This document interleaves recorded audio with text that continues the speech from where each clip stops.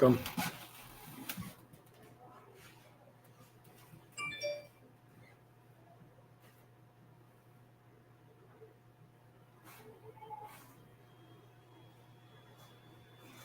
What up, D News?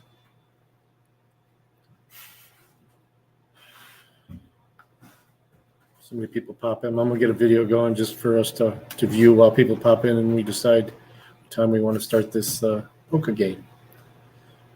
Supposed to have a 2 o'clock. We'll see if they show up. If not, we'll start scheduling people for tomorrow.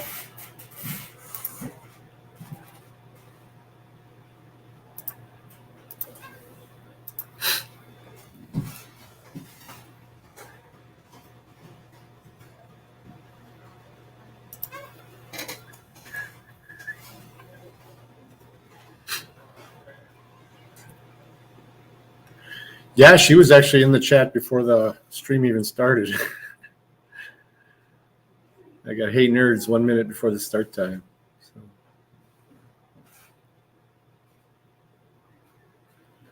It's all good. It's all good.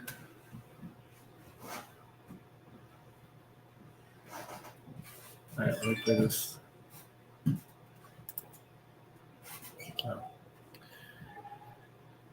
I keep fucking clicking the wrong shit.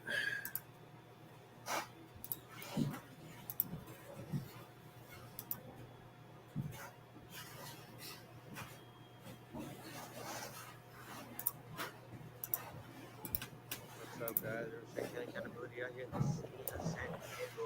It's hot right here. Let's see how this goes.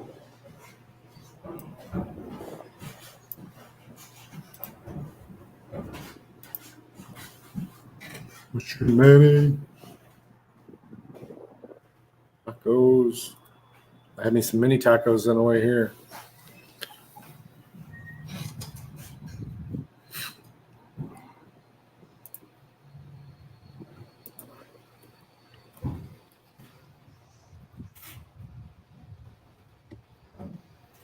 Let me get some things set up here.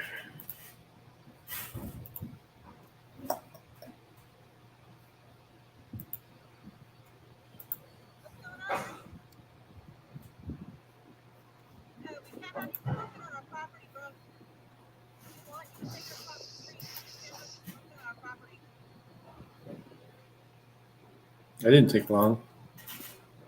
Said it can't smoke on the property. As you guys know,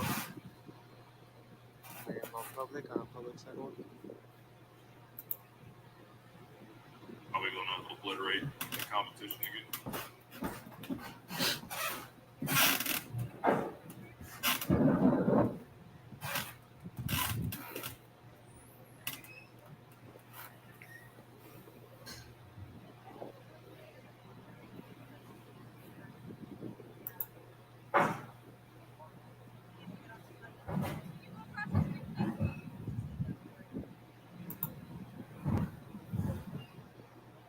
You guys can go across the street.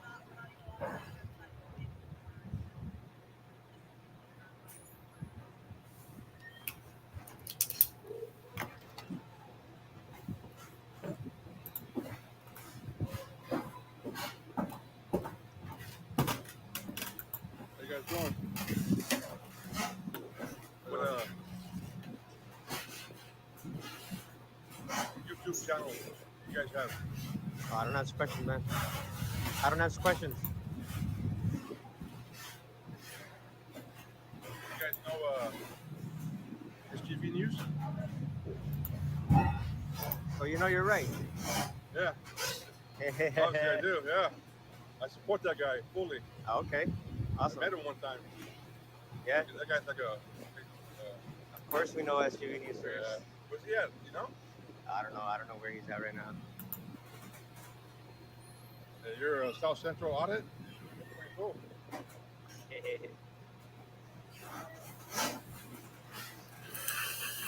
You guys roll with them sometimes? Yeah. I think I've seen you in some of these videos, but it's kind of hard to tell because the action of the camera moving around. Schnaps and snowboard. Going tomorrow? Hey, yeah, you're supposed to get some more snow tomorrow, They right? say it's their property, but I don't think so. Just let them know, man. Huh? Just should let them know. That's the one you did.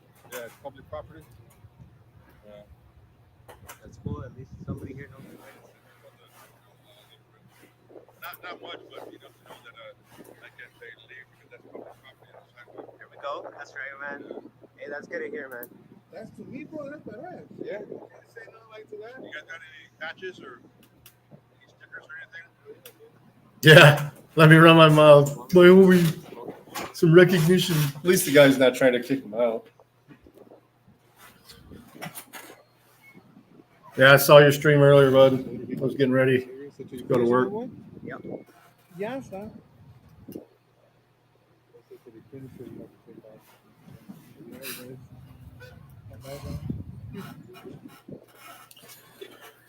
So we got a few in here, 8357. Welcome. Any news? Hell, we got a game right here, Anna. She is very upset, but the security guard here knows. All right, let's set one up. They said this may get spoiled by people showing up, but Property. it is what it is. Ooh, a newer version of software. Oh, Especially an update. smoking a cigarette. Yeah, right. We got an ice storm coming tomorrow. Northern Ohio, southern Michigan.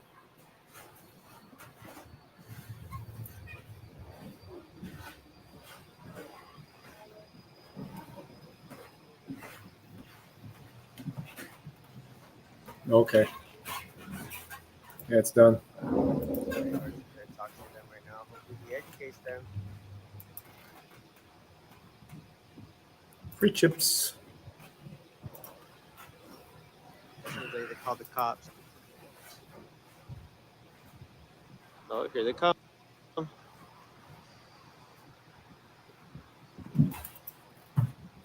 Oh no.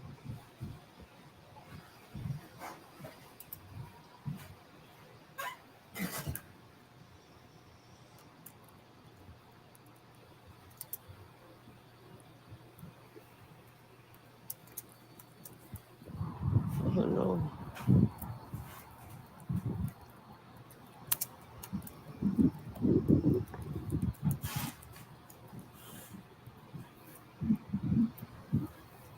Oops.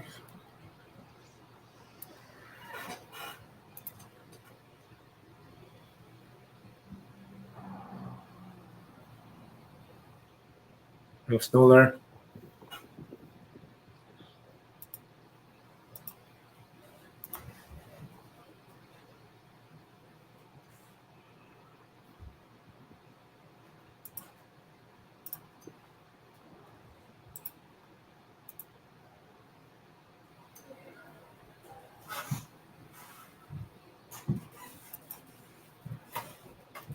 Oh, shit.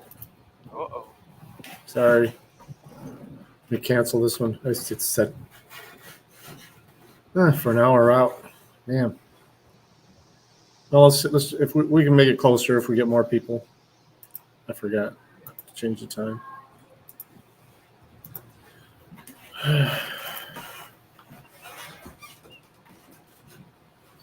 We got another one. Okay, no big deal. He said that I'm not smoking now, so there's nothing that he can do. Hold on. We got another unit over there. I'll drop the link anyway. All right, cool.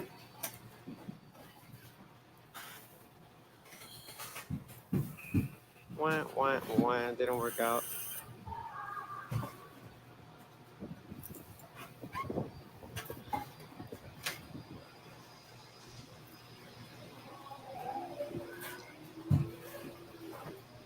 Sick ass mohawk.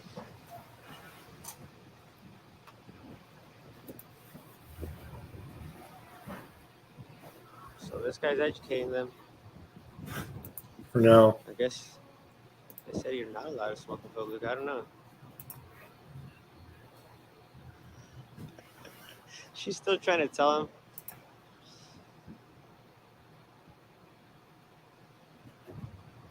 Ooh, MCC had one earlier. There's nothing that they can do. We're in public. We're in public.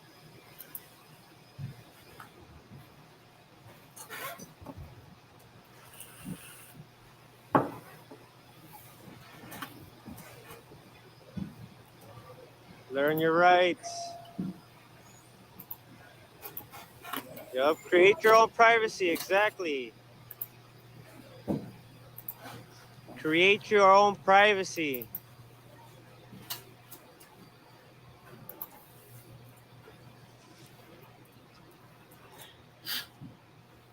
I appreciate these officers educating them, but she seems like she doesn't get it.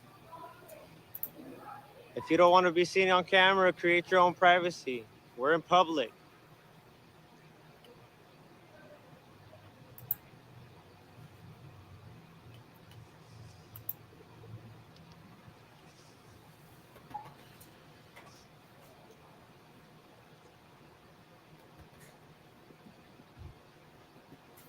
Who's this? SBC. Let's go, military! Okay, you gonna scream? Wah, wah, wah. So she's upset. She's muy enojada. I added him and then removed him instantly.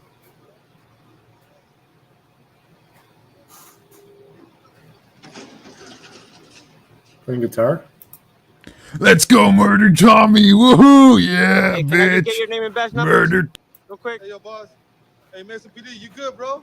I appreciate Hey. you, man. You're a good cop. Can we just get your name and badge number? That's it. We're What an supposed to idiot. good cops, bro. That's some good policing. You Educating guys the are public, educating you know them. We appreciate that. what I mean? Very professional. I appreciate that, man. Come on, man. Man, we're trying to highlight the good cops. What's up with that, man? Yeah, that was loud. Vato. All right, I'll let Anna in. Damn. Let's go, military! Let's go! This guy, I was He named giving him himself the Anna, so I let you value, in. You know, saying that he Wasn't educated you. them. He did a good job, and now he just ruined it. I'm only gonna let in people that I know now. Fuck this. Fucking He's idiots. waiting for his partner. It's okay. So, did you learn something new today? You learn something new? Don't call police. Oh, all right. No, not you. Not The, you, bro. the, The the girl lady, behind yeah. you. She was just behind you right now. So, I I wonder appreciate you. Very professional. what network they are on. Yeah. I think I'm gonna end it right here, though, you guys. Keep it going. So until next time, I will see you guys when I see you guys. And stay tuned for that other live. I am gonna go live when we get closer. Yeah, this one says Boss Hog. It has a female in front of it. Oh, shit. See ya. All right. You're gonna sit in the green room.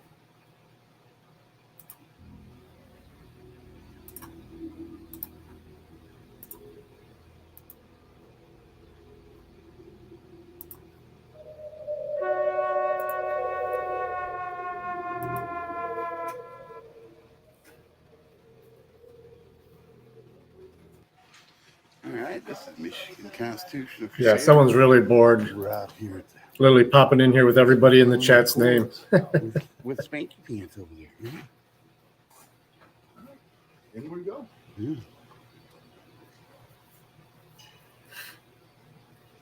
Cool. Hey, how's it going? Enjoy your fun, lurker. I just want to walk around and take a look at your building. Cool. Yep, absolutely. Yeah.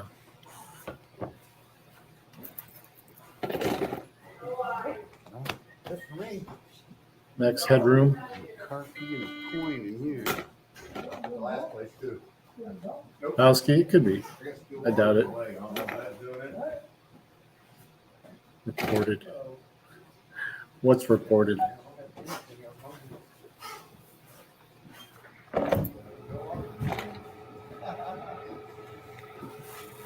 Yeah.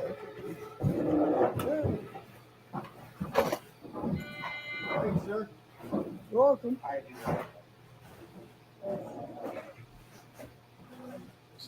What's that? Yeah.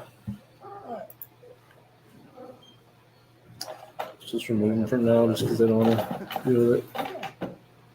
Well, if I remove them, they'll just come back as another name. So mute them if you don't want to hear them. It's like NCAP just came out with a video. How's this? Blurred out camera. Oh, we sat down.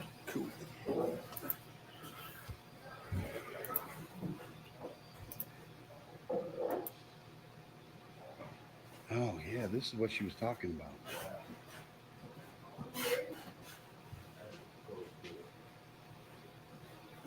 Oh, they got pictures and notes and stuff. That is really cool. They got the medals that they get earned. Now that's respecting the veterans right there. That's awesome. Heck yeah, that's so cool. The ultimate way to pay respects. Sure, especially with these guys, they talk slow. Right? I get it. Ooh, we need better res too. That's the courtrooms? No, it's not. No, it's probation, correctly. Yeah, district court probation. NCAP's got a video too. Line them up here. Ooh, we are changed. We got Luke Radowski. Videos are popping. Hang on. No, I'm just looking around. Yep. What's that? Yeah, my own.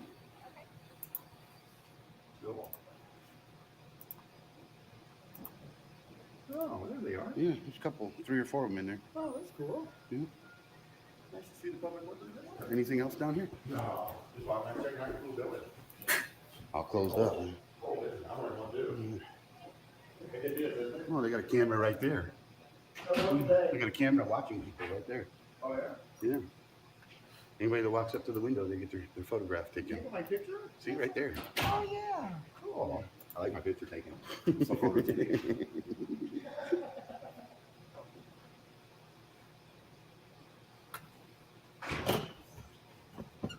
Oh, no, I said this. Gotta get about this way. Gotta D. go what way? This way. Yeah, you can't go back through that door. You got to go all the way back around? Yeah.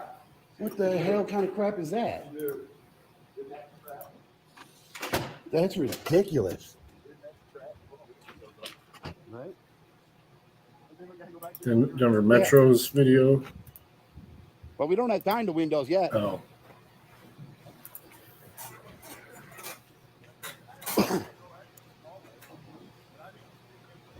I thought that meant you couldn't go out the other set of doors.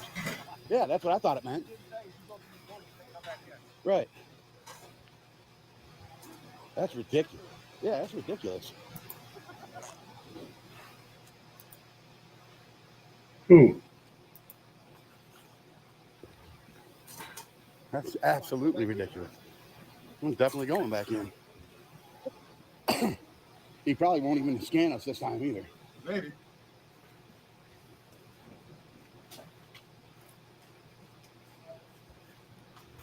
That was tricky, I tell you. Yeah. Wexford County. I think that's where Big Rapids is. Oh, I couldn't push the door. It wouldn't let us. It wouldn't let us open the door.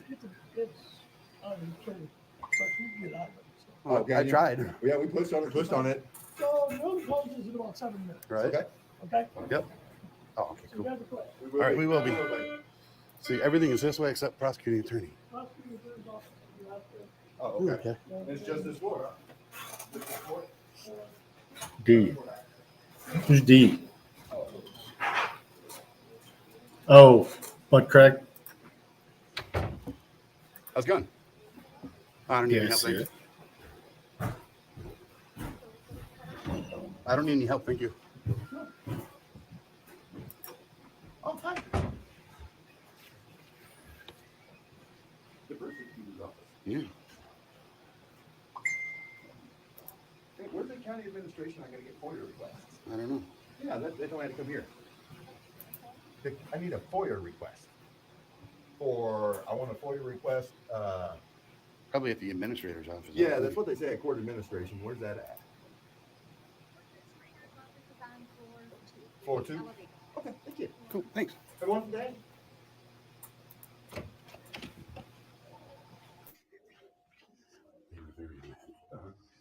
Cool. All right, let's not get lost. I already feel lost. All right. We only got 6 minutes. Walking through the Hall of Honor. I feel the pressure. Oh yeah, we should have went left instead of right. Yeah, see, it says courthouse exit, no exit through this hall. So that would make me think that you can't go out those doors over there. Right. Oh, that's a key operated only. What the hell? What the hell? How do we get up there? I don't know. District courts this way, it says. Probate court. Courthouse, no. Is the stairwell open? Not open? Yeah. So you gotta use the stairs. That's ridiculous. I mean, if you come up here, I will do it for you. I mean, they're available online. Yeah, I don't come in till about 2:00 normally, Monday through Thursday now, because I have to cover one of our other offices in the evening. Where are we at? Oh, sorry. Is this court administration? County administration? Is this the administrator's office? 2 flights of stairs. That's fine. That's Monday through Thursday. Basically, all the way to the Today's top of the Tuesday. third floor. You're And good. then hang a right. You'll go to the. Yeah, I'm just letting you know. Yeah, I will be here. All right, see ya. Right. Yep. I don't know if that elevator, I don't think the elevator goes up. It doesn't work. Oh, okay. I'm handicapped, bro. I have to climb these flights Oh, of stairs. okay. Oh, that's cool. I found an ADA violation. Found an ADA violation. Huh? Yeah, I found an ADA violation. We gotta hurry. Yeah. We're gonna run out of time. Are we? There's stairs right there. Stairs right here. What is this? Equalization. Yep. Cool. I need How's it going? Nah, just looking around. Yep, you too.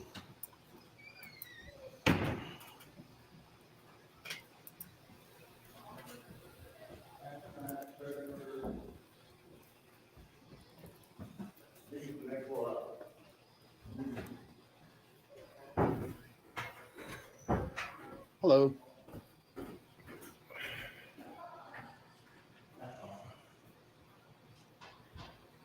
All right. We got some This old is money. actually, this isn't live. That's live. We're gonna go over there. Yeah, they are level. Yeah, Frickin's been doing his little night stream, kind of like my streams, and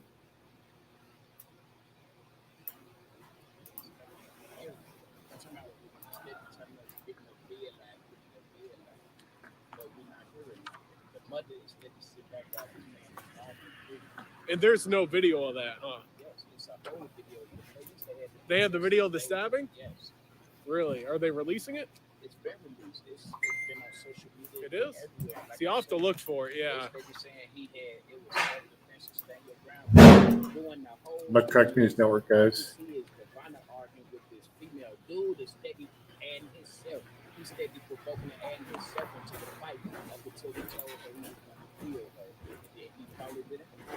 He followed it and then he killed her. This was all on video, huh? Yes, she never said nothing to this man, period.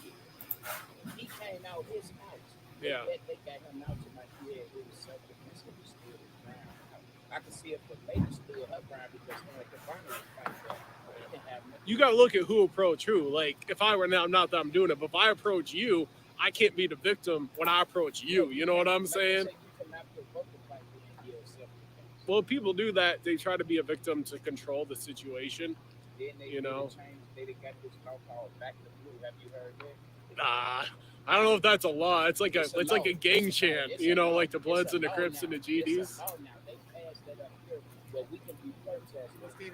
Yes, in the state of Iowa, we can be protesting and somebody will run through our group and they go to the rest of the money. Yeah. What type of laws is these? Like, So you guys don't live stream when you protest then? Yeah, I do. You do? Yeah, but like, Yeah. what type of laws is these y'all passing? You got the Back to Blue, you got the Stand Your Ground. So I mean, it's like they making laws just to kill us all. Yeah. Yep. Because right now, you can say you feared your life and kill me.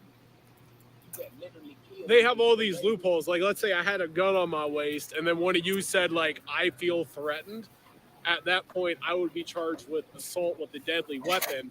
I don't have to do anything physical to you. I don't have to say anything. You just have to say those words. And because one person has a gun and one person says those words, it's a loophole to get people charged. And then real people can't get actual justice. I say that's bullshit because just imagine Black Stars doing this thing. Oh, here's a big problem right here, guys. Yep, this is one of Linn County prosecutors prosecuting innocent people. They know they're innocent, but they deny discovery to try to get innocent people charged with crimes. Yeah, I'm talking to you. Denying the discovery to make innocent people guilty. Right there walking up the stairs. Okay. Criminal. They get paid to do this. Yup. They don't care. Yeah. It's our life on the line. Like, what if black people start fearing their life at the end of about situations like this? Would that make this a better world, or would it make it more easy? Black people get the short end of the stick in the justice system. They really do. It ain't no way you can tell. All people, all non-sovereigns get the short end, not just black people. Was a black African American, then he'll be out right now. Yeah, no. Yeah. Ain't no way. Well, another thing I noticed about inside his courthouse, like today, I'm coming just to like sit in on like a court hearing just to educate myself about what really goes down. And what you see is a lot of all white juries. You look at the Linn County Prosecutor's Office, it's almost all white. They got Monica, and that's it. You notice everything up here. Whitmer? Ran by Caucasian, like for instance. Oh, yeah. Right now, The FBI completely set that up, Anna. Completely set that up. we're waiting on a Caucasian to give us the results of a black person. The blacks are waiting on the Caucasians. They actually had to convince them to move forward with it. We gotta wait on the Caucasians just to breathe. We gotta wait on the Caucasians just to ride our bikes. We gotta wait on the Caucasians just to speak. Well, we doing it wrong. You know, and it's sad because I got mixed kids. I don't want my mixed kids growing up figuring that they can't defend themselves or they're gonna end up like the bottom. So they got to shut up and be called this racist word, and they just can't do nothing about it because the judicial system not set up for them. That's not right. We pay taxes just as well as anybody else. We're human just like anybody else. We breathe, we eat, we sleep just like everybody else. So why don't we get treated equally? They say liberty and justice for all. It's not liberty and justice for all. As you can see. We wouldn't be out here trying to do They mind fuck you when you're a kid saying that Pledge of Allegiance, liberty and justice for all. Okay. But as you get older, you see I got that it pulled up. certain Second people one have right now. liberties and certain people don't. Same with justice, you know? They got two judicial systems, one for the blacks and one for the whites. And it's sad. Yep. It's sad. It's sad, man. You know, I think part of the reason why they're fucking with Afro Man so much is because he's white, but if you didn't know him and you saw him on the street, you'd think he's mixed. Like, you see the afro and you see, like, the color of his skin. Like, if you don't know him, you'd think that he was non-white. And that's why I think that they've been, if you go on YouTube, it's an Afro Man Audit 365. He's literally been kidnapped in his own home by some cops with no warrant. You know, they gave him a concussion, fucked up his shoulder. No. Because he's a community activist and he stood up for blacks that was getting literally abused and used by the judicial system. The chief of police had the other police to people in his door like this was way people. Yep. That's why I'm not going to say how many cameras I got on my house, but I got a lot. Yeah, like right Yeah, now, it's like over a dozen. you gotta hurry up and grab your phone or your mother notifications out there. Yep.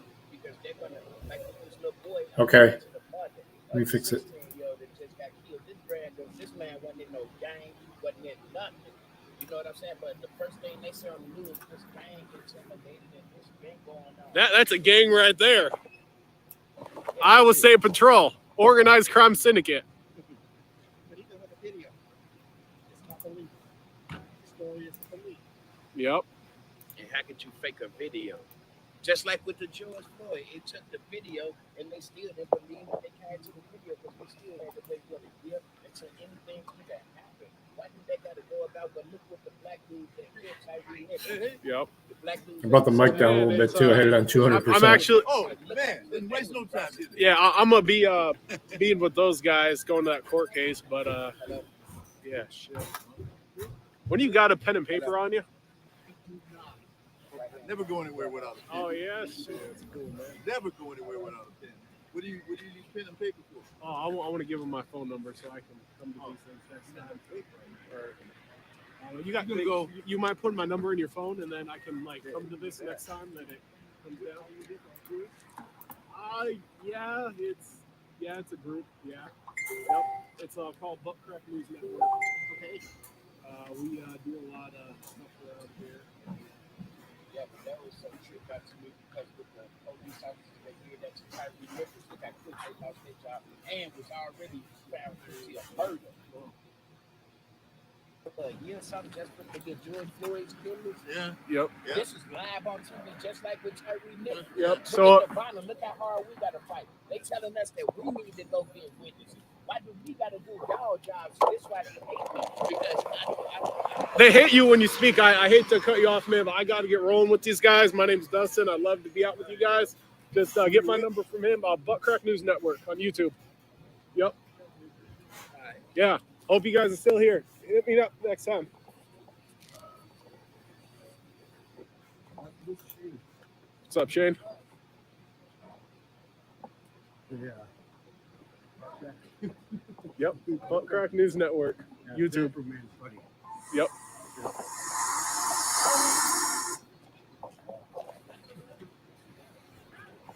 Oh shit! Hey, no. So they like to fuck with us when we got our shit inside the X-ray machine. That's the game they play.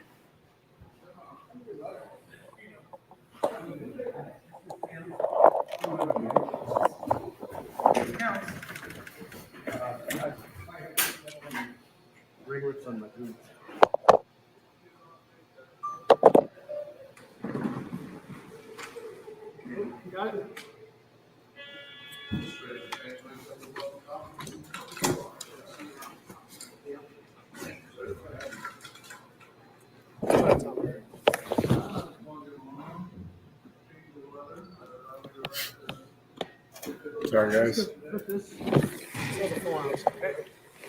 All right.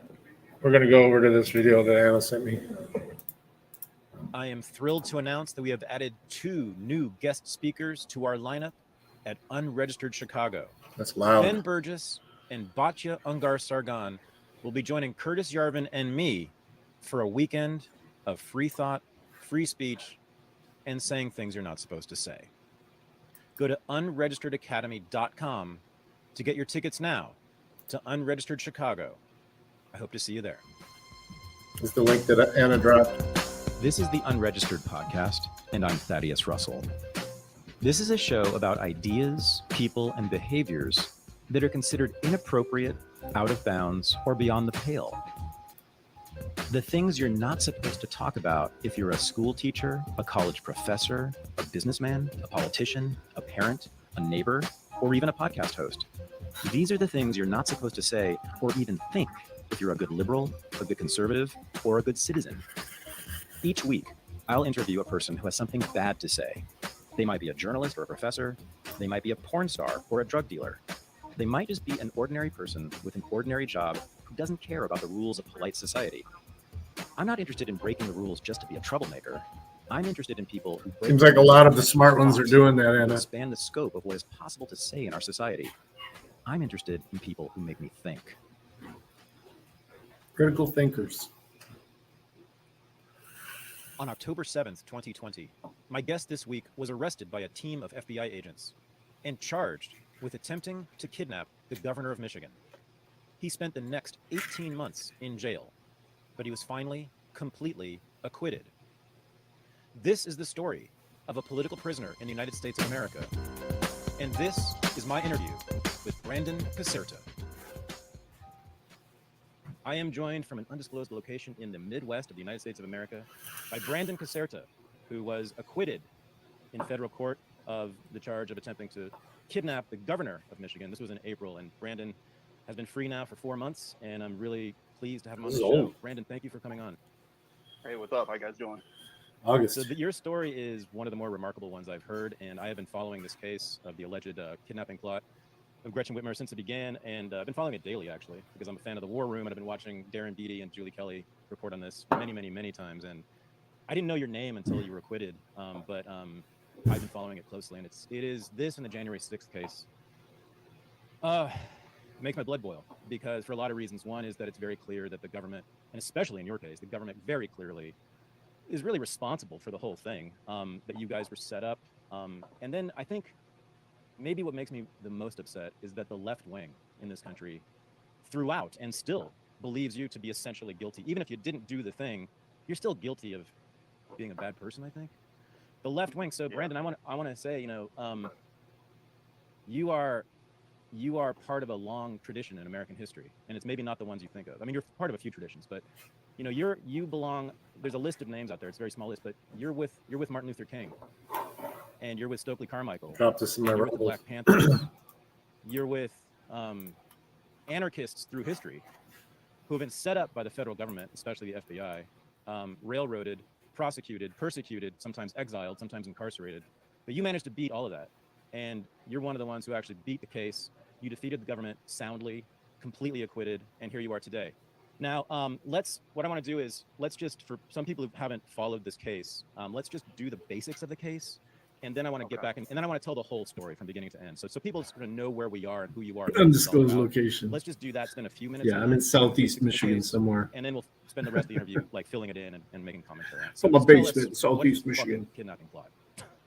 Yeah, I mean, so essentially what we have going on here is a fake conspiracy that was created by, either rogue FBI agents or the entire field office of agents involved.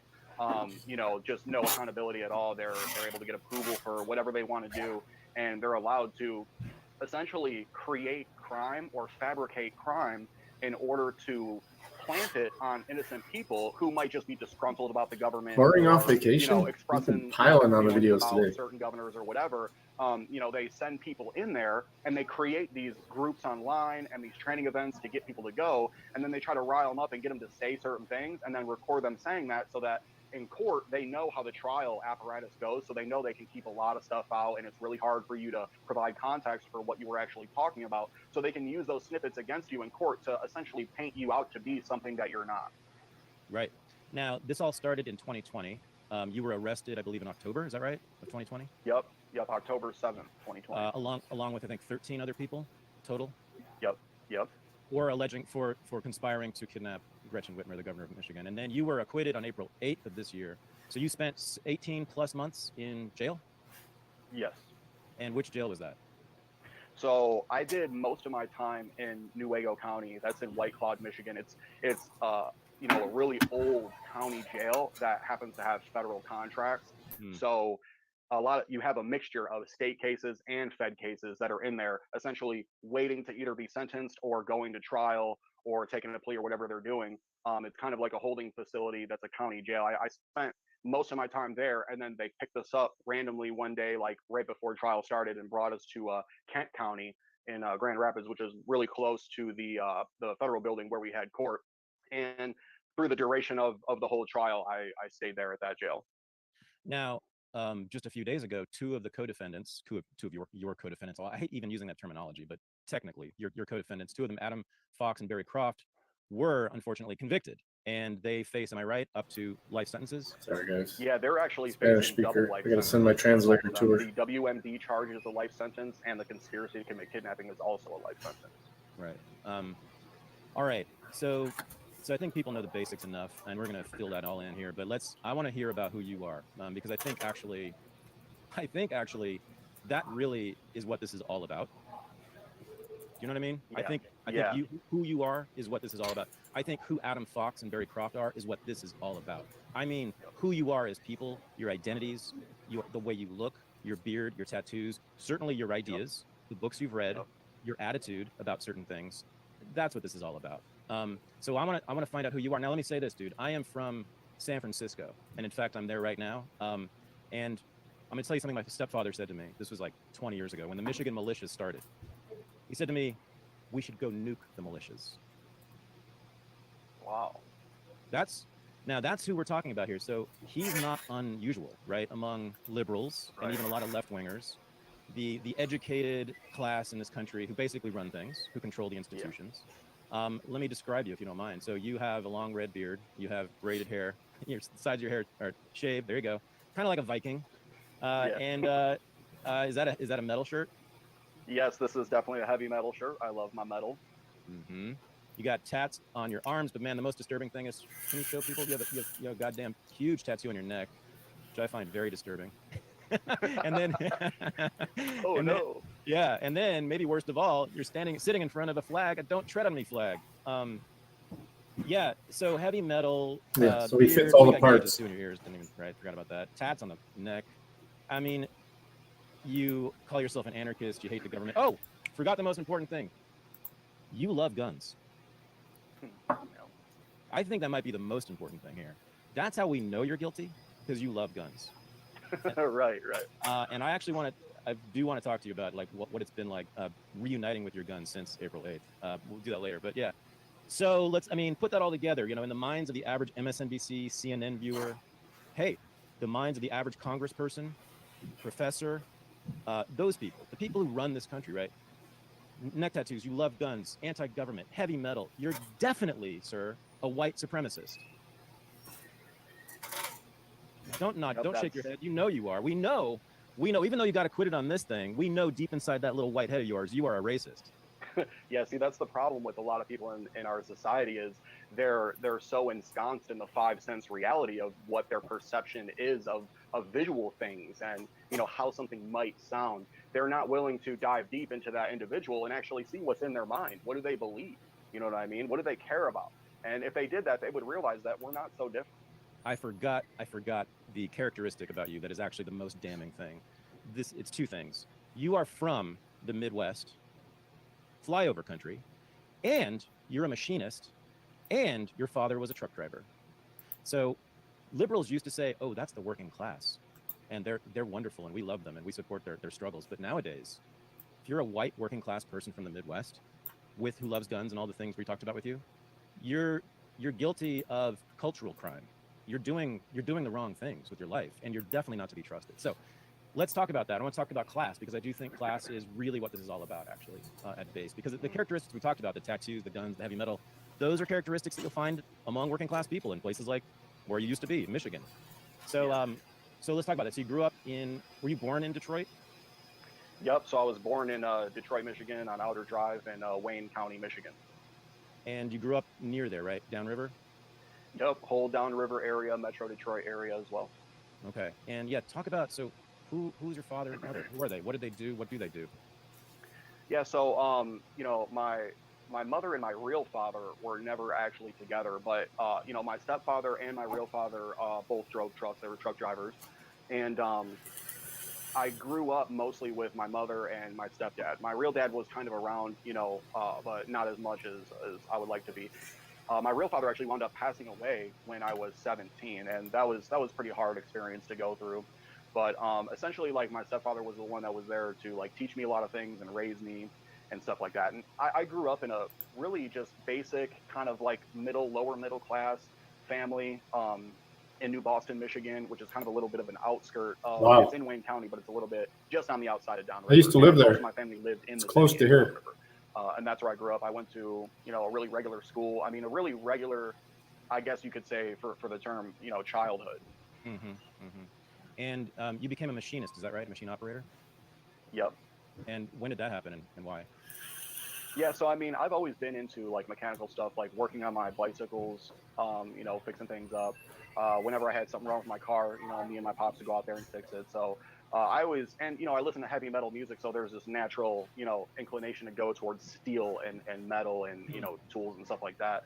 So as I got older, I learned how to build mountain bikes and stuff like that. So I'm riding mountain bikes and doing that whole thing, playing music, so playing guitar and bass and stuff. And I would say probably like my mid 20s when I started doing the machining stuff, and I realized it was something I was really good at. And I think it's a really important service. It's providing like crucial parts for vehicles, motor vehicles that we have in society, and we absolutely need those. And the worst thing ever is like if I order a gun part or I order some sort of machined part and it's not machined correctly, it's like you know what I mean? Like it's not that hard to really make sure that that part is in spec. So I just wanted to be the person that made sure we'd never run any scrap and always have good parts. Oh, Jesus, I just realized you're also contributing to climate change. Yeah, that's Like, yeah, I, and I'm not the one flying $2 million jets in the sky every day, right? I mean, I'm just saying it's amazing you're not under the jail at this point. Right, right. Okay, heavy metal, sir. I have to say I like all genres of music except maybe heavy metal. Although I like a little bit, but I only like the really cheesy, corny pop metal, so it doesn't even count. Can you try to Yeah, explain to me me too. the I have a appeal of it vape in for my you? I car. think I get it, but I really want to. I'd like to feel it. Can you talk about the feeling of heavy metal that you had The when you were a weed kid first vape. listening to it? Yeah, absolutely. So, as I started teaching myself how to play guitar, It's I wanted stinky. to challenge myself the most. And when I was learning like, certain punk music or pop music on guitar, even some old like classic rock, it was fun to play, but it wasn't hard enough. You know what I mean? I really wanted to Person speaks be as Spanish. I can't talk. technical as I possibly could on the guitar and play the hardest thing that I could. And because of that, Just I when you took guys a want real to straight line vector right to metal music. Listening to translate on Metallica a as a long kid and delay. hearing those solos from Kurt Hammett and the super fast down picking from James Hetfield and Pantera and stuff. That really drew my attention. And I've always kind of been a rebellious person. Like, you can even ask my mom. Even when I was a kid, if something is being asserted, I'm going to challenge it to see if it's true. I'm not the type of person that's just going to do whatever someone tells me to do. So that part of metal really drew me in, the technical aspect of it, and then the aspect of kind of like, hey, you can't boss me around and tell me what to do. So that's what drew me into it. And as I got older, I realized there was a whole other spiritual level. It's like, as someone who cares about freedom and rights, there always has to be a rebellious nature to that. Blind obedience is not freedom. It's always slavery.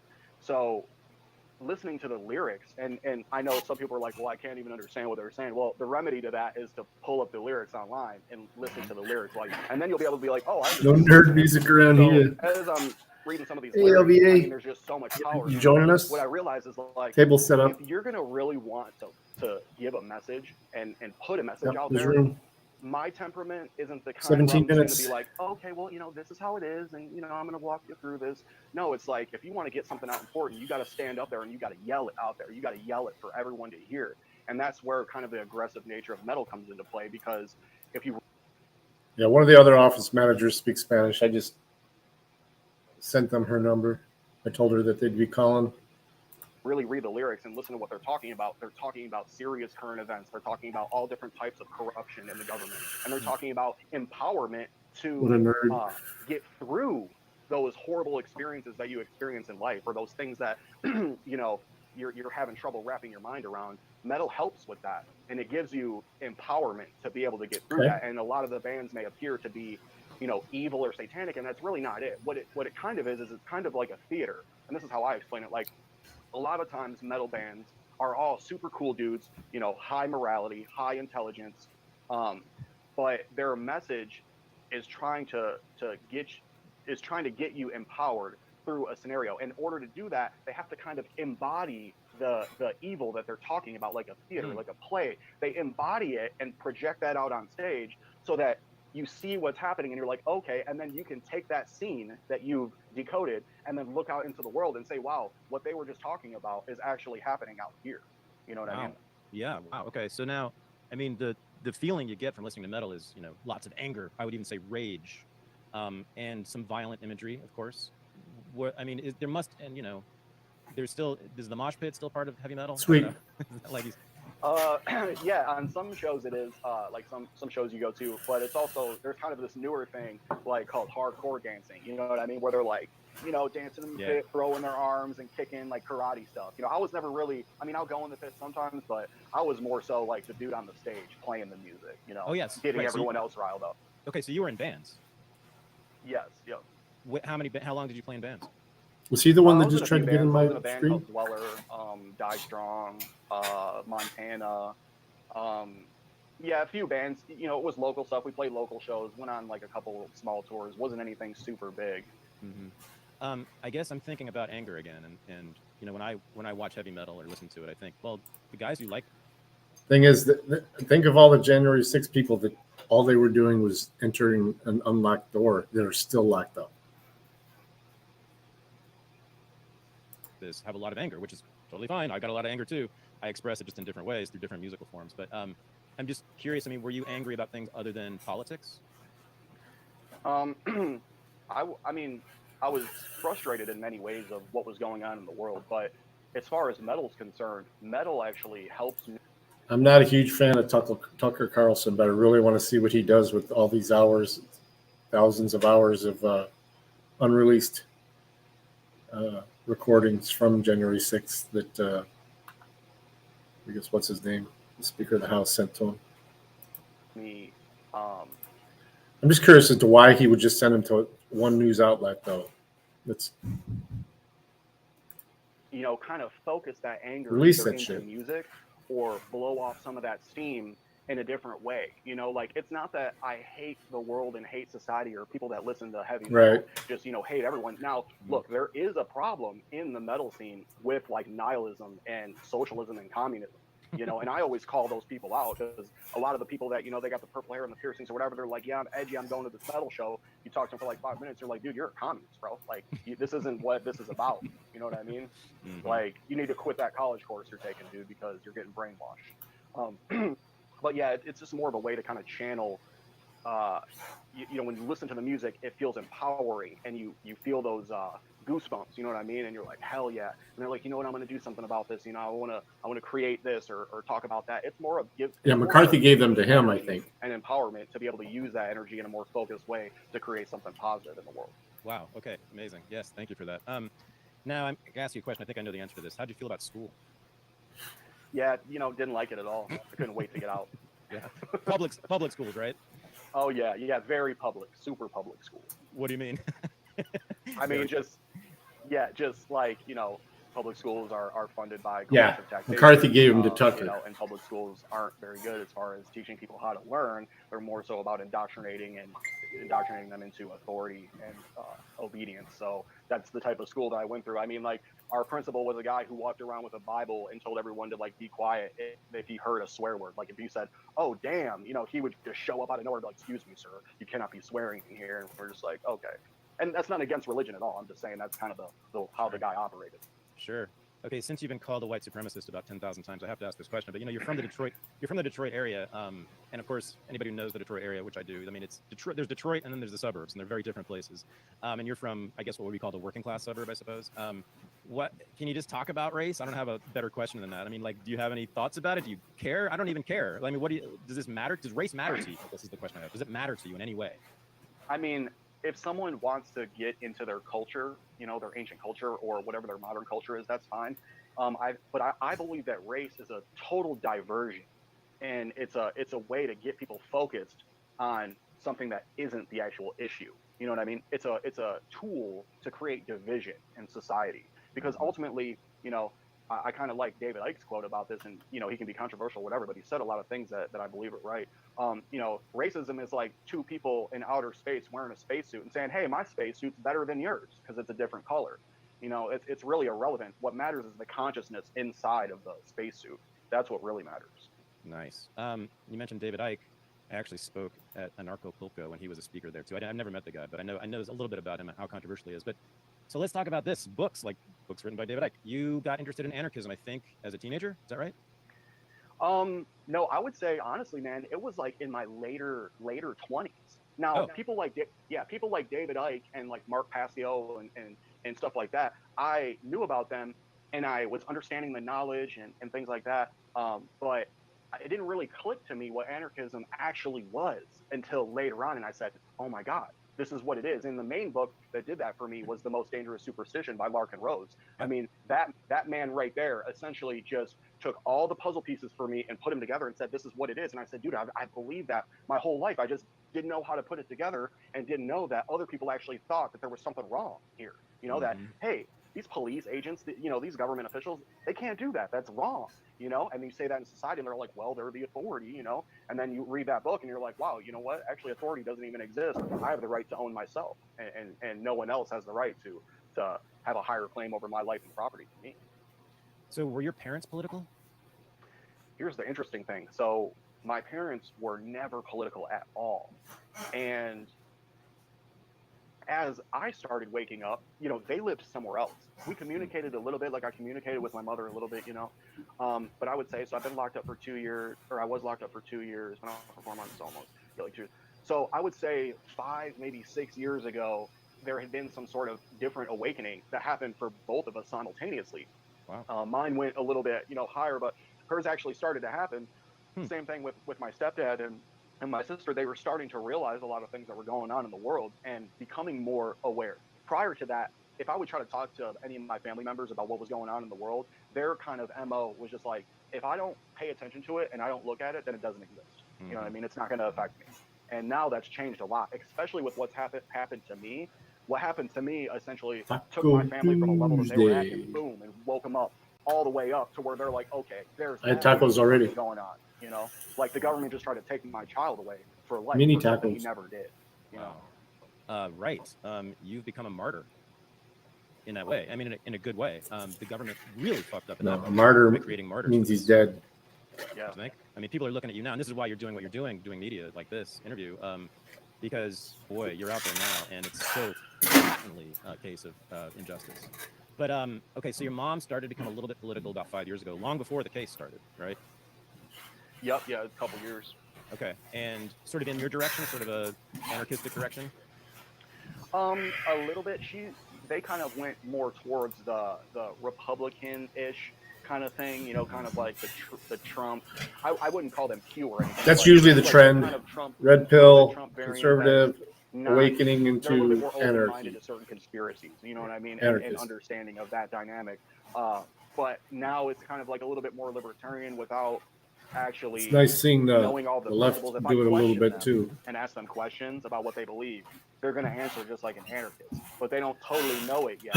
You know what I mean? So they're still on that journey. Okay, excellent. All right, now let's do 2020. Let's talk about 2020. Great year in American history, right?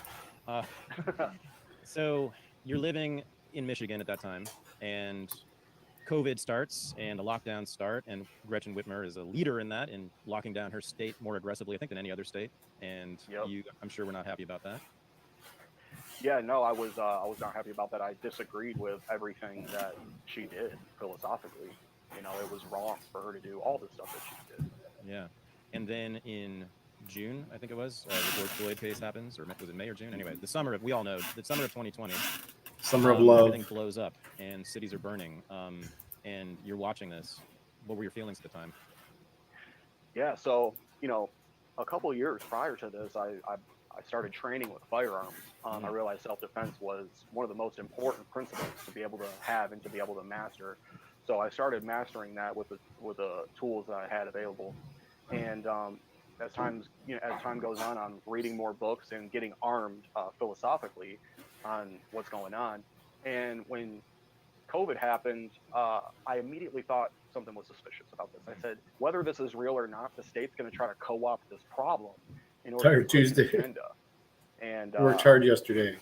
I actually didn't suffer in any way through the pandemic, or whatever you want to call it, which is interesting because they tried to play it out like I just hated the governor so much and just suffered through the pandemic, so now I want to use violence against her and just get revenge. But in all reality, I literally got like a 4-month paid vacation and got to chill at home, and do whatever I love to do. Like I literally wasn't even affected. Like, yeah, someone might tell me to wear a mask or something, and not let me in the business. And yeah, I would make a video about that and explain how that's, philosophically wrong and stuff like that. But as far as like being destitute monetarily or anything, dude, I was straight. Now some of the other guys, like Fox, he was kind of the homeless dude in the vacuum store and stuff like that. Yeah. So he didn't really have a whole lot. That's why the government really wanted to prey on him and get him.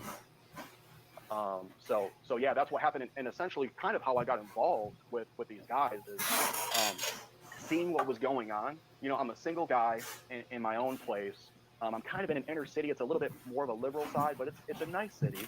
It's not, there are some ghettos in there, but essentially it's pretty safe for the most part. But I'm seeing what's going on, and I'm like, man, my family's out of state. I don't really have anyone to help protect me or my property besides myself. So maybe there's got to be some other people out there that see what's going on in the world and they want to organize and be like, hey, man, you know, if something bad happens, we can be there to protect each other. You know, so I started reaching out a little bit more, and you know, we can get into that if you want. But I just essentially met someone online, you know, Joe Morrison, and he invited me to his house to train. And you know, something I want to clarify too, I was never a member of Wolverine Watchmen. Like Right. never at all. Like they kept saying I was literally an individual that showed up at this training event, got to know a couple people, trained there maybe twice, and then whatever group they had or whatever kind of splintered away from the, like Joe Morrison and Pete Musico. That's Wolverine Watchmen. You know what I mean? The other guys that I trained with were never that. So yeah, that's how that went. But that's kind of how I met them. Was just there was a lot going on in society, and I wanted to kind of organize and meet up with people because I felt like things were going to get really, really bad. Where we at? To prepare for that. It's called prepping, right? 4 minutes, guys. So I think is We this have right? 6 Wolverine Watchmen was players. formed in 2019, just the year before. Is that right? Anybody else Yep, in the like in December the chat that 2019 by is Joe going to Morrison. join us? Yeah. So just Nice like one or prize two guys pool. at that point, right? Yeah. Yep. Okay. And you found them online. And I pay all the way to chat group, third he hits you place, up so to come train with them, and that is like in June of 2020. Yes, sir. June 14th of 2020. I had talked to him in late May, and then he wound up inviting me a couple weeks later. Okay, June, now June 14th. do you know anything about the history of militias in Michigan? Because that's kind of where that movement started. As I referenced, the people that my stepfather wanted to nuke started in the 90s, I think, during the Clinton administration in Michigan. Now, Michigan was like the center of militia movement in this country. Do you know anything about that? Yeah. I don't. Yeah, I only know a absolutely. little bit. Yeah. Go ahead. Yeah, I know about like Norm Olson, I believe his name is, and you know, I did a little bit of cursory research on it, which is what led me. The first people I started talking to were in the southeast Michigan volunteer militia. So there is no official Michigan militia anymore. It's kind of like these smaller you know, groups in like the eastern side or the western side of the state. It's kind of more like older. which is how it's supposed to be. You know what I mean? There's some young guys that shoot in there, but you know, essentially they're kind of middle aged or a little bit older, whatever, and you know, they care about freedom, but they're more so they want government to be there. They want Fuck the that government. should never Government go should away, not have any you know, control over and, the militia. I'm not really like that, and I want to find a younger group of people. So they actually helped me out with a lot. Like one of the guys helped me put a new trigger in my AR-15. I mean, they were super cool, really nice guys. We didn't agree on everything, but we did agree on a lot. So yeah, I got into contact with them, and Joe was also friends with them, so that's how they kind of found me. Okay, well, I asked that because, according to my reading, the Wolverine Watchmen was not even known by either militias or like all the groups that monitor militias, which, you know, the ADL and all these, you know, Southern Poverty Legal Center, whatever it's called, Law Center. They spent all their time monitoring militias, and they said, I think at the time, we never heard of this group, but which is very odd because, as I said, Michigan has a fairly rich history of this, and you would think that this group would have some kind of grounding in that community, in that culture, but apparently it didn't. It's kind of sort of emerged out of nowhere, and so that's why I'm wondering, you know, if this was a real thing from the beginning, or was it a Fed operation from the get-go? Right. You know, that's an interesting take. I think it's very possible. You know, I mean, all the groups involved in my case, there was like 4 different groups. You know, Michigan Patriot 3%, 2 minutes. the Oath Keeper, this or that. Dude, all of these groups were online and literally created by 1 minute at the direction of federal agents. You know, Say the that- training events, the websites, all of it. Say this again. This was all created by federal agents. Yes, the you know, Adam Fox was designated to the leader of the Michigan Patriot 3%, you know, chapter, right? That's a fake chapter created by the FBI. They're directing Steve Robeson to create a website and set up training events and get hundreds of people from around the state to come and train. You know, he's been doing this for like years. So they spend so much time getting all these Facebook groups set up and training events set up. So the people that go there, they're just like, oh, thinking this is a family event. You know, they're going to shoot some guns, have a barbecue, have some fun. Here we go. Do they know all of it was created To the table. by the FBI? The FBI says, hey, we got this informant. We want you to create this website. We want you to do this and do that. And they do it, and they get money for it. Yeah, I've heard you say elsewhere that most militias, or maybe almost all militias, have informants active within them now. So if you want to join a militia group now, be very, very wary. Is that right? Yes, just be very careful. Don't let stories like mine stop you from organizing and talking to people and wanting to talk about freedom and wanting to train with firearms. But just be aware. You know, just be aware of what's going on. Okay. So you start training with them in June, and you do that. What's the extent of your activity? You said you went through like 2 things with them. You're never a member. What was the extent of your participation in with this group? Yeah, so I was never anyone with authority per se. Like, I didn't say when a training event was going to happen. I didn't direct any Anarchist saying skills that were authority is being funny. developed as far as training is concerned. I didn't build anything. I didn't, I wasn't even on the leadership roster. As an anarchist, I don't. If you want to have a hierarchy, that's fine. The hierarchy can be based off consent and skills, but a commander or anything like that, like I straight up told him, like, dude, I don't care what you call yourself. You can call yourself God, commander. I'm not going to do what you tell me to do. I'm going to make my own choices. And I kind of got sidetracked. Well, no, what were you actually doing with them? When okay, right. Like, yeah, so I just go ahead. Yeah. Yeah, I would just show up with my gear, and they would already have like medical training happening. They had some ex-military guys who knew how to, apply tourniquets and chest seals and all that stuff. So it was really fun. Like, there was so much to learn that you didn't know before, and you had people who knew what they were doing, teaching you. They had a shoot house set up. We even did like some vehicle drills where, let's say you're driving in your car, and then chaos happens, there's a riot or whatever, and people are attacking you, you can run through that scenario and know how to defend yourself. And that's the type of stuff we did. It was all defensive. No one ever was like, oh, we're training to do this to kill police, or we're doing this shoot house to get that bitch. You know what I'm saying? Like, no one ever said that, ever. Okay. And okay. And so let's talk about some of the men involved in this. And I think these are just incredible stories. So you said Joe Morrison sort of founded this group. He's the one who recruited you to it. And there was also this guy, Adam Fox, whose story is pretty, I don't know what you want to say, horrifying. But can you just talk about Adam Fox? Yeah, so, I don't hate Adam as a human being. I think he cares about freedom, but I also, like, I don't like him also at the same time. Like, he's very annoying to me. He's very dumb. He's very easy to manipulate. He's like very childish, he's like a 40-something-year-old guy who he's not aware of where his level is at in society. You know what I mean? Like, if you go with a group of guys and they're MMA fighters, right? And you've only fought a couple times, but you're going up there like, oh yeah, man, I can kick your butt, like blah blah blah. Like, they're gonna look at you like, dude, you have no idea like where you're even at in the hierarchy. And that's kind of how he is he was horrible with his firearm. He was unsafe with it. He didn't even have sights on his gun for like months, right? I had to show him what red dot to get. Like, hey, you need to put a red dot on that gun, dude, because you don't even have iron sights. And he was, no one really wanted him around. Like, the informant Dan kept trying to bring him into our training. You know what I'm saying? Whenever we would train, we'd be like, nah, dude, we're good. Like, I don't want that. We even voted on it in the chat, And I'm like, yeah, like, it's not gonna happen. And he wound up just being able to bring him around just by pushing it. So yeah, he's he suffered a lot in the pandemic. He lost a lot of money. He was really affected by the lockdowns for sure. And where was he living? Yeah, he was living in the basement of what's called the Vax Shack. It's a vacuum repair shop in somewhere around Grand Rapids, and he was living there, kind of just hanging out, smoking weed all day. I mean, he literally smoked like 10 times a day. Every time I saw him, he was smoking. He sounds like the government's dream come true. Sounds like Bow. For them, isn't he? Yep, absolutely, sir, absolutely. And so the informant you mentioned, Dan, there are two Dans in this story, and they're completely different people. There's Dan Harris, who's a good guy, and then there's the informant Dan. Is this Chappell? House. Yep, Dan. Nice job. So Dan. So yeah, talk about. There's Dan Chappell and Steve Robeson are the main informants, correct? Technically, yes.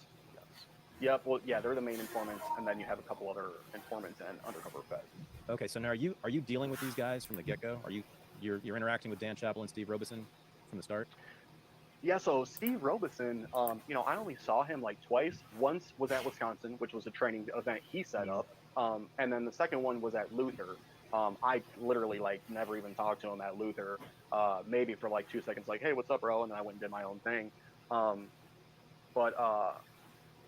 Yeah, I'm sorry, what was your question? Well, no, how much? I just want to hear about your interactions with these informants. Oh, okay, right. So not much interaction with Steve Robeson. Now with Dan Chappell, I did have a little bit more interaction with him, but shit's flying all over the screen. I can't keep up with the game. I thought he was a Fed, to be honest with you. I thought he was a Fed or an informant or something based off of a small experience that we had. But I said, I mean, even if he is, number one, I'm not doing anything wrong. And number two, he's like training me. So when I'm showing up to these trainings, he's running it and showing everyone how to do it. And he's good with guns. So it's like someone you can learn from. You know what I mean? He was saw combat. So I'm like, well, whatever. Like I'm gonna get training from this person. It's free. This guy's giving out hundreds of dollars of worth of training for free. Why not take it? So That should have been I a thought, well, big old red Fed, he flag. can't train me. Like, what Fed does that? They're not even allowed to do that, right? Right? That would be crazy, Brandon. That would be Right, crazy. that'd be crazy. So I'm like, whatever, not doing anything wrong. He's giving me some training, so screw it, So he was just like my trainer. Essentially, the government trained me with combat firearms for like 4 months. Talk about creating blowback. What the government was doing, right? And then they martyr you. Then they martyr you, and you get to do this media tour while you're getting free firearms training from them. Okay, so talk about this interaction with Dan Chappell that made you suspect he was a Fed. Yeah, so I wanted to have a meeting at my house just to kind of go through a threat matrix. I wanted to actually have some sort of organization. I tried to get the group organized, but it was so disorganized and kind of childish that it was nearly impossible. And that made me understand that when I got arrested and went through the discovery, I understand why the government preyed on this group. You know what I mean? Because it's very childish, very disorganized. But I invited them, or I invited the group. Only the government showed up, so with a wire. So wow. Dan shows up and records me, helps me fix my car and stuff like that. And I kind of want to just go over some whiteboard stuff on, hey, this is what's happening in society. Let's have like little news updates for the group to kind of get them informed on what's happening on a day-to-day basis, and then we could like talk about it and see what type of approaches we could use. What training? To, make sure that bad stuff doesn't happen to us, right? And that never worked. But while he was there, he came in. And look, we're guys with guns. We shoot guns. Go ahead, we handle Anna. them It's all yours. the time. So if you come over my house and I know you're about guns, what I'm going to do is be like, hey, bro, here, check my gun out. I'm going to hand it to you. They're usually a normal person. What they do is they take the magazine out, rack the slide, check the chamber. Oh, man, this is cool. Kind of aim it a little bit or whatever. They're interested. Oh, wow, this is nice. Oh, this is nice stippling. Or, oh, this is a cool handguard. He wouldn't take the gun. Like, I was like, here, dude, check it out. And he was like, oh, yeah, that's cool. And I'm like, yeah, it is. You want to check it out? You know what I mean? Like, hold it. And he's like not wanting to put his fingerprints on my gun. And I'm like, that is just the weirdest thing to me, how you're apprehensive. And he was like really sweaty and stuff. He was like sweating.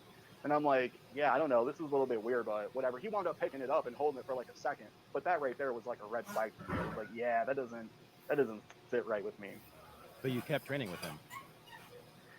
Yeah, yep. I kept training with him because, like I said before, even if he was, it was like, well, maybe he's just kind of a weird guy, and some people are weird. They have their own little quirks about them. So I'm like, he's training me though. So, right. I mean, I'm not doing anything wrong. He's training me. So even if he is a cop, so what? Like, what are they going to do? Try to frame me in a fake conspiracy and arrest me? I mean, come on. Okay. Right. Exactly. As I said, that would be crazy. So, what specifically were you prepping for? What were your concerns? What were you worried might happen in society in the summer of 2020 when you're doing all this? Yeah, so kind of the main thing that I was concerned about was mandatory vaccinations. I thought that there was going to be a lot of economic failure. And mind you, but at that time, the vaccine hadn't even come out yet. But I just know how governments operate, and I could see that coming down the pipe. So Oh, yeah. Everybody I was could. concerned about that. I thought that would have a huge economic consequence. And I told myself, well, I'm not going to get it. So I need to be prepared to be able to not have money or not work for, I don't know how long. I don't know how long it's going to be. So I need to prep for as long as I can, right? And then I was concerned with some sort of lockdown with the mandatory vaccinations. And I was, all the money that was being printed, I knew later on that was going to affect everybody. So, they signed this 6.6 trillion, whatever, blah, blah, blah. The Federal Reserve just printing the stuff out. So I'm like, all this whole thing is going to have a huge effect on the economy later. So I need to prepare for that as well. And once people start getting hungry, they're going to get angry. And then the neighbor that, you thought was your friend, when he doesn't have food, you're no longer his friend if you have food. Oh, who lost? That's Who's kind out? of a few of the concerns. Plus the rioting just gave it validity. Nobody yet. All the Okay. rioting and stuff just gave all the other stuff validity of the possibility of that. That keeps clicking over to the Okay, so you're saying video. And this is just a few months you were involved with these guys, right? Yeah, to Andre, nice Okay. hand. And you're saying during that whole time you just trained guns, medical care, ND prepping, news. all this stuff, basically military training in certain ways. That's it. That's all you did. You never heard anything about any conspiracy to kidnap Gretchen Whitmer? No. So, mind you, a lot of people talk crap about politicians. I mean, we'd be at training events after we got done with the FTX, which just means field training I think he was, exercise, after we got done with that, I think he was more concerned about himself at that point. And you got a bunch of libertarian / anarchist people, drinking beer and they love guns, and they're pretty disgruntled about the government. They're going to talk some pretty big stuff, about politicians. And I don't know about some people, but that's why I thought was I interesting. think a lot of people would if it came down to it. Dude, 2 weeks without food, a civilization can be brought down. When 2 you're weeks. in a working class, suburb or whatever, and you're chilling drinking beers, like, dude, everybody talks like that.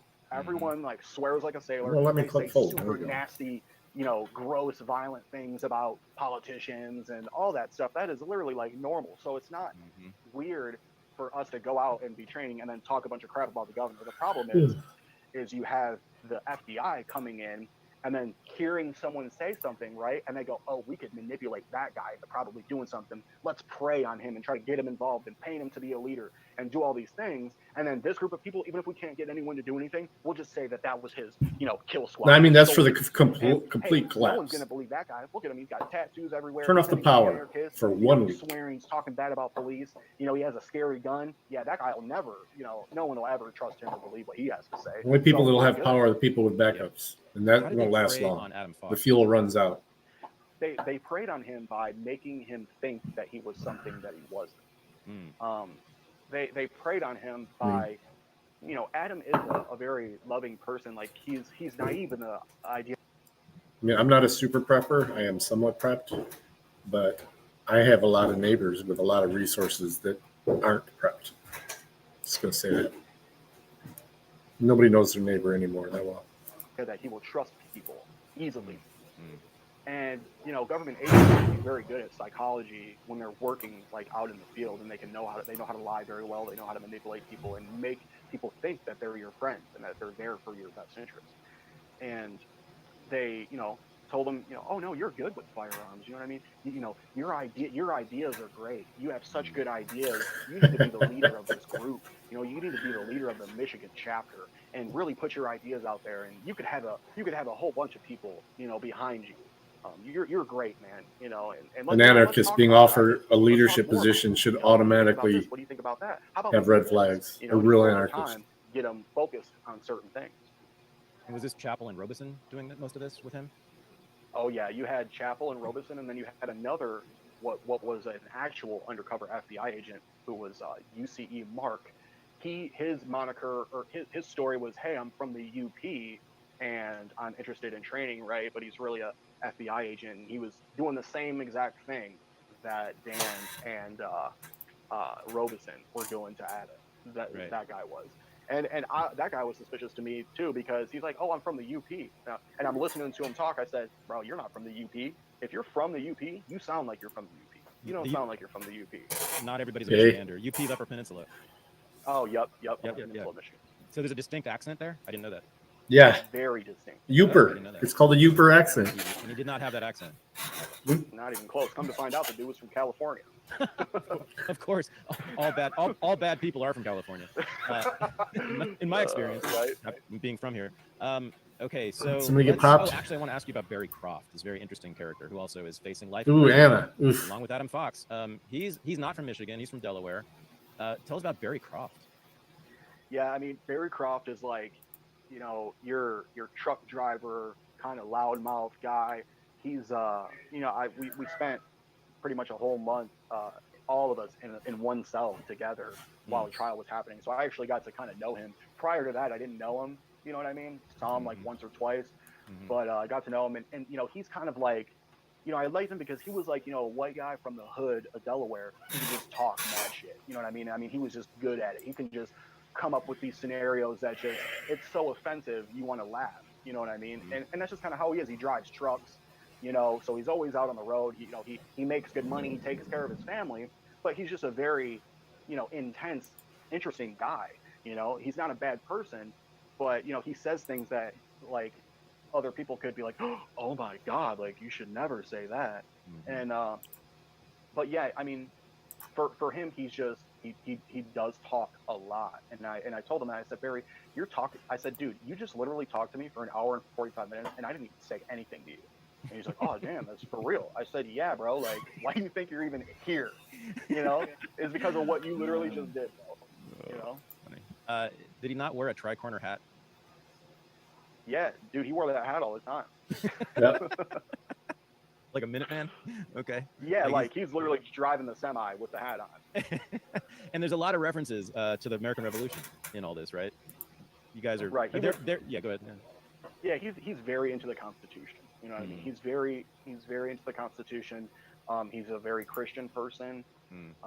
You know, he's reads some Bible that's like from the 1500s or something like that. So he's like, this is the real one or whatever. So, you know, he's really into that. He's into. I couldn't make a prediction on how long I last, but I guarantee you I'll last longer than my neighbors. Like, oh, you're really into the Bible and you're a Christian, you know, and you're in a working class and you're about the American Revolution and you understand it. Yeah, you know, it's like the perfect type of person for them to try to get riled up. He also, I think this is right, he expressed a lot of violent fantasies about politicians. Yep, he did. And a lot of the scenarios that he was talking about was about rioters. Like, they would get him riled up about the riots that were happening. So he essentially was saying, like, yo, if you try to do this shit to me, like, this is what I'm going to do to you. And then they say he was talking about the governor in that aspect. But really, he's talking about people that are, like, burning cities down and stuff. Okay. I want to hear about October 7th, 2020. This is the day you were arrested. Just tell the story. What happened? Yeah, so it was a very regular day. I worked afternoons, so I went to work and ordered my lunch as usual. I go to this place called Bodie's Corned Beef in downtown Plymouth, and I go there so often. I know right where that's at. I went there. I would say, hey, can you make this burger for me? Because it's not on the menu. And they said, yeah. I go there so often that they actually named a burger after me, and they called it the Spicy Brando. So when I call, you know, they already know what's up. I need a spicy Brando with fries, and I might get a Reuben too. So I ordered my food, and I was literally about to leave for lunch, and my manager comes. Where were you? I was on the shop floor. I was Gotcha. on the shop At floor work. at my machine at Gotcha. work. Okay. Yep. So I'm at work, right in front of my machine. I'm about to run to the bathroom and then go leave for lunch. And my boss comes up to me and says, hey, Mark DeRocha wants to talk to you. That's like the shop manager, the whole manager guy. And I said, really? He's still here? He said, yeah, man. Yeah, I guess he just wants to talk to you for a second. And I was like, oh, okay. And, you know, my boss, I was actually cool with him, and we had our agreement on as far as masks and stuff like that, right? So, you know, he really wasn't about that. And he was like, but I told him, I said, dude, I'm about to provide HR with all this medical information to show that, like, what they're doing, like, they don't really need to do. And as we're walking down, he's like, we're walking down the hall, and I didn't realize this till later, that it was, like, empty. Like, no one was around. You know what I mean? I didn't realize that till I got in jail, and I said, bro, there was, like, nobody in the shop except him. But he was like, hey, did you give HR, like, did you send them any emails? And I was like, no, I didn't do that. And he was like, oh, okay. And then he kind of led me to this room, and he was like, well, yeah, if you just walk through right there, and he'll be right there. And I'm like, huh, okay. So I walk in this room because the light's off. So I walk in. See ya. I'm out. First out. The next thing you know, the lights flick on, and 15 plainclothes FBI guys tackle me down to the ground. Stop resisting, put your hands behind your back. And I'm like, dude, who are you? Like, I'm not doing anything. I'm like, really? And they were all plainclothes, and they had baklavas over their face. So it wasn't like they were like, hey, we're the FBI. They just, like, literally kidnapped me and threw me in the back of an unmarked black car. You know, they stripped me of all my stuff, dug through all my stuff, and then, you know, stole my phone right out of my pocket. I was like, I don't consent to any of this. I don't consent for you to have my phone, none of that. And then I had my hands behind my back, and they brought me out front to this dude who was in this black SUV, this, like, black Yukon, you know, and he comes out with the slick black hair in his suit, and they're like, is this him? And he's like, who are you? I'm like, what? He said, what's your name? I said, Brandon. And he looked at the FBI guy, and he's like, this is him. Put him in there. And I'm like, shit, bro, am I about to die? Like, who the fuck are these guys? You know?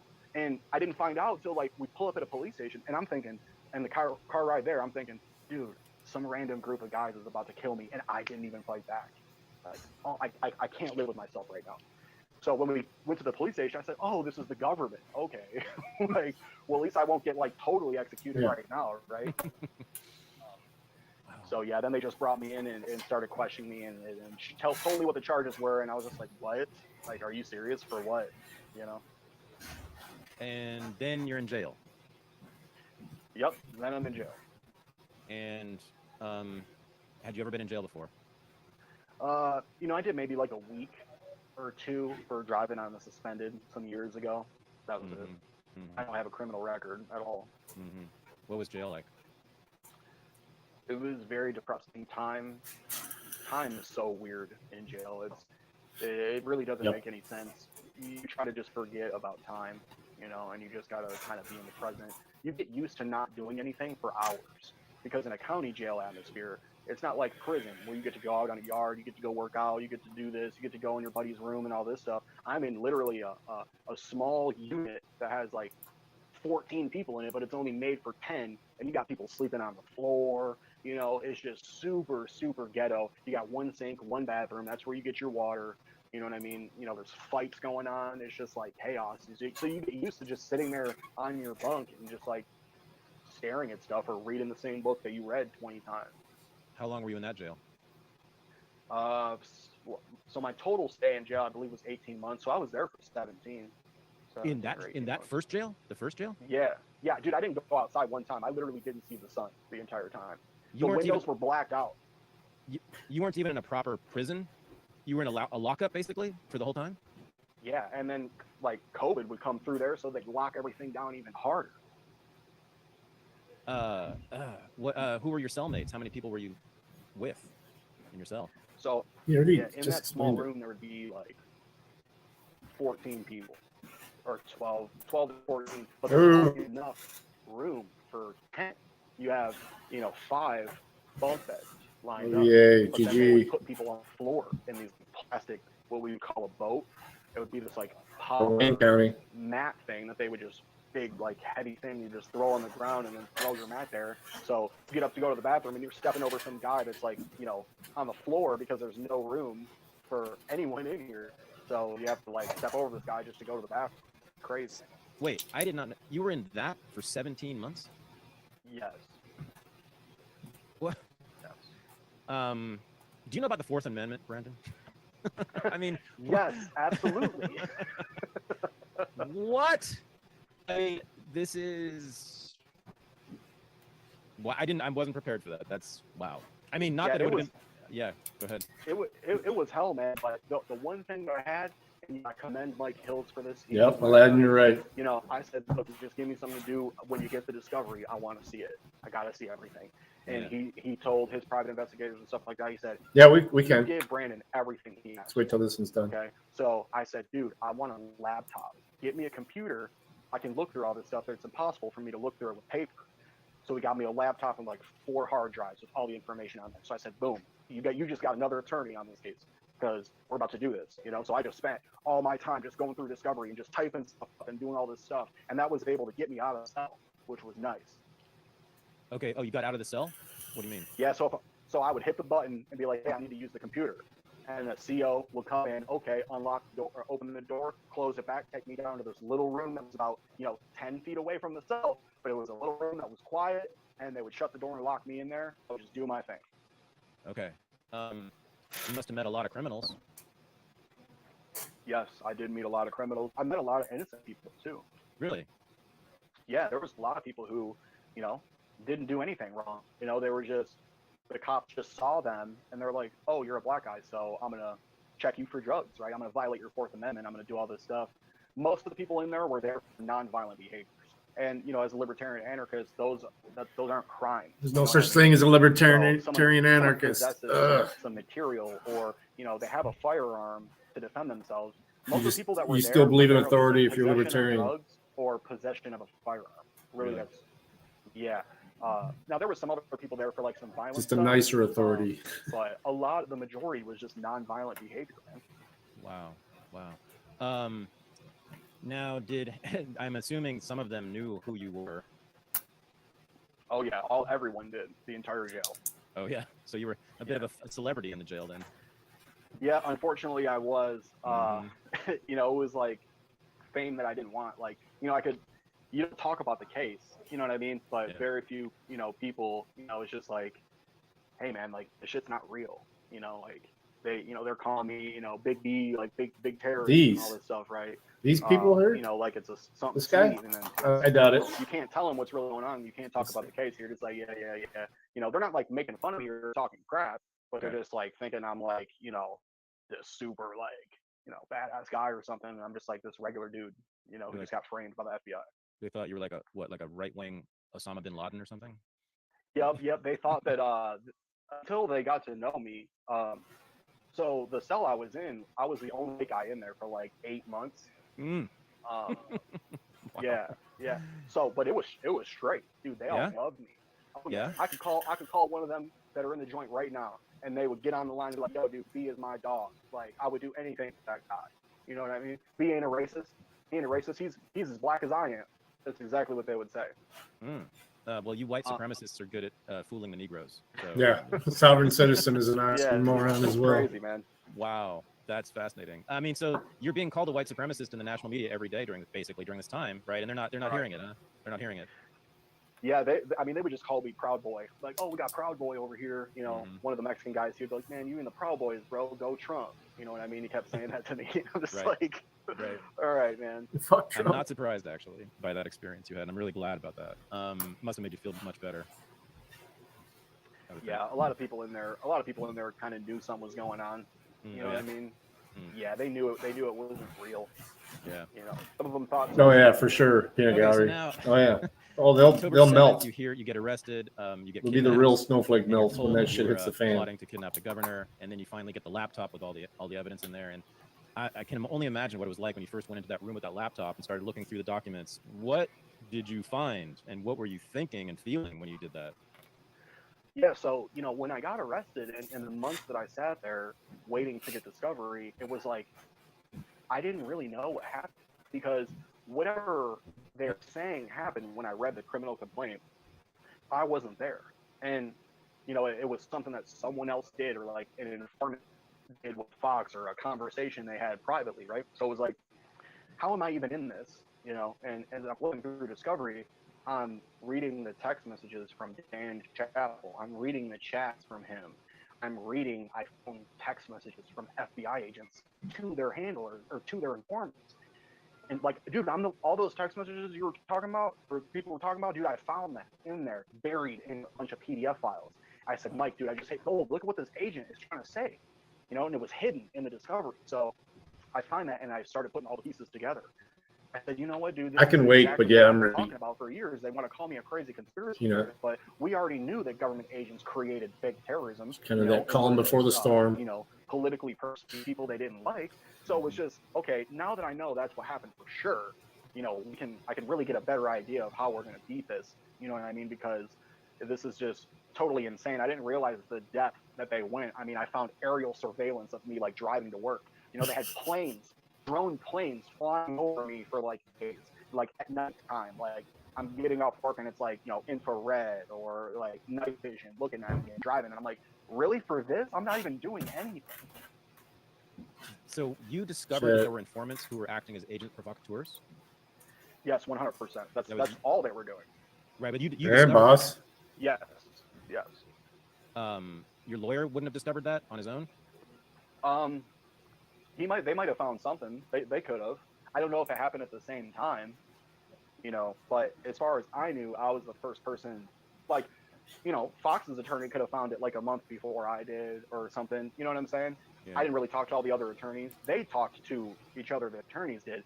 But as far as I knew, I mean, I found it kind of early from getting the discovery. So it's kind of speculation. You know what I mean? I'm not for sure if I'm the. So some of the other idiots made deals before. But, shortly after we found it, all those motions started coming in of, hey, those motions in the summertime, hey, this FBI agent said this, we want to get these text messages and blah, blah, blah. And then there was a bit of a miracle happened. I was blown away. I still don't understand why this happened, but I'm glad it did. BuzzFeed, of all places, reported this. And now all of a sudden we all. Wife was telling me about it last night. There are 12. She's worried because she's got to travel over to Cleveland. 14 people arrested and 12 informants. That's quite a ratio. Yeah. I mean, well, you know what? 14 arrested, 12 informants. And Martin Luther King. I don't think the Panthers ever had that many FBI agents on them. I mean, Right. they mobbed you up completely. So, so talk about that when you found out about the BuzzFeed piece. So when I found out about the BuzzFeed piece, I was just like, thank God, man, there's someone out there that, is actually going to speak the truth on what's really going on. And I didn't find out till a little bit later, like, oh, this is kind of a more left leaning news organization, right? And, I had my mom do some research on it. She said, yeah, they're kind of far left, And I said, well, either way, it doesn't matter because they're actually telling the truth about what's going on. And I know some people on the left, they kind of don't like police and things like that. So I don't know if like that was the causal factor, but it seemed like to me they did a really good job at really The only thing I agree with lefties on is the fuck the situation police. and what was going on. And if it wasn't for them, because there was a media blackout after we got arrested, it was like nothing really. And then it started to kind of build up, and then the BuzzFeed stuff came out, and then the Richard Trask thing came out, Drop the and the link on mainstream this media was again. like, "Ooh, we're not gonna, we can't talk about this." Oh, right. So Richard Trask was the head of he was the head of the FBI office there, and he gets busted for all kinds of bad things. So he wasn't the head of the FBI Detroit field office. He was the It was guy windy who as fuck signed here off on the on way this. here. He I don't know if you saw my was drive. the star main witness. He signed off on all the affidavits. He signed off on all the search warrants and everything. He was essentially the person that Jason Chambers, went to and said, "Here's all the paperwork for this. I just need you to sign off on it and give it to the prosecutors and whatever." And he said, "Okay, yep, no problem. I'll be testifying for you and all that stuff." Bang bang. And then come to find out, he's trying to cuck his wife. I like Ryan Hall. And he's at swingers parties and Ryan Hall, all y'all. sorts of crazy stuff and using violence against his significant other. He beat the shit out of his wife or girlfriend, right? Yeah, he beat the living crap out of her. I was able to get the audio and see all the footage in jail. I said, Wow. "Yo, you guys got to get that," So I'm watching it on the computer, and it's just so disturbing, dude. The 911 call was disturbing as well. And you look at the sheets, there's blood everywhere. Her head is just gashed, and just blood pouring out. Her neck is like purple. So what he did was he got on top of her, grabbed her head, and bashed it into the corner of the nightstand over and over and over and over again. Then she manages to get a little bit free, okay? And so as she gets a little bit free, he grabs her by the throat and just literally Over for strangles dinner. her for like minutes, dude. Just strangling. Her neck was so bruised and purple. I'm surprised she didn't break an esophagus or something like that. So she had to grab him, but how she got out was she tried grabbing him by the beard. That didn't work, so she grabbed him by the testicles, man, and just essentially just, like tried to rip him off of him. And that finally got him off of her, and he just fled, stole her vehicle, wasted, fled the scene in his boxers. Cops find him 2 hours later, just blood all over his face. He's in his underwear, blood all over his body. And he's like, "What's going on? Like, what are you guys here for?" She wound up calling the cops and said, "Yeah, my husband just," what she said is, "Oh my God, my husband just beat the shit out of me." And they're like, "Oh my God, you want medical attention?" She's like, "I don't know. I don't know what's going on." It was very, very disturbing. Wow. So I guess I'm just confused about who he is, though. So is he an agent, or was he an agent, or just an informant? No, he's an actual FBI agent. That's what I thought. Yeah. Okay. Right. But he just wasn't at the top of the office, but he was an agent. Okay. Oh, sure. And then who's the guy though who ended Yeah, up you can't being talk in about charge of the that. January 6th investigations, right? Wasn't there somebody who moved from Michigan Mercy. to DC? Yep. So that guy, as far as the hierarchy, that guy was the head of the whole Detroit field office. So Right, the whole that's- Michigan right. FBI. Below him, like one, maybe two steps, is Trask. Gotcha. But didn't that guy go from Michigan to DC right before January 6th, and he was like responsible for a lot of the January 6th stuff too? Yeah, absolutely. He, I'm pretty sure he was the one. Same signed off on FBI. the TEI, the Terrorism Enterprise Investigation, which is the biggest investigation you can actually do. You need permission as an agent from your superiors in order to do that. He was the guy who gave that permission, as far as I know. And then after everything was said and done and we were arrested, he was immediately promoted to the DC field office, and now he's in charge of the whole January 6th thing, ironically, right? What a coincidence. How strange. Yeah. And so of course the idea that FBI informants were involved in January 6th is absurd. Who would think that? How could that happen? Right. All right. So let's talk about the trial. So some wild stuff happened in the trial. Some kind of great Anna's moments fighting in the history back. of American liberty, I would say, happened in the trial, and some outrageous moments also of government malfeasance. Just what was the experience like walking into that courtroom? Yeah, it was so weird, man, because you had all these reporters and people, you didn't really know.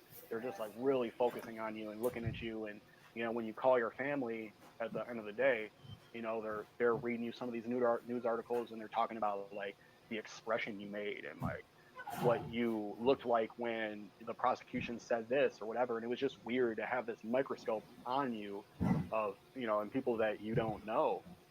So that was weird. But something that made me happy is that we were actually progressing. Okay. It's like, all right, this is the moment I've been waiting for. We already had an adjournment. We had 2 adjournments that prolonged the thing. I'm like, we got to go to trial. Let's beat this case so I can get out of here. I don't deserve to be in here. And when the trial was happening, I was just so glad that this was really it. Like, this is moving forward. I'm getting closer to when I'm going to be free. But it was also super stressful too. I had so many doubts, running through my All head. in. Here we It was go. crazy. Ooh, 10. Yeah, I mean, you could have done life. Kings. Right? Kings Yep, I was sixes. facing a life sentence. That's what the GG prosecutor 357. Yep, absolutely. They wanted the full terrorism enhancement. D News is bullying now. Conspiracy charge. They wanted to put me away for life, for sure. Just want to sit with that for a second. Can you imagine being a prosecutor? I've always wondered about that. Like, what kind of a person would want to do that job? Right. I thought about that all the time, man. Sitting in the cell and thinking, is there any way that, how can this person not see and be like, you know what, I'm not prosecuting this. This isn't Right. just. Yeah, I don't know what that person is. I can't relate to that at all. And especially in your case, like wanting to put you in prison for life for what you did, which is nothing. Even if you had done something, I wouldn't want to put you in prison for life. I mean, I can't imagine that. I just can't imagine that. All right, now, what was the evidence that the government used against you?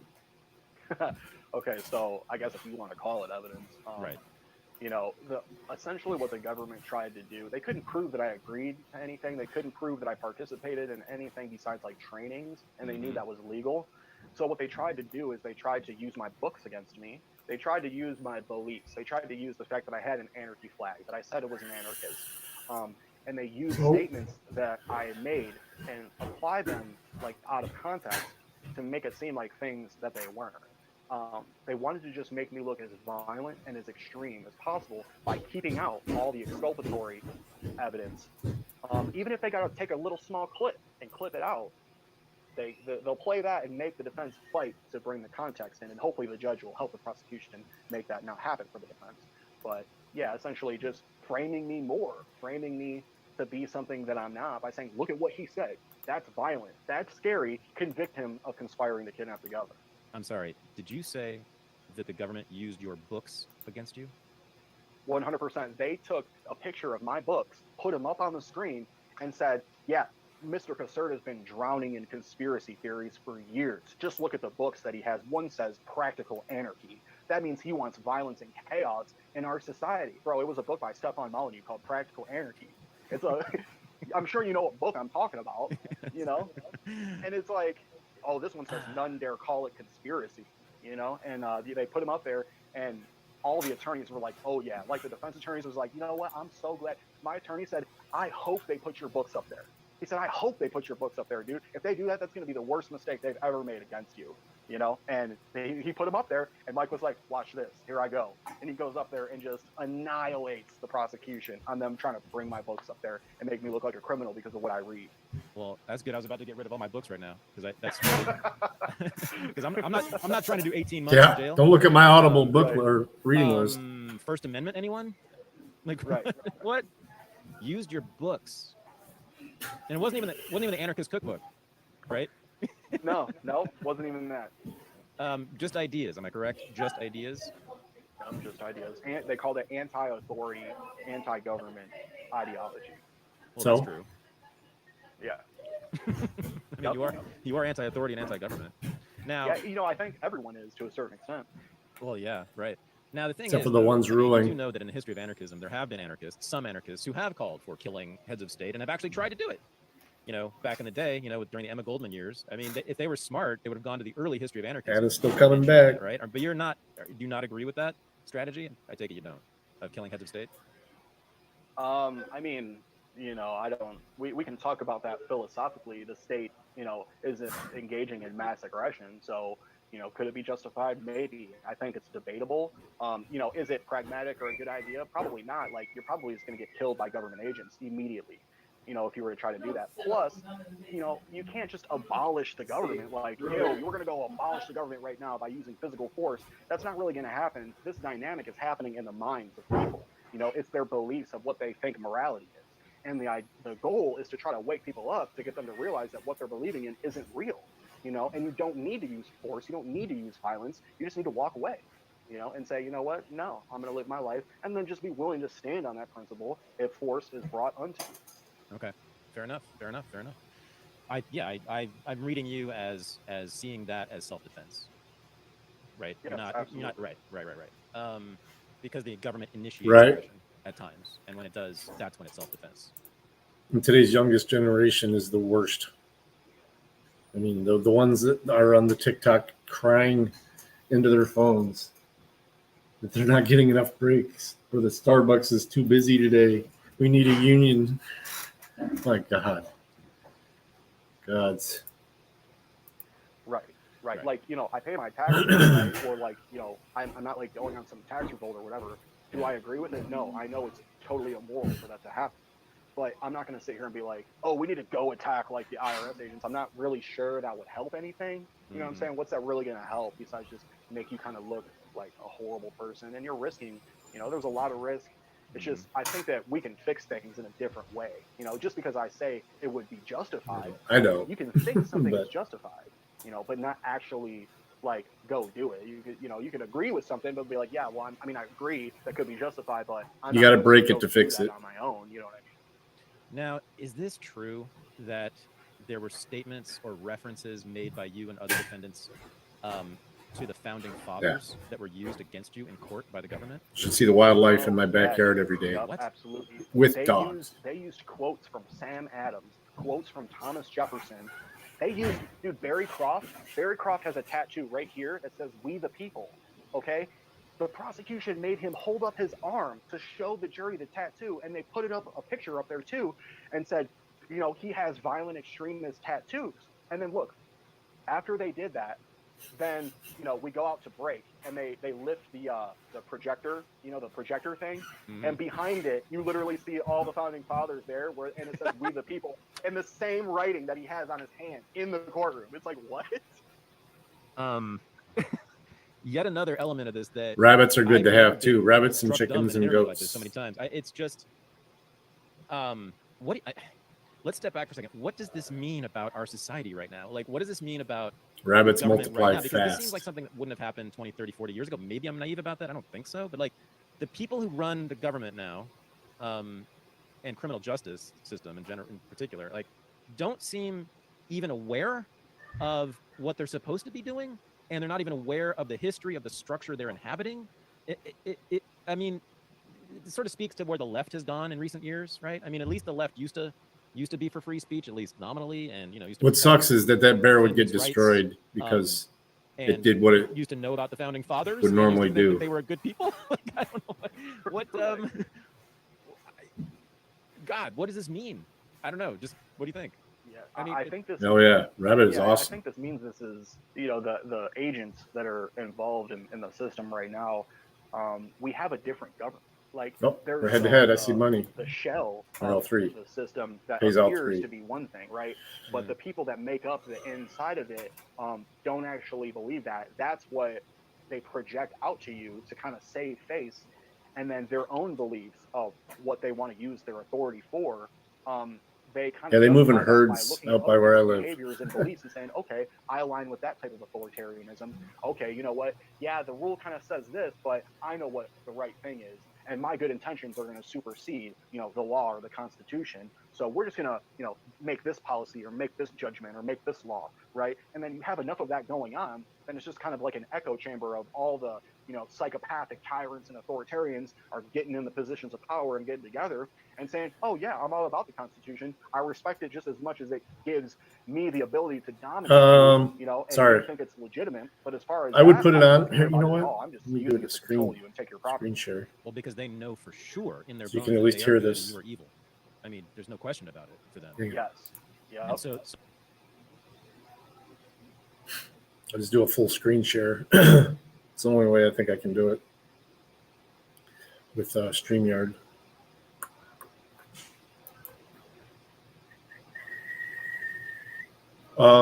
Three left. Chip leader is D News. Boss of the Hogs right behind him. No, I'd like to show it.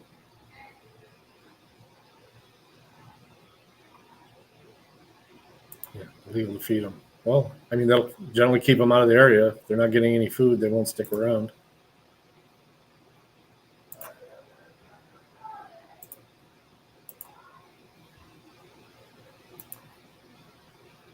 So the law, history, the Constitution, all that stuff, that's secondary. If you know that you got Hitler in front of you, forget about the rules, forget about the law, forget about tradition.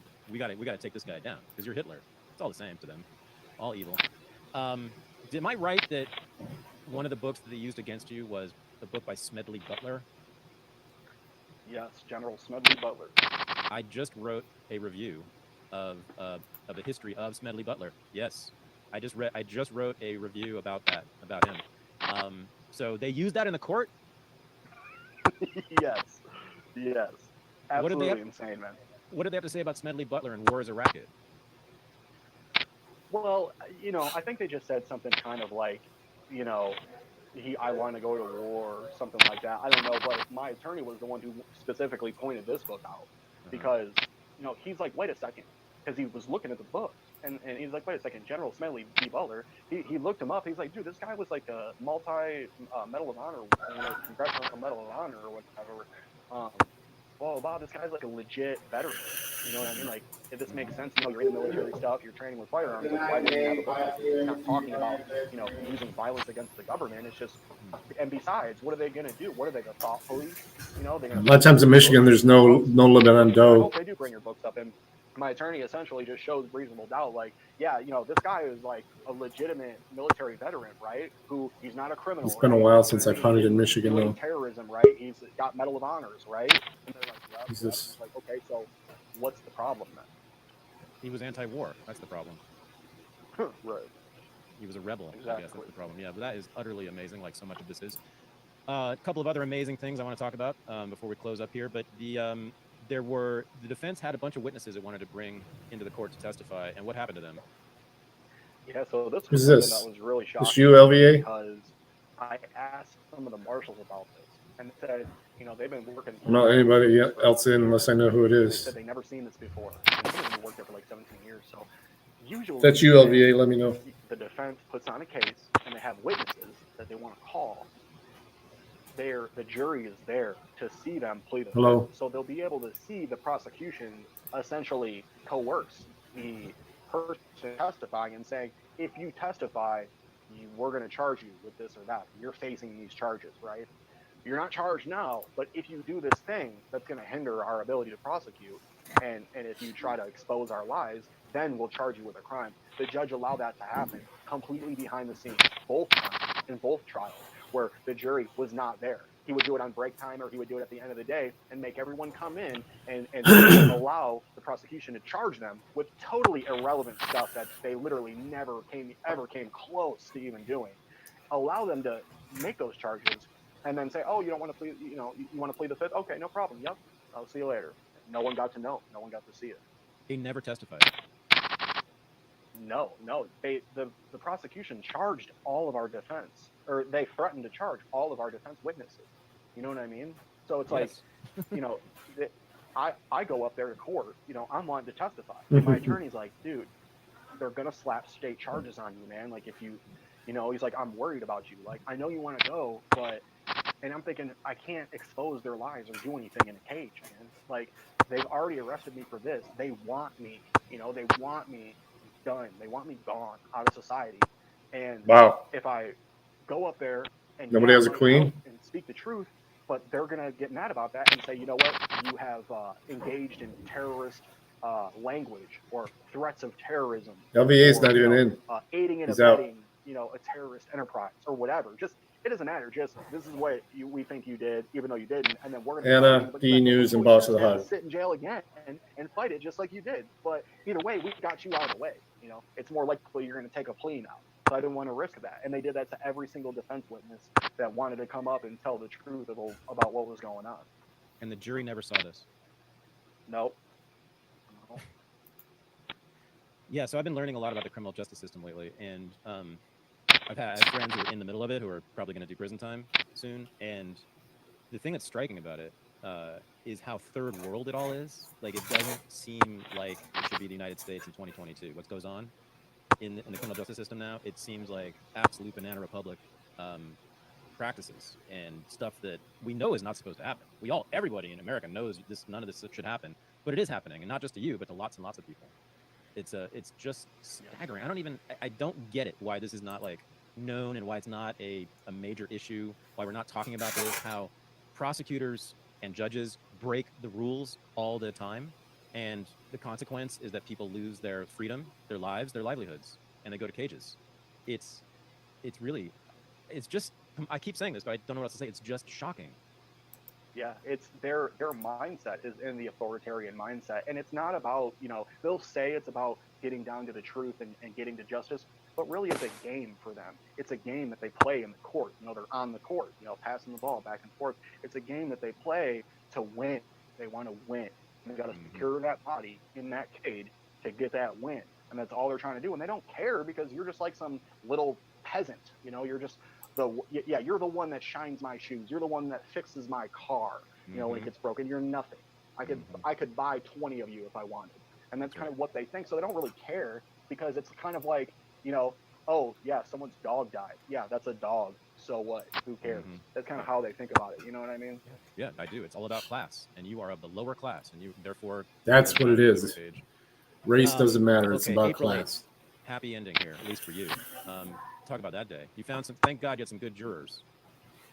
Yeah. When they read that verdict, I was so amazed and happy, and this relief came off of me, and I just laughed. And part of the reason why I laughed was because it was my birthday that day. Yep, they knew it. So, yeah. So I'm like, dude, if there's no way the universe would put me in jail for life on my birthday, right? Come on, it can't happen, right. So I'm thinking there, and then they said not guilty, and I said, I was amazed. I laughed, and I walked out. I said, let's get some food, man. Like, let me just breathe this air in. It's so good, to have fresh air in. And I just looked at the jury, and I said, I was like, kind of shook my head at them and kind of just mouthed, like, I love you. Like, I love you. Thank you. And that's what I kept saying, like, in my mind, is like, I hope they realize the truth, like, I hope that they have love in their heart, and that they can see, what's really going on. And that jury was a good jury. They made the right choice. And I wish they would have did the same for Adam and Barry, but I feel sorry for what happened to them. They were truly preyed on by the government. But in my case, the jury made the right decision for me, and said, you know what, get this boy out of here. Nice. So then you finally got your guns back. How long did that take? Yeah, so once again, I commend Mike Hill. He's a total badass. He got my guns and all my gear back. Literally everything that they took, he got that back within about a month and a half, something like that. So yeah, I got it back pretty quick. I really want to hear about this. What was it like getting your guns back? Tell me exactly what happened. Oh man, I felt whole and complete again.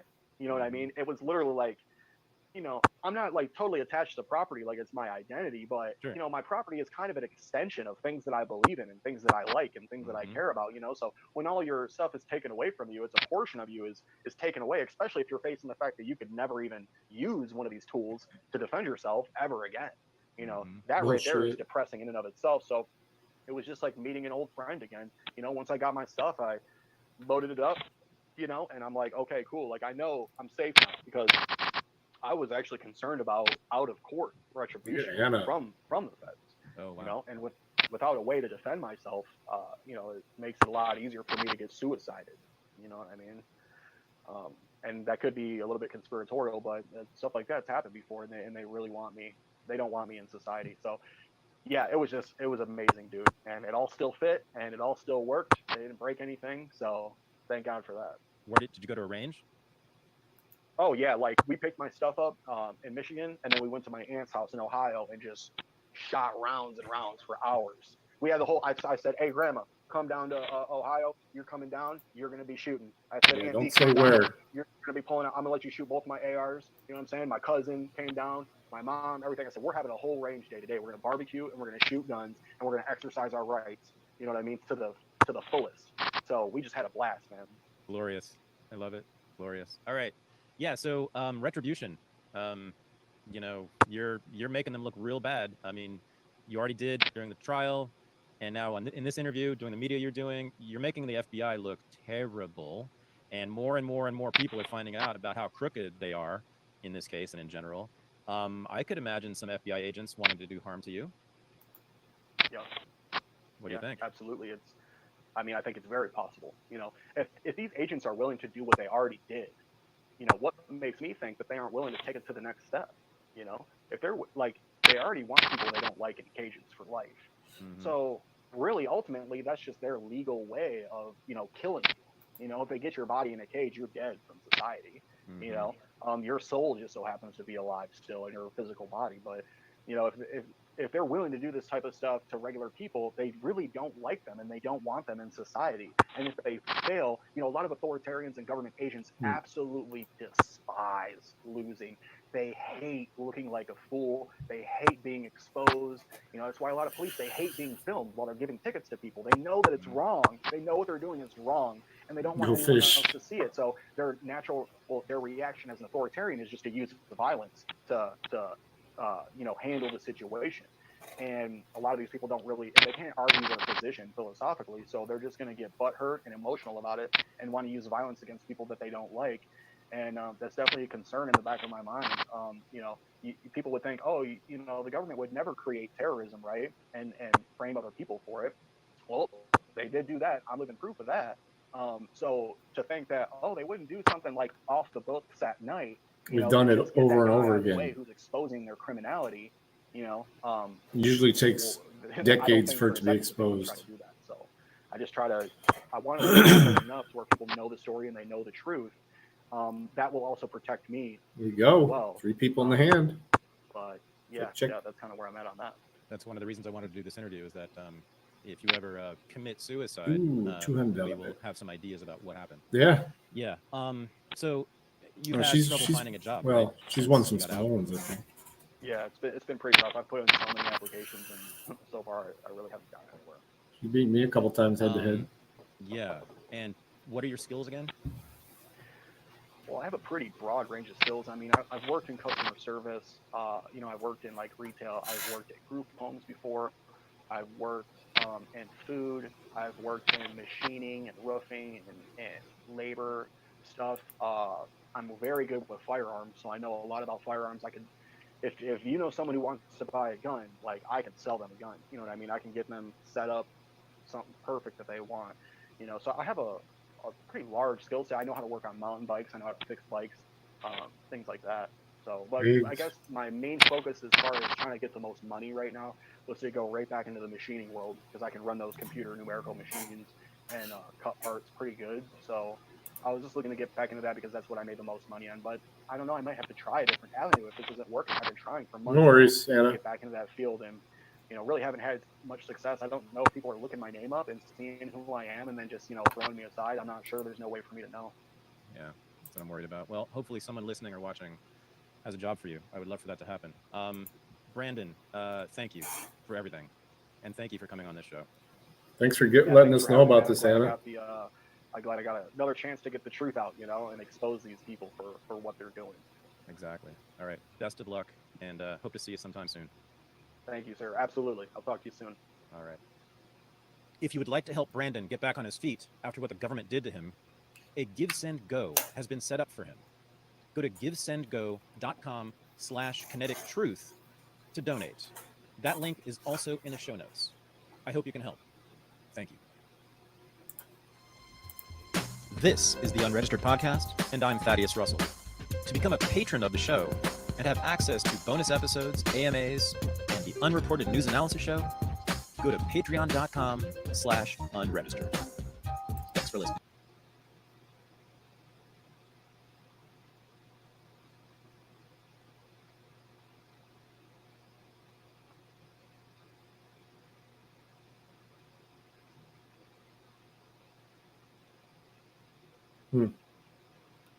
Interesting. Let me try asking it something else. Hey, Chat GPT, I'm looking for the best bakery in. That's a lot of carbs, you know. You're not getting any younger. GPT. Maybe you should cook more and watch your sodium. High blood pressure is a silent killer. Wow, that is so realistic. It's truly indiscernible from the real thing. Now I'm going to try and ask it some legal questions, but I'm going to switch the voice over to that of famous attorney Alan Dershowitz. Hey, ChatGPT, where's Jeffrey Epstein's client list? Oh, I got an email. That's weird. Oh, I'm being sued by Alan Dershowitz and the OpenAI Foundation. Man, ChatGPT is incredible. It is so lifelike and just like the real thing. And if you want to try it out for yourself, head on over to openai.chatgpt.com and try it for yourself and drop a comment and let me know what you think. I'm going to be dealing with this lawsuit from now on, but hopefully I'll see some of you next week. I've been Darren Fletcher, and this has been All Things AI. Later.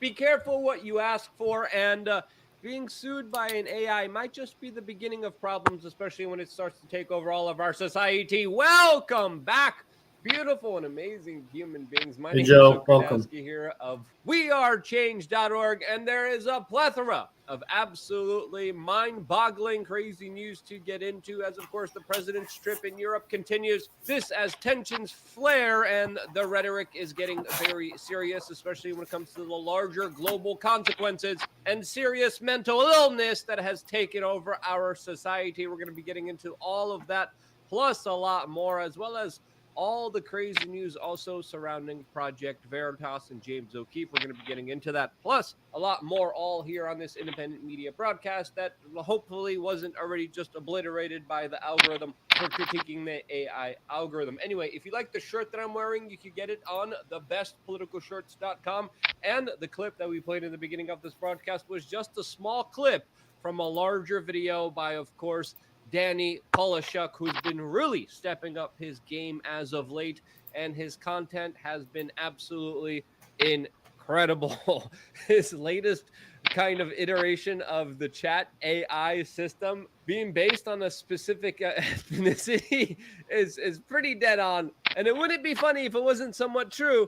And if you want to watch the full video, I definitely recommend subscribing to Danny Polishuk. His link to his YouTube channel is down in the description below, and you could definitely check him out. I definitely recommend subscribing to his channel, and he is definitely deserving of a lot more subscribers and a lot more views than he, of course, is originally getting here on his YouTube channel. So please go there and show him some love. Something I'm definitely not feeling for the current president of the United States, that just right now is trying to culturally appropriate my people, my history, for his own political brownie points. This as Joe Biden, the president of the United States, just announced that he wanted to add a ski to the end of his name because, quote, he grew up allegedly surrounded with Polish immigrants. Yeah, okay. Number one, the president of the United States usually says a lot of these outlandish, absolutely not credible stories a lot, and it's important to note that he probably is lying here, as he usually does during public meetings,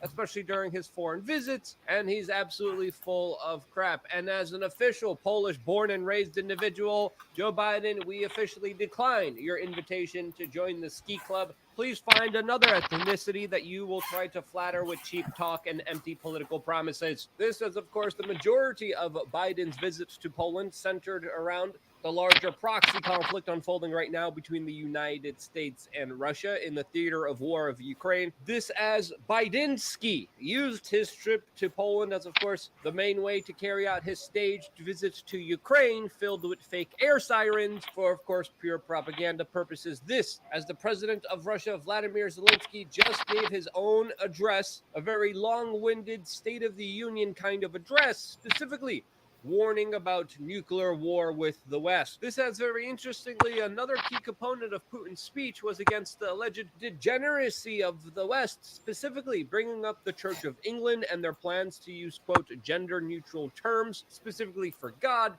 as he specifically accused Western nations of attacking Russian culture and Orthodox values. All of this is, very interestingly, Russia is becoming more and more Muslim by each year, as his country is also facing a major population decline, along, of course, with many other problems in its country. This says, of course, the majority of his speech was centered around Ukraine, which he said was, quote, held hostage politically and militarily, occupied Are by, you? quote, the West. The president of Russia also stated that, quote, Russia cannot be defeated, and announced the suspension of a nuclear arms treaty, which of course brings us closer to the brink of a nuclear war between these two major superpowers. This, as Putin has also set up new strategic nuclear weapons on combat duty, a move that the United States said was, quote, irresponsible, as the Secretary of State Antony Blinken said that this is, quote, also deeply unfortunate. As the President of the United States, Joe Bidensky, came out and said that NATO is, quote, stronger than it's ever been. All of this as, of course, he's facing a lot of criticism for ditching a lot of his American constituents, especially the people in East Palestine, Ohio. This as embattled Department of Transportation Secretary Pete Buttigieg just announced today that after 18 days, he finally will go visit the train disaster that everyone is talking about on social media. This is after, of course, trying to blame the incident on the former president of the United States, who's actually going to be making a visit tomorrow, as the mayor of East Palestine has just said that Biden's trip to Kiev is the, quote, biggest slap in the face for the residents there, as there's a lot of very weird anomalies, a lot of weird stories, and contradictions to the official version of events to what is actually going on there. Now, Pete Buttigieg is almost as embattled as Don Lemon, who just, by the way, was pulled out of hosting a Black History Month event in New York City. This, as we're also hearing that he's going to be forced to have formal training after telling the world that Nikki Haley was past her prime, as he's going to be reintroduced into some re-education camps for being a naughty boy and going off script and not, of course, closely following orders here. And you know who's not taking orders? Me! And that's mainly because I have LukeUncensored.com, our own website where, of course, we get to see whatever in the world we want. And we definitely push it to the limit with brand new videos almost every single day available for members, along with, of course, a lot of exclusive perks and access to really cool things like in real life meetups that will soon be happening in South Florida that will only happen for members. As we are continuing our conversation, I'm even asking everyone who should be the next co-host of a new live show that we're going to be doing that I announced a few days ago. Lots of really interesting things being discussed here. The conversations are awesome and they're really fun to partake in. To partake in those conversations, to get to meet like-minded individuals, to be a part of a community, sign up to LukeUncensored.com. It's just 50 cents a day. And your support goes to growing and expanding this independent media operation that soon will be launching a lot of really cool projects and things that will be available for you for free. You want to be a part of that? Well, let's talk. We'll see you later on LukeUncensored.com. Just click the link down in the description below to find out more. This is I wanted to move to the main story of today, and that is, of course, the ousting of James O'Keefe that was removed from Project Veritas following, of course, a board dispute. This as he was running an official nonprofit, a nonprofit that you need independent board members of, that seem to have had an insurrection. Yes. That's a very popular word. A lot of people are saying that word. An insurrection within one of the biggest independent whistleblower investigative media organizations out there, Project Veritas, that has launched many exclusive exposés on major big pharma institutions like Pfizer, on the Federal Bureau of Investigations, and many, many individuals who have done really awful things who were previously exposed by Project Veritas. This, as, quote, James is Project Veritas, is now trending on Twitter, leaving a lot of people asking the question, what the hell is going on here? This, as to me personally, there's a lot of parallels to what happened here, to what happened to previously Glenn Greenwald of The Intercept, another media organization that used to really do incredible work with their reporting, especially when it came to exposing very powerful individuals that also had their own kind of form of insurrection when their founder, Glenn Greenwald, was kicked out of the organization and censored on his own platform. Yes, Glenn Greenwald used funding from a billionaire to start The Intercept, and then his article being critical of Joe Biden were censored on his own platform, leaving him, of course, to resign from The Intercept. This, as it looks like James O'Keefe had no other option but to leave and resign from Project Veritas. And what really happened here? What's really going on here? Well, the complaints against James, after looking at them myself, really aren't really that serious. They're accusing him on flying on a private jet charter to fix his boat, which again, majority of people would be okay with, wouldn't have a major problem with. There was also a lot of allegations of him allegedly being mean to his staff, which haven't really played out or haven't been really verified. How is this happening in the midst of many people, especially in the alternative media sphere, fighting each other, with e-drama being at a record level high? This, as some personalities prefer, petty bickering and infighting rather than it's focusing weird. on actually holding corrupt people accountable for their corruption. Weirdness is how And whether it's quiet petty O'Keefe is drama, being about it, infighting, but nonsense, or maybe people for legal being reasons. kicked out of their own organizations, I think it's fair to say that what probably is going on here is a new version of COINTELPRO, a previous declassified counterintelligence program from 1956 to 1971 that used a bunch of covert and illegal actions by the U.S. federal government, especially the FBI, that infiltrated, discredited, surveilled, and disrupted domestic look that up American now. political organizations. Audible app. Is that happening right now in the United States? Well, let's be kind Operation of Pineapple transparent here Express. and honest here. There's not a lot of evidence providing that I like this the is name. so, but there's a lot of circumstantial evidence highlighting that it probably is. This is based off my own assumptions, based off what I'm seeing internally within the movement myself, especially with all the infighting, especially with all the bickering, especially with all the e-drama, especially with personality clashes getting in the way, whether deliberately or naturally, of important organizations doing the most important work out there.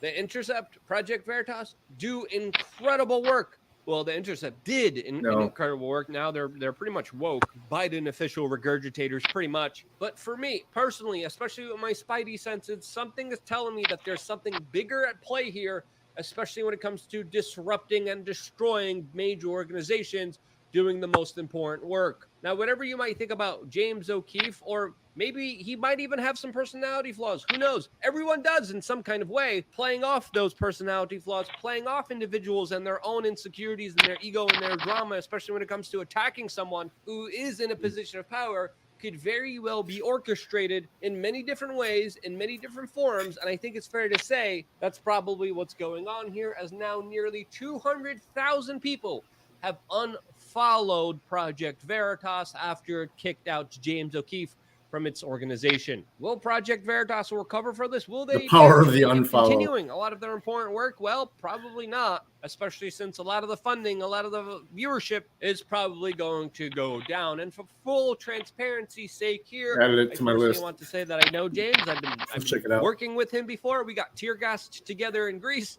And personally, I do think it's fair to say that there is some kind of internal coup d'etat here. That's just my 2 cents. That's just my perspective. That's just my opinion. What do you think really happened here? Let me know down in the comment section below. I always appreciate your perspective. And looking at this video, I think there's a short delay from the new camera that I just set up. I'm setting up a new podcasting studio here in South Florida, and this is the new camera I'm using, which probably I should have double checked and verified and used the new setting on, because I think my audio is just a little bit behind, which could be very annoying and absolutely make the video look like crap. So I apologize sincerely for doing so, and I'll make it my priority to fix it today to make sure that there's not a delay on my DSLR, which now just kind of glitched out here. Again, hey, we're learning, we're growing, we're expanding, and you're all a part of that journey, and I appreciate it very much. We're going to talk about that more on LukeUncensored.com in just a little bit. And this is why, after all your participation, you guys watching this video, especially staying all the way to the end, means the world to me. And this is why I love you guys. Stay tuned for more here on wearechange.org.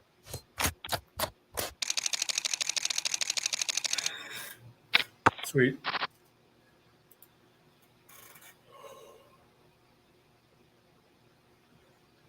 See if any more new ones today. No.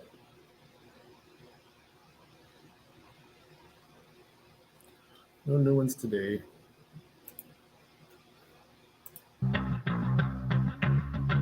Hey, he's using effects. Everyone's a victim, doesn't matter if you're black or white, it hates you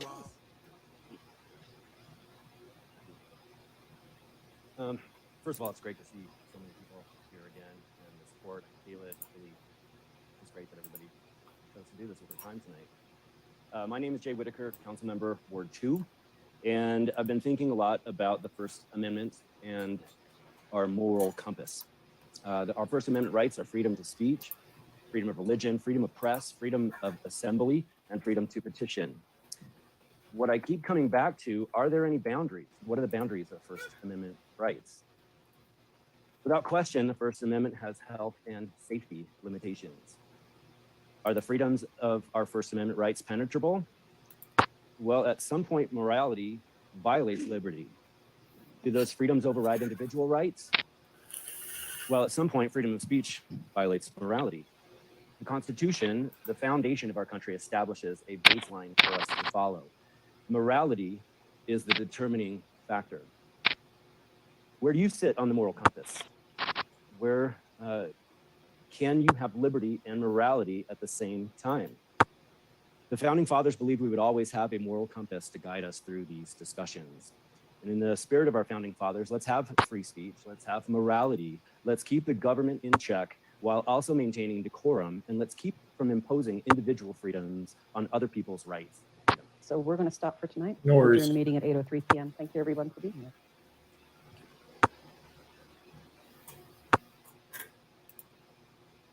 Well, it's not enough for anyone else, so we're going to stop for tonight. We'll adjourn the meeting at 8:03 p.m. Thank you, everyone, for being here.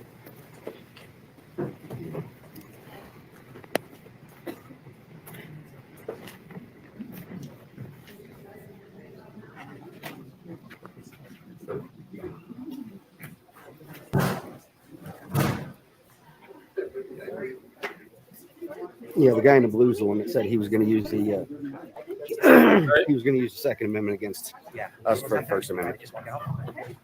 Yeah. Don't worry, I got good video of him.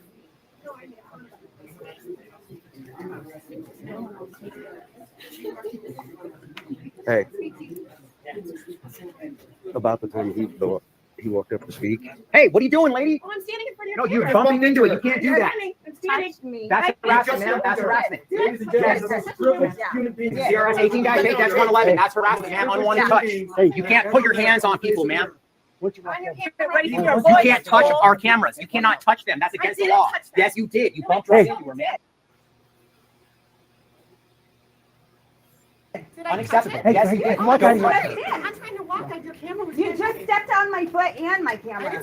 She did not. You stepped on. She did not. I'm Don't touch my camera, lady. Yes, you did. You stepped on my camera. Quit yelling. Quit yelling. You don't know the law. You do not know the law. Everybody, please leave. Are you drunk? The meeting is. Hey, don't bump into me. Don't bump into me. Drunk? Don't bump into me. Are you drunk? Back off away from Everybody out. Now you're coughing in front of him? Are you coughing in front of us, dude? Everybody out, please. Let's go. We're having the face off here. Come on. Don't touch me. Don't touch me. I'm waiting to help my buddy out who's partially. I'm helping my buddy out who's partially blind. I'm getting everybody out of the room. I'm going to get my buddy who is partially blind and help him out. Okay, I am trying to clear the room. You know, I know, I'm trying to get to him so that I can help him out. He is partially blind. Let's go get him. Let's go get him. Make sure he's safe. Thank you. No, outside, please. No, I'm here to help him get out because he's partially blind. Okay, I don't want him to get knocked over in the crowd. Yeah, okay. But you guys can move along. Okay. Can we have a second to get packed up? He doesn't see the greatest. I just want to make sure he doesn't get knocked over out in the crowd. Yeah, that's good.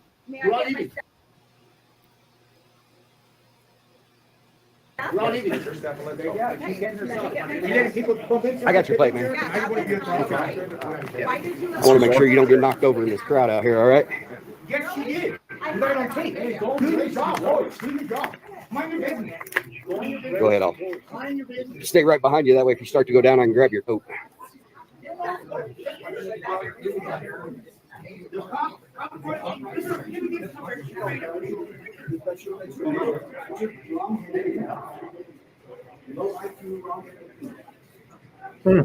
This is where they all of them got arrested.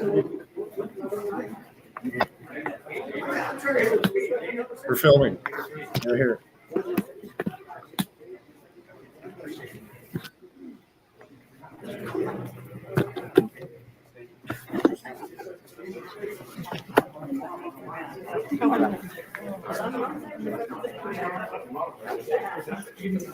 Give who his knife? Was he wearing a blue coat?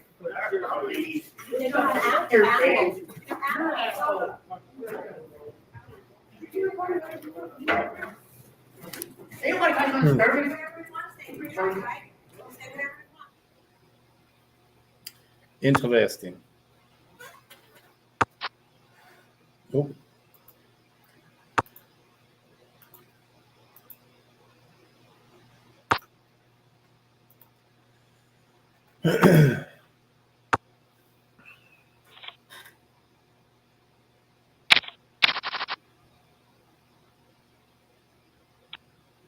Potholes, hilarious.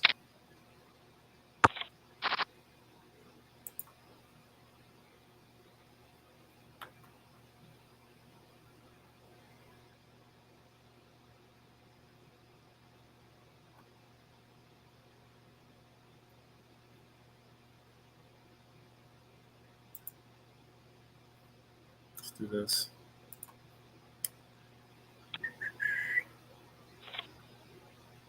Actually, let's delete this.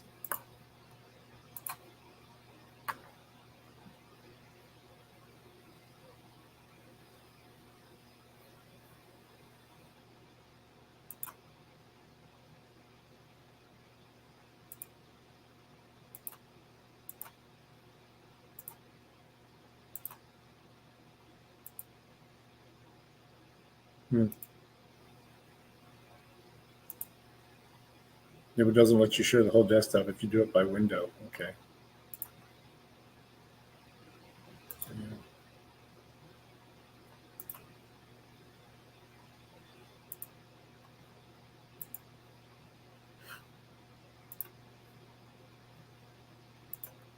All right, let's find something else to watch.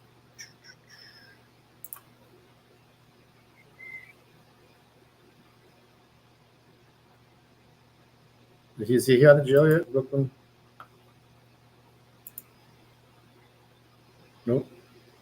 You guys see him get arrested last night? Harlem. Your fucking card, 58,000 a year. Get the fuck out of here. You're a spider. You're a spider. You still dance the coffee to them. Get the fuck out of here. 58,000 a year. Most of you guys are at 100,000. You guys are at fucking six figures. What are you doing here? 58,000. You're a newbie. I don't even want your card. Come pick up your card. Get your card. You don't even belong in my collection, pal. You don't even belong in this collection. These guys are six figures and up. 6 figures and up. 58? Get the fuck out of here. Fuck out of Get the fuck out of here. The average salary police department employees. Oh, what the fuck kind of number is that? 81,258 a year? But we're giving them 11 billion this year. 11 billion. How about this? We're going to fix the sidewalk right now. You want to see? Watch this. You see the sidewalk? Watch this. I'm going to fix the sidewalk like I did in Times Square. You guys are ready? You ready? Here we go.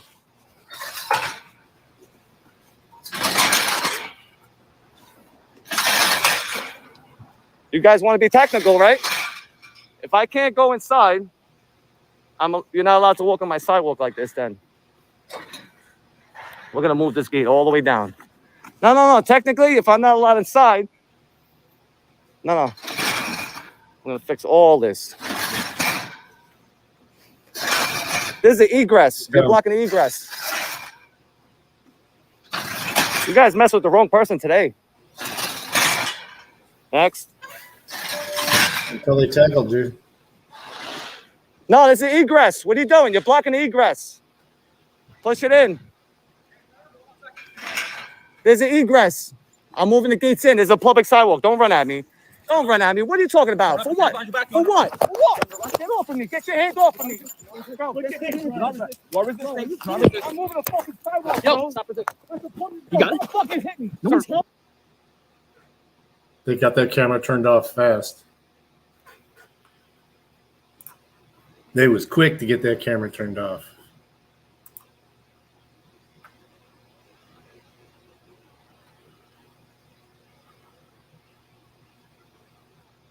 Oh, yeah. I watched it a couple times last night.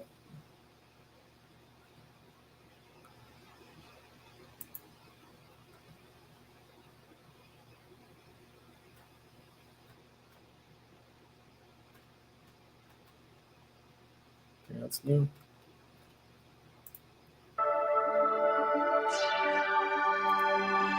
Hey guys, welcome to Liberal Hive Mind, a channel solely focused on exposing the abundant. This guy's a big Trump lover, but Present. And of course, I'm not talking about Joe Biden's vacation days. Since taking office, Joe Biden has spent 301 days on vacation. What is that, 40% of the time that he's been in office? He's been on vacation in Delaware or somewhere else. Even though that number is staggering, we're not talking about Joe Biden not being present because he's putting his toes in the sand or riding his bike and falling down. Joe Biden isn't present for the American people. He isn't present when it counts. When the southern border was in complete crisis, Joe Biden was a no-show for 2 years straight. He only recently visited the southern border maybe a month and a half ago, briefly walking along Donald Trump's border wall for a little photo op, then coming home and declaring victory on the invasion. When a crisis occurs, when a disaster occurs, Joe Biden tends to be a no-show. Yep. And we've seen it on countless occasions. He's like, you got It's a it? real Got the slap in the camera? face to the American people. Well, speaking of a slap in the face to the American people, this one has to be the biggest of all. Once again, putting everything into perspective, the same thing that I was criticizing him over a couple days ago. Well, now Sleepy Joe takes it to a whole other level, as people in East Palestine, Ohio are suffering, and after the Biden administration initially rejected FEMA support for them, you know, disaster relief for an actual disaster on American soil, well, Sleepy Joe still refuses to visit to get on the ground in East Palestine, Ohio, and instead, on President's Day, he's decided he's going to visit the 51st state of the United States of America. Drumroll, please, you guessed it, Ukraine.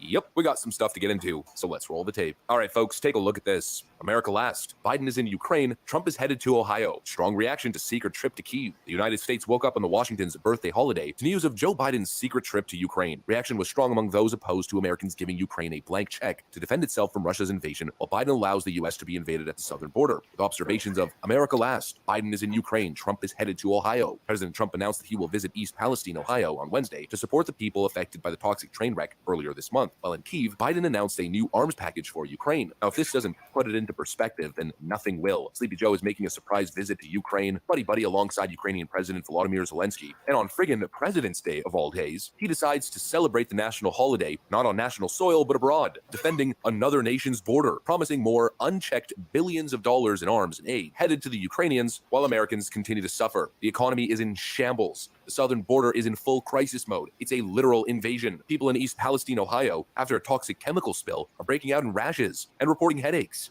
The conditions are so bad that one woman who News Nation has been in contact with has rashes on her body after showering. Caitlin Schwartzwelder and her boyfriend Chris, after being evacuated, came back home today. But she says she broke out in a rash almost instantly. Now's a moment where American citizens need a leader, need their president to show that he cares. But Sleepy Joe Biden only cares about one thing, the globalist war in Ukraine. Sleepy Joe seems more like the president of Ukraine than he does the president of America. On a day where he should probably be addressing domestic issues, he's giving a surprise speech in Ukraine. And it's going pretty much as good as you'd expect. You know, if Joe Biden doesn't get 6 adrenaline shots in his buttocks and doesn't have 3 weeks to rehearse ahead of a speech, well, it gets a little rough for Sleepy Joe. We built a coalition of nations from the Atlantic to the Pacific. NATO to the Atlantic, Japan and the Pacific. I mean, across the world. Pretty much what you'd expect. I don't know, call me crazy. I appreciated Jimmy Dore's speech a whole lot more on domestic soil. Do you know we could end this war today through diplomacy, but our politicians want to enrich weapons manufacturers so they keep donating to them to the tune of $100 billion. Chris Hedges has called America a mafia state. Systems of governance that are seized by a tiny cabal become mafia states.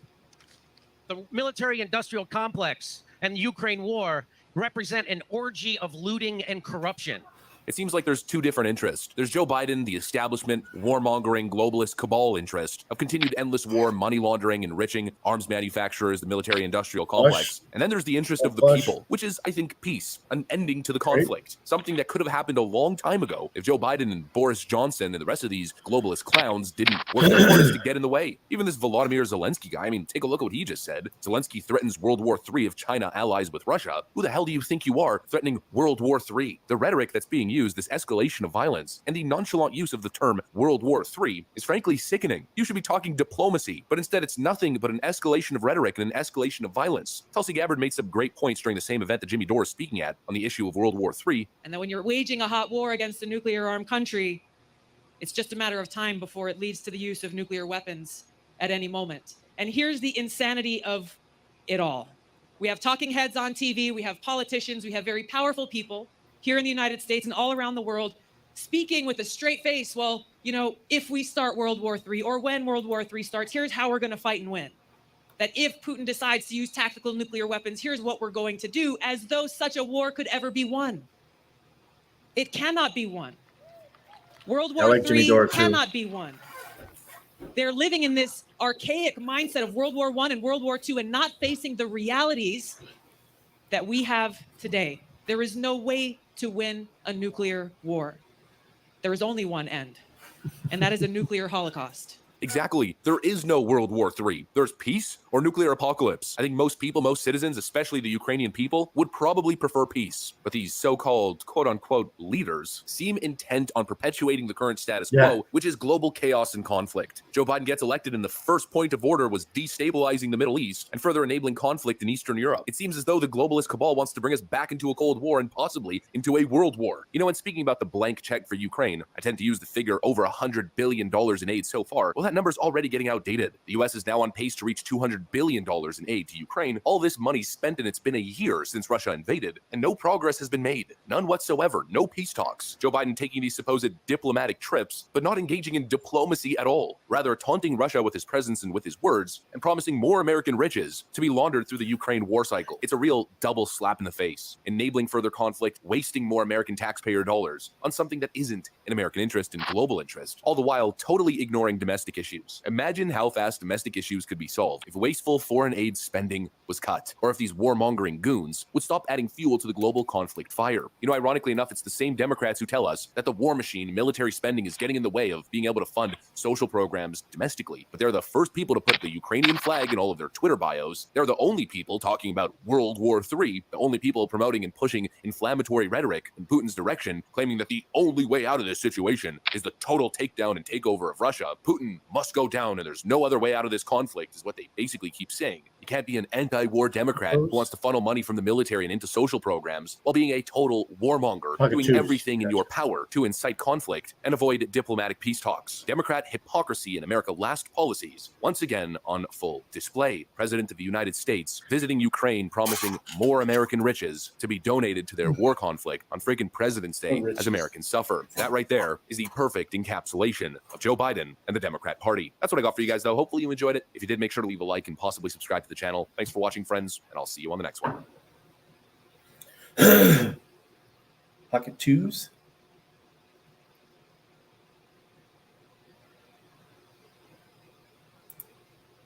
You ever notice how tyrannical policy enforcers like to get all handsy and put their paws all over you when they consider you a suspicious person? Well, just use the CCM 19115, sir. Hey, don't touch me. Okay, If please you stay touch away me, from my if vehicle. you touch me, I'm not going to get law enforcement involved. I'm going to take care of myself if you put your hands on me. What do you think, Dakota? Is suspicion a felony or a misdemeanor? I don't know, senor, but they better not put their paws on me. But here's the deal. Here's the deal. Here's the deal. Here's the deal. And here's the deal. Here's the older one. Here's the deal. Because here's the deal. Here's the deal. Either give me your ID or you go to jail. How about that? Catch me outside. How about that? How about that? How about that? Here's the deal. Announcement heading south on 3 Points Road.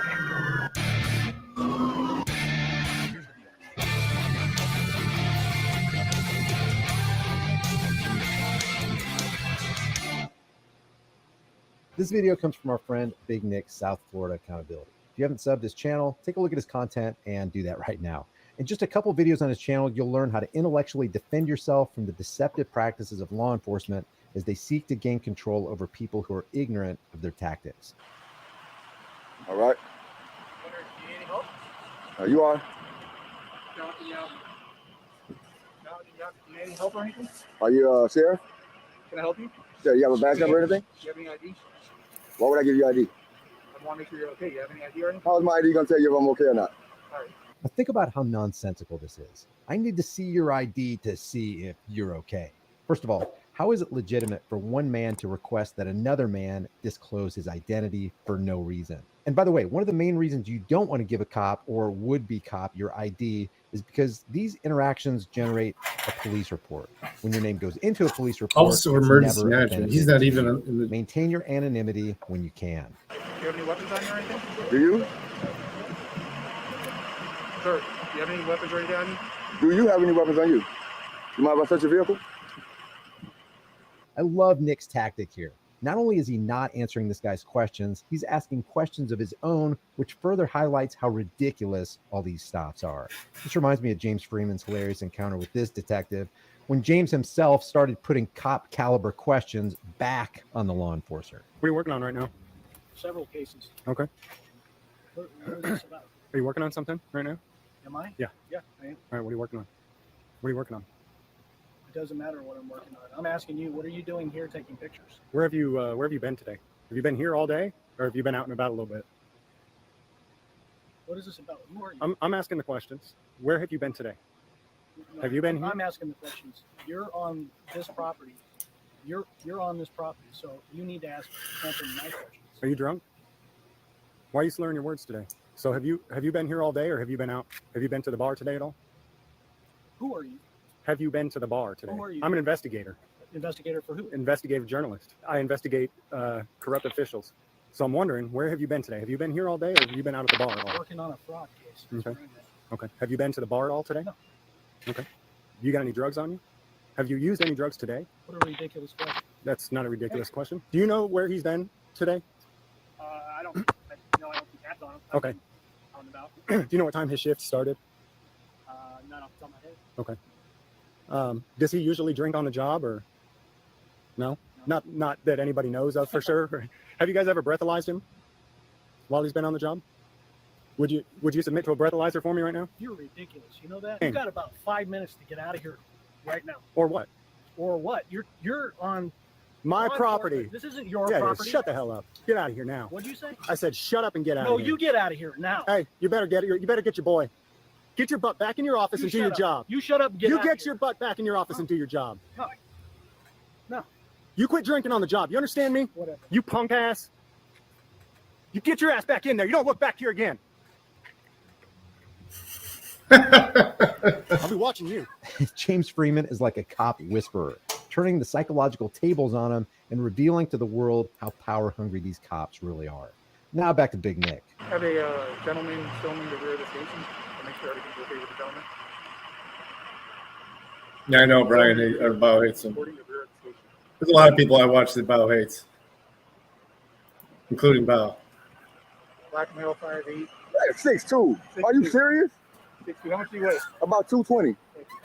Extremely good looking. Extremely.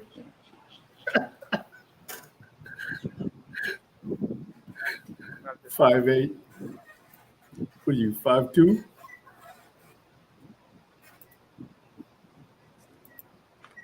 Well, just use the CCM 19115, sir. Hey, don't touch me. Okay, If please you stay touch away me, from my if vehicle. you touch me, I'm not going to get law enforcement involved. I'm going to take care of myself if you put your hands on me.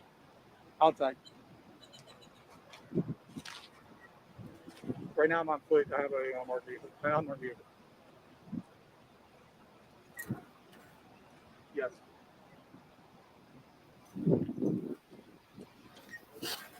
You're blocking traffic, man. You're the only one out here violating the law right now. You're the only one violating the law.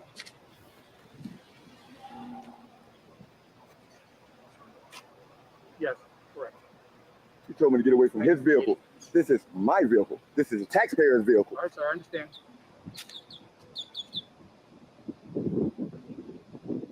Vin always gets them. Vin is Do not claim ownership to the taxpayer's vehicle. This is a vehicle that we authorize you to use, okay? Not your vehicle. So you do not tell the public to stay away from the public vehicle. All right? Sir, you okay? What part of me look like I can't tell you if I'm okay or not? Is there a certain part of me that looks like that? You don't think I have the ability to let you know if I'm okay or not? I'm holding a handheld device, recording you, speaking with you, and you asking me if I'm okay. Is that like a code word for maybe he's acting erratic? So send the sheriff. Hopefully they don't mistake their taser for a weapon. That wouldn't be anything like that, would it? I mean, you guys don't like transparency? You guys don't like the public to come see where our money goes? Is that what it is? Or I have to explain to you my every detail in life? And for a lot of these guys, that is what it is. There are three things that state agents really don't like: transparency, accountability, and individual liberty. They hate encountering somebody that they can't steamroll over and manipulate. Emergency management officer. Don't you have more pressing needs to do than be a Darren? Correct.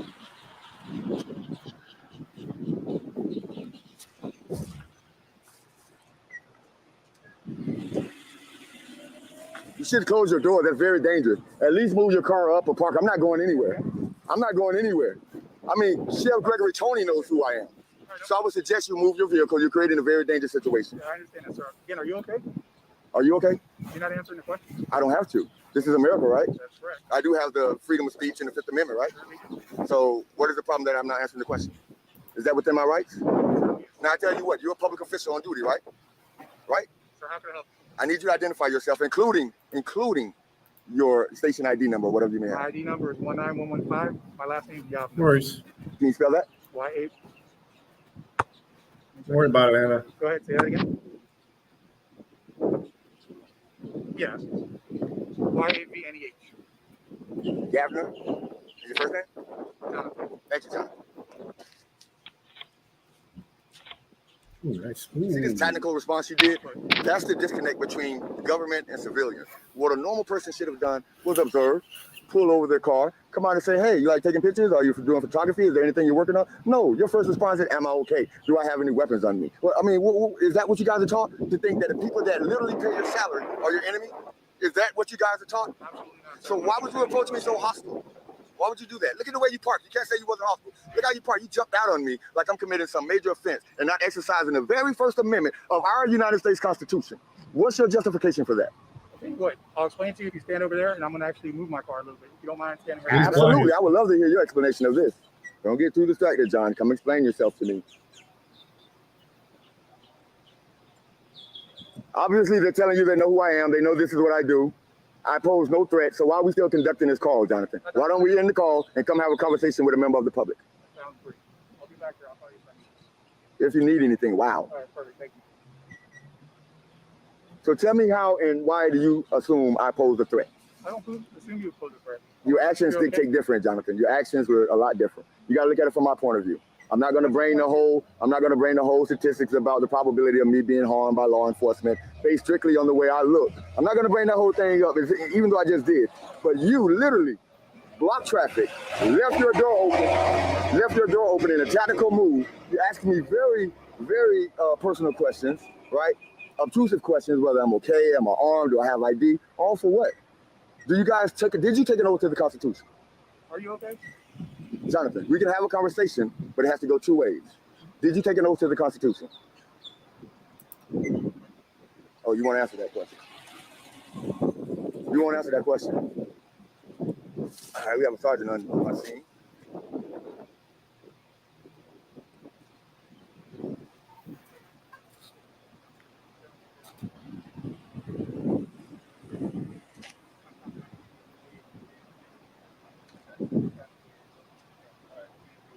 How you doing, sir?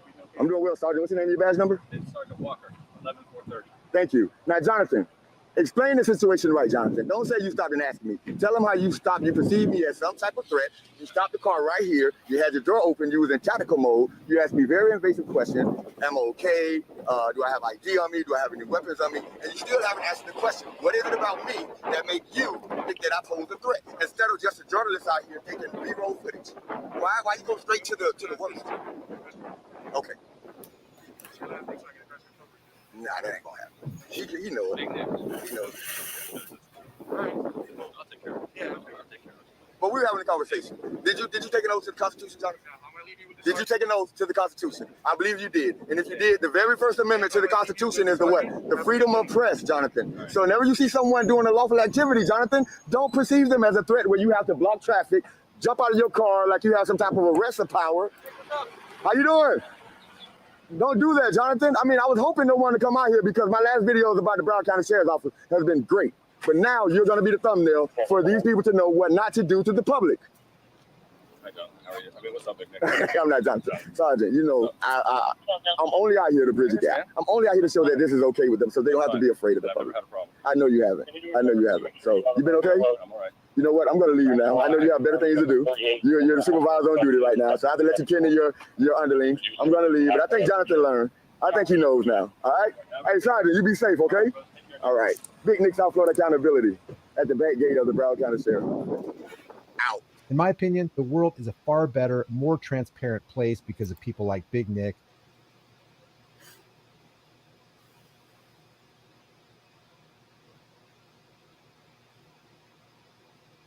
I'm going to tell you this, though. Film me all you want. If you come in here, okay, cross that line, I'm going to take you to jail. For recording in public? No, for obstructing the police. For obstructing a police interview? Yes. Sergeant Andrew Schroeder is in his 8th year with No. the Minneapolis Police What happened to Department, and D Lieutenant News? Jeff Waite has been here for 28 years. These security guards tried to gang up on me and tell me about filming in public. This private security guard and this private security guard right in front of the police. Sir, I'm not going to let you alone. Can't come back here. All Right, there's no sign or anything. You have no power over me, sir. City property, sir. Hey, listen, all right? And who do you think owns city property? Police department in this case. Don't touch me, I'm dude. not touching you. You're just trying to give me my personal space and you're coming at me. Don't touch me, dude. Listen, buddy. I want to film what's going on here. Yeah, you can. You're gonna get out of my way. All right. Now you are actually touching me. I am. Excuse me, sir. Excuse me, sir. Excuse me, sir. This is a public alley. This is a public alley.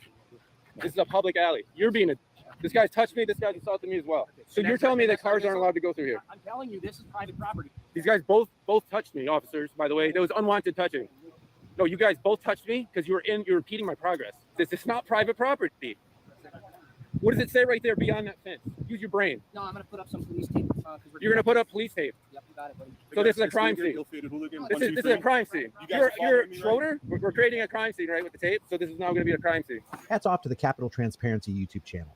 Because of his perseverance and unwillingness to back down from an unnecessary conflict initiated, mind you, by the private security of Fox News and Laura Ingraham and the Minneapolis Police Department, in one video, he manages to expose not only the lies promoted by corporately controlled Pinocchio media, but also the gross hypocrisy and tyranny of law enforcers as they attempt to portray themselves as protectors and servants of the people. In this video, you'll see demonstrated before your very eyes arbitrary rules made up on the fly to obscure the truth and control a public image narrative for law enforcement that is simply not in agreement with reality.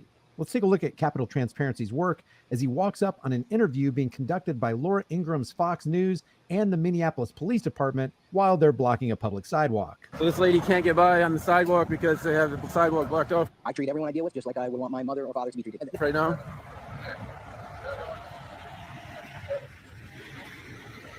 Sprinkled in between Capital Transparency's coverage, you'll see footage of Laura Ingraham's finished propaganda public relations product where Fox News attempts to put a good face on tyranny.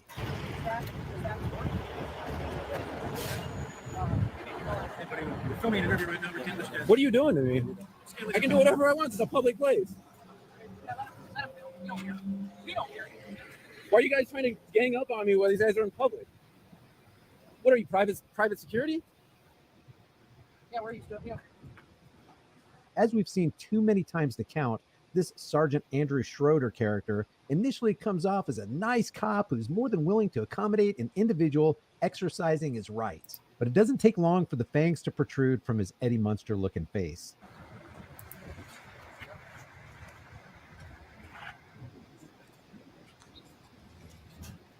Of all people, you guys should know about filming in public. I don't know about your private security guards here.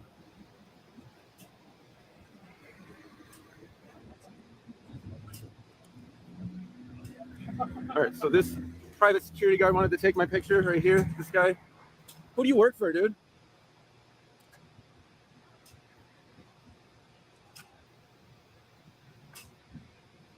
Trying to gang up on people in public in front of cops. Unbelievable.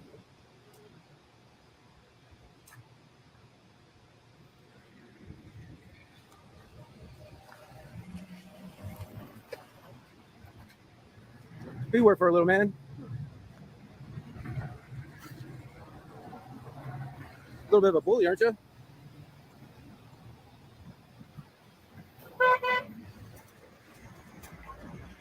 It makes it tough for us to actually just do our job without being harassed and cameras in our face when we're just trying to work. And we're not trying to take away anybody's rights. We're just trying to do our job. And you constantly have people questioning how we do things and telling us that we're not doing things right. Right in front of the police. Hey, buddy, no problem. Stand here and film all you want. You don't have to tell me what I know I can do. Yep, this is private property, so you can't come in the alley, okay? That's great.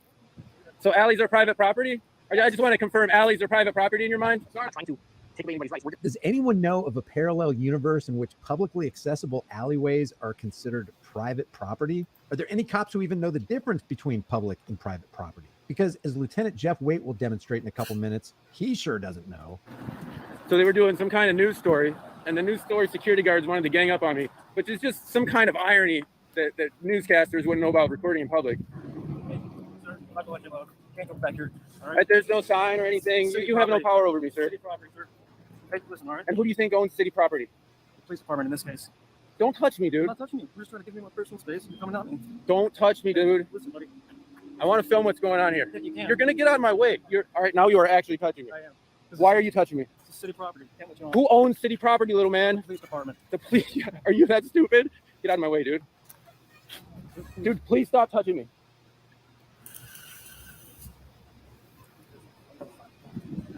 Excuse me, sir. Excuse me, sir. Excuse me, sir. This is a public alley. This is a public alley. This is a public alley. You're being a dick. This is a public alley. This is a public alley. You're being a dick. I'm trying to get your attention over here. This is a public alley. I don't care who your client is. Quit touching me. I'm asking you. This is a public alley. So technically, This guy's touched me. This guy's assaulted me as well. can I explain something? You're an officer. You should take care of this. It should be noted that Lieutenant Jeff Waite just witnessed at least one incident of physical assault and did nothing about it. But if the cameraman physically assaulted somebody, they'd be Johnny on the spot. Can I explain something to you first? So the public alley runs along there and goes out that way. This is private property. This is open. There are no signs. Dude, they're saying that. I'm telling you. Just is there a sign in my front yard that says private property? No. But Right? is there no trespassing sign in your front yard? Yes, it does. You can't walk Anywhere a mailman can go. And just to clarify real quick, there is a difference between public and private property. Even without a no trespassing sign, every person who has two non-law enforcement brain cells to rub together knows they can't park their car on your driveway or use your private drive as a turnaround. A private business owner has the right to tell you not to record, whereas a public employee doesn't have that right. Seems pretty straightforward. We're not trying to take away anybody's rights. We're just trying to do our job. And you constantly have people questioning how we do things and telling us that we're not doing things right. And myself, I can count on no one else, and I do not need your help. I was told to show, not tell. So you're telling me you can just go camp in my front yard? So you're telling me that cars aren't allowed to go through here? I'm telling you, this is private property. It says right there, no public parking. That would be that These lot, two lots right? are connected. They're both city It's lots. open. There's no signs. Yeah, let's go. Because I'm not going to be parking. I'm going to be standing. No, I'm going to put up some police tape. You're going to put up police tape. Yep, you got it, buddy. That's awesome. So this is a crime scene. I treat everyone I deal with just like I would want my mother or father to be treated. You can stand out here. So you're a lieutenant? I am. And you think this is a good idea? I think that's a good idea. I'm live streaming, so whatever you think is a good idea. I don't know what you're talking about. I don't know what you're referring to. I don't know why I can't film whatever you guys are doing. An interview is a good idea, sir. Yeah, an interview is a great idea, right? For public perception, better perception of what you guys are doing. So why do you keep moving away from a camera? Because this is a private interview. Wow. A private interview conducted in public. So If you're having a private interview, you would have it behind closed doors. Sir, I want to try and be clear too. The movement is not at our request. Basically, what we're doing. So now we're creating a crime scene, right? That's what the tape does, is create a crime scene. I don't think I created the crime scene. I think that's We're creating a crime scene, right, with the tape? So this is now going to be a crime scene. no, I'm not going to put it up.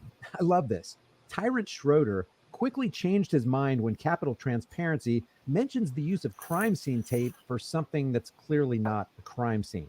Now comes the threat of arrest from former nice cop Sergeant Schroeder. Just be looking out for the fangs. I'm going to tell you this, though. Film me all you want. If you come in here, okay, cross that line, I'm going to take you to jail. For recording in public? No, for obstructing the police. Coming on private. For obstructing a police interview? Yes, it's police business. And I would like to record the police business. From right here, you're welcome to stand here. You're welcome to go stand anywhere in the alley. You guys, okay. So this is the public perception they're going to get of you. Fine. I treat everyone I deal with just like I would want my mother or father to be treated. I'm going to tell you this, though. Film me all you want. If you come in here, okay, cross that line, I'm going to take you to jail. For recording in public. Not to come in here. Okay. Try me. We're good, guys. I treat everyone I deal with just like I would want my mother or father to be treated. Try me. Don't forget to subscribe to Capitol Transparency. I'll leave the link in the description and in the pinned comment. If you haven't done so already, subscribe to the channel, hit the bell notification icon, give this video a like. That's and share it with everybody you crazy. know. Don't forget to subscribe to my private email list through my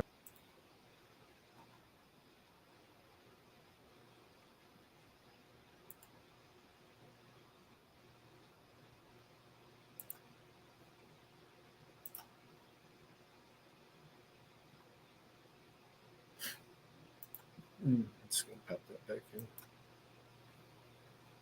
Don't do the full screen anymore.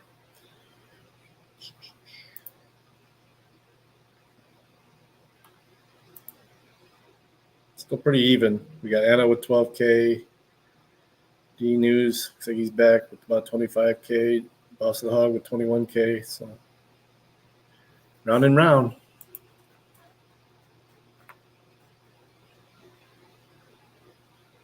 No, fuck. Audit's still a thing. I've not seen shit from him in forever. I don't even think I've subbed to him anymore. After some of his bootlicking bullshit.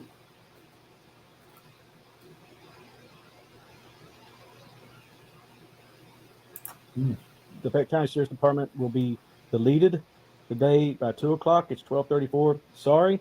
I'm getting bashed and get messages, but people are just so rude and unfair.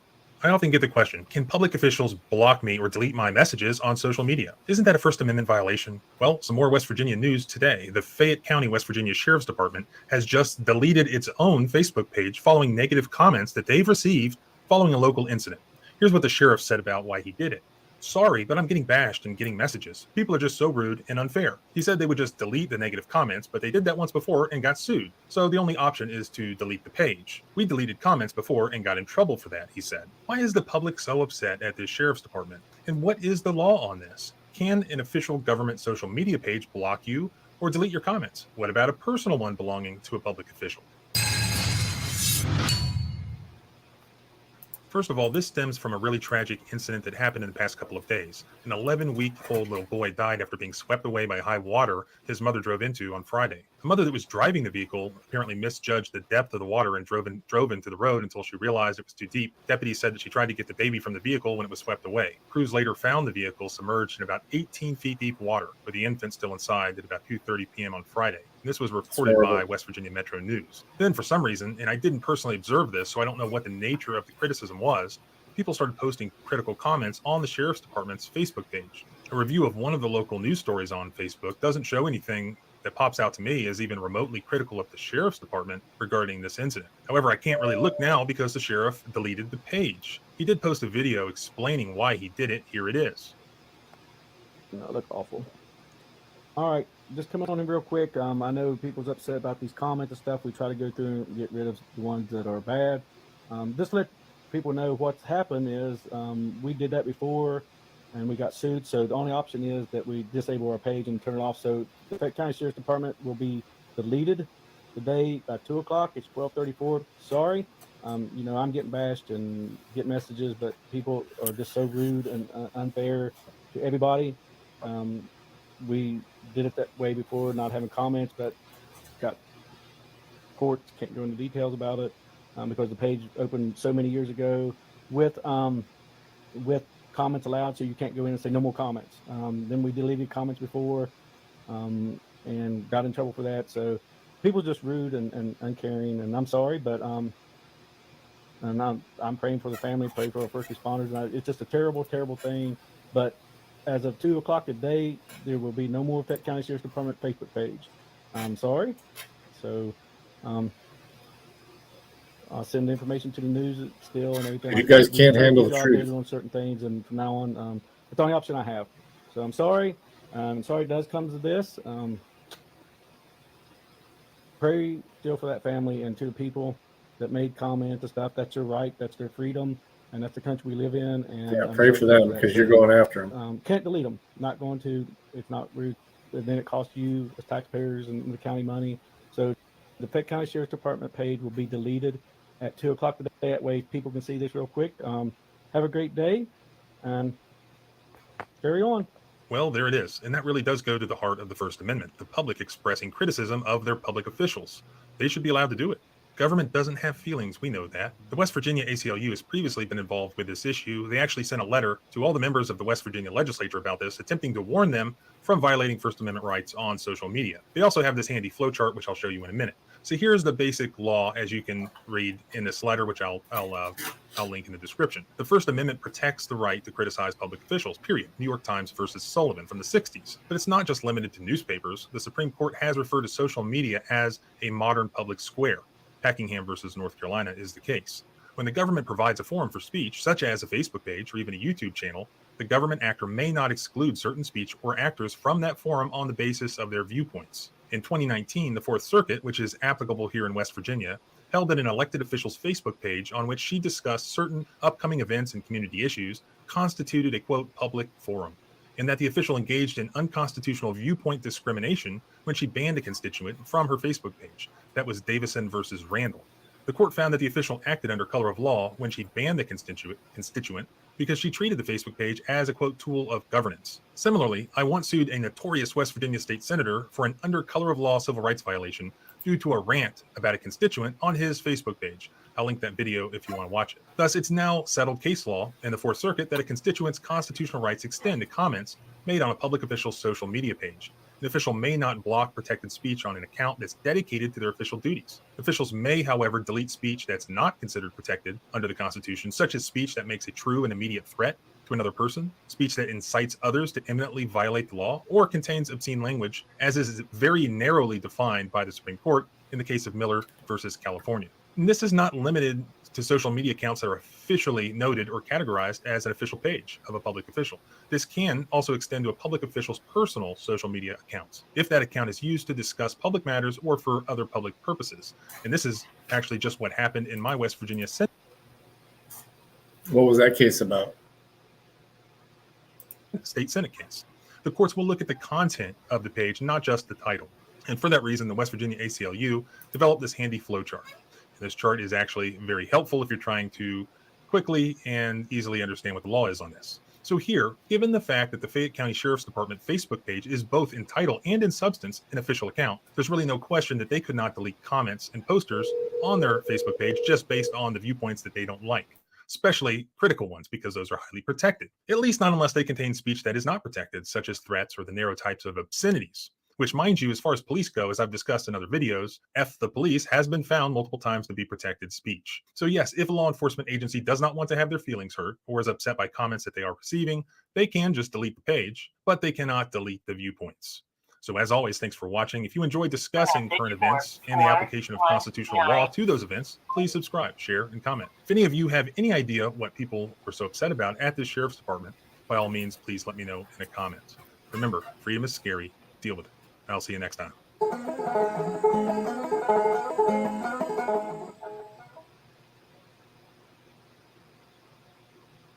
Sorry, work shit. Yeah, what's that case about? Them getting information from the NSA? Oh, we can't even get recordings.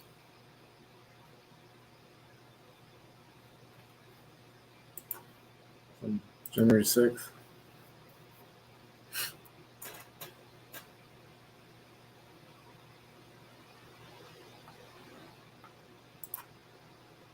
What's Sorry, up, everyone? Hannah. Jeremy here from the court. Hopefully this doesn't affect your game. Day.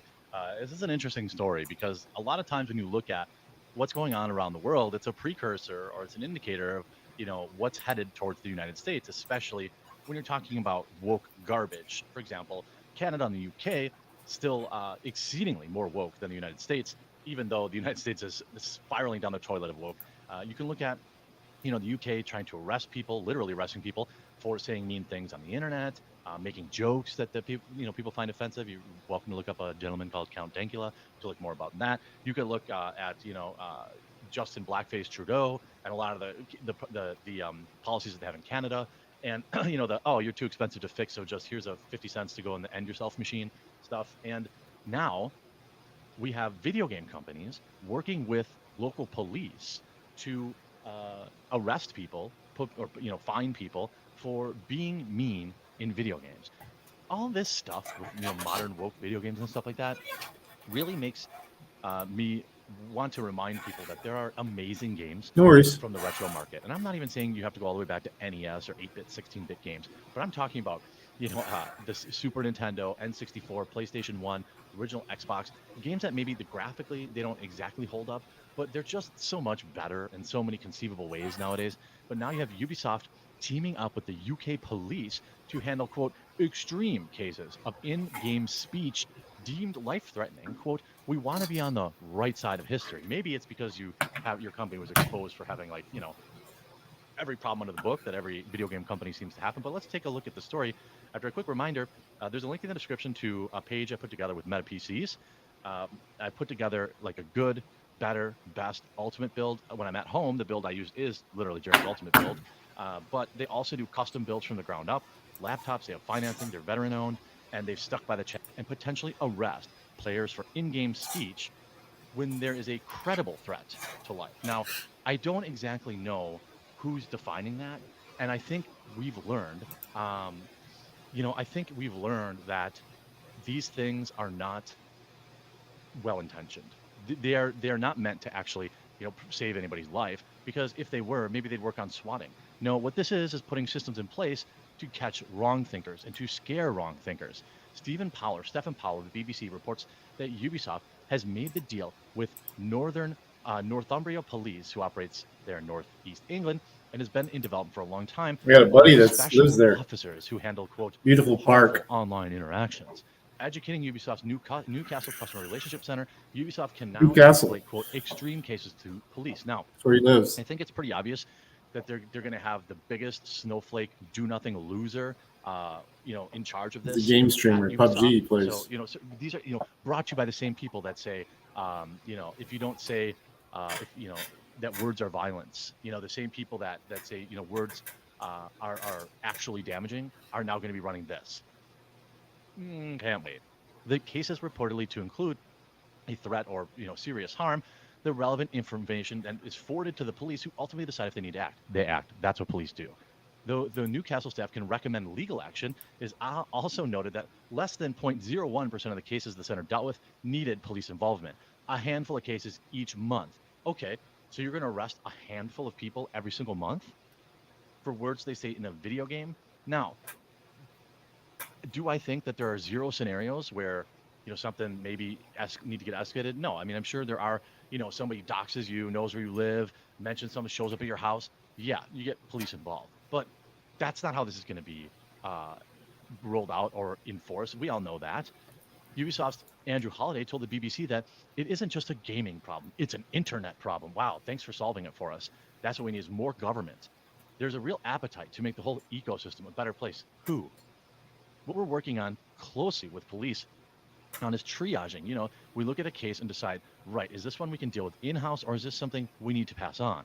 Holliday pondered. He explained that the police will also handle cases that almost surpass the criteria for their involvement. However, this scheme may be extended, of course, far beyond the UK. Here we go. Beyond the UK borders, no matter where the perpetrator lives. Holliday brings up one recent case in Norway, recalling things were said and behaviors were displayed that hit our threshold for intervention. There was a threat to their life or serious harm. We don't know what that threshold is. The agreement with the police meant that after we flagged it, even though it wasn't a UK citizen, they were able to get Norwegian authorities involved, and it was a lot quicker, more efficient, and safer than what they do as private citizens.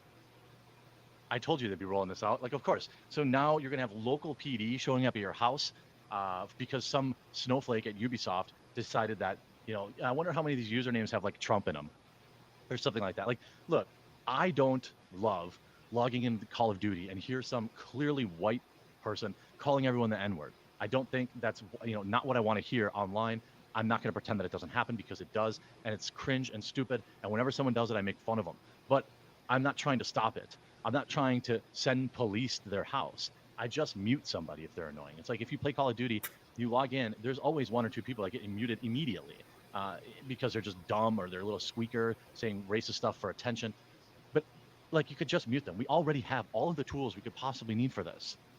Paul reports that Ubisoft hopes this will spark discussion. Oh yeah, this always watch out for this word, because we see it when Disney had their super racist white fragility article last week, or episode get reported on last week.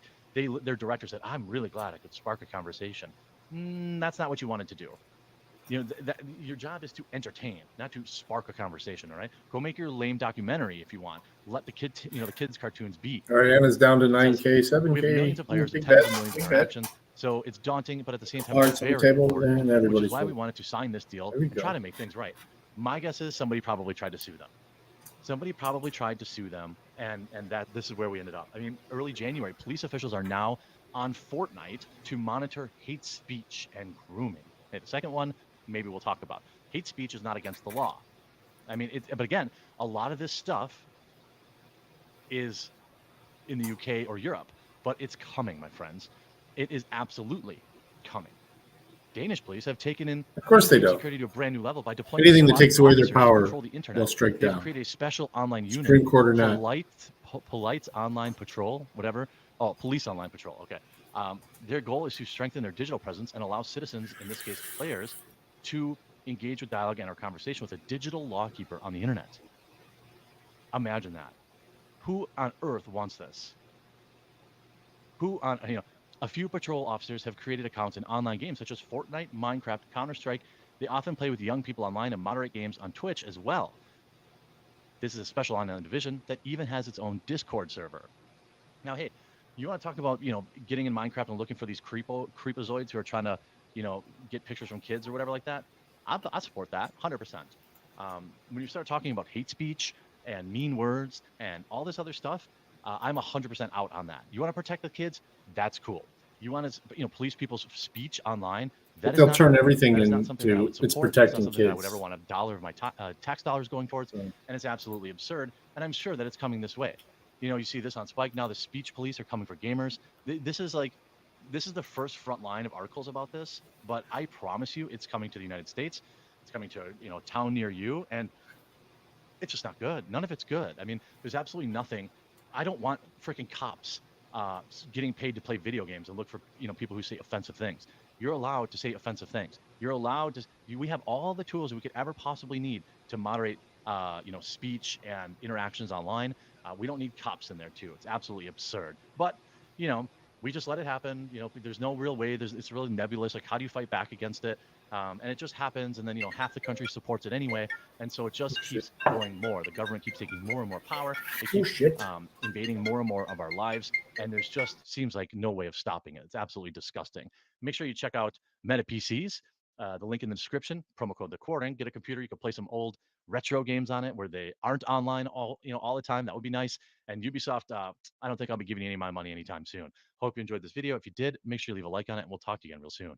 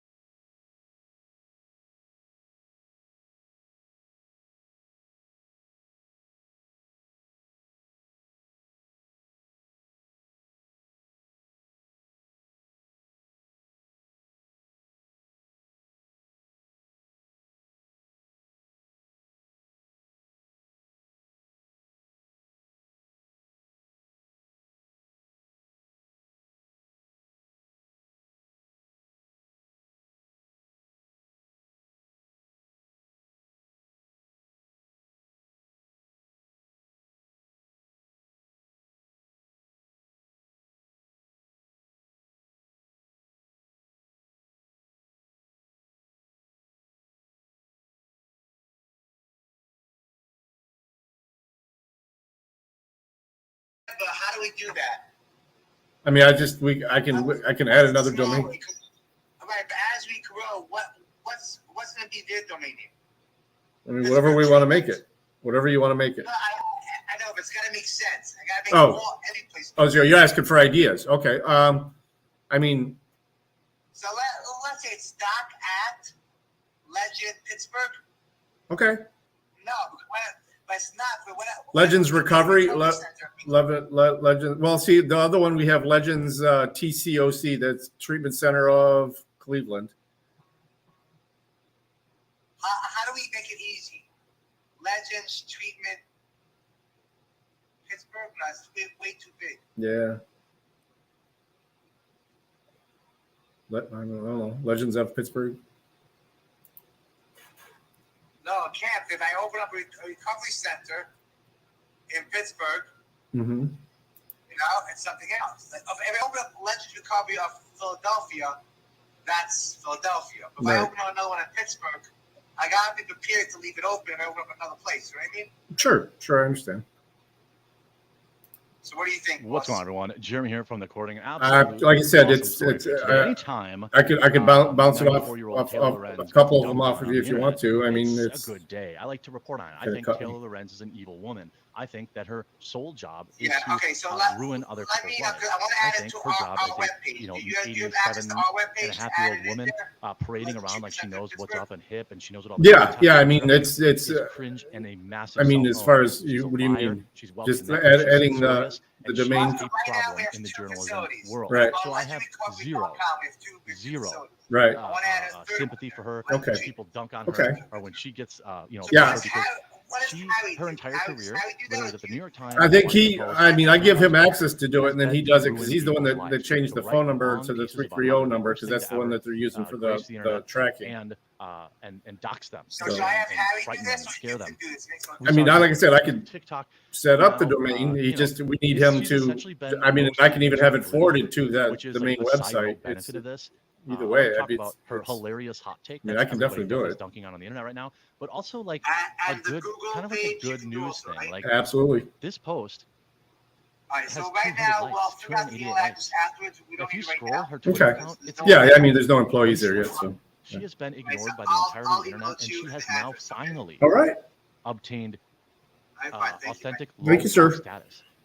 That means nobody talks about anything that she does that's productive. It's only news when she's being a goof, when she's getting goofed on. So here's That's a the post. Jew that runs the By the way, place. she calls herself disabled too now. That's a new thing she started doing. But there's several threads that she put out that just absolutely demolish. You see Wayne kind of. Ooh, Anna. I kind of Is can't it get over the Jerry's fact that Jeremy's Taylor Lorenz, voice that's hurting the you? typical middle thinks the typical middle Or just schooler bad has the cards? exact same concerns as a neurotic, Twitter-addled 40-year-old media Oh, person. she's all in. You see, like, William, I mean, these are all tweets She that got went them through, big blinds. thousands and thousands of likes. You see, Lorenz is kind of like an over-the-top caricature of a certain kind of millennial archetype, the affluent, educated, hyper-online media worker who has overlearned the quote, the personal is the political, to such an extent her politics are basically entirely an expression of her own personal neuroses. I mean, if you looked, Taylor Lorenz has been trending all day, and it's because of this hilarious hot take here. Now, this did get 10,000 likes, which is impressive until you take a look at the fact that we can't respond to it. Nobody can respond to it. Only people she follows or mentions can reply, because every time she tweets, there's a deluge of people making fun of her. Now, people are like, why are kids so depressed? It must be their phones. But never mention the fact that we're living in a late-stage capitalist hellscape during an ongoing deadly pandemic. What? Nobody thinks nobody agrees with that take. With record wealth inequality, zero social safety net, job security, as climate change cooks the world. By the way, this is a woman that was born into extreme wealth, has never gone hungry, has never gone without a life of New luxury outside. at every possible turn. Her entire life, Wendigo. she was born into a multi-millionaire family. She's never actually had to work to Been a pay while for a since dang he's thing, released one and of she used those. all her family's connections to get where she got. Now, if you look at her uncle or whatever it was, some family member owns the internet Wayback Machine. GG, She everybody. abuses her family connections to Sweet. scrub all of her old tweets out of the archives. So Also, let's hog take a one look at this net. here, first of all. Do you know why kids are so depressed? It's because she's saying, well, kids must be worried about the capitalism. That's what's upsetting kids. So it's 3 hours in here. We want to try and do another one. I'll have to speed it up if we do. I'll speed up the blind timer. Let me know if you want to do another one. Boss of the Hug. Hey, Aiden, welcome. Not around my neighborhood. Kids are outside playing in the snow. They're having, fun. They're enjoying their lives.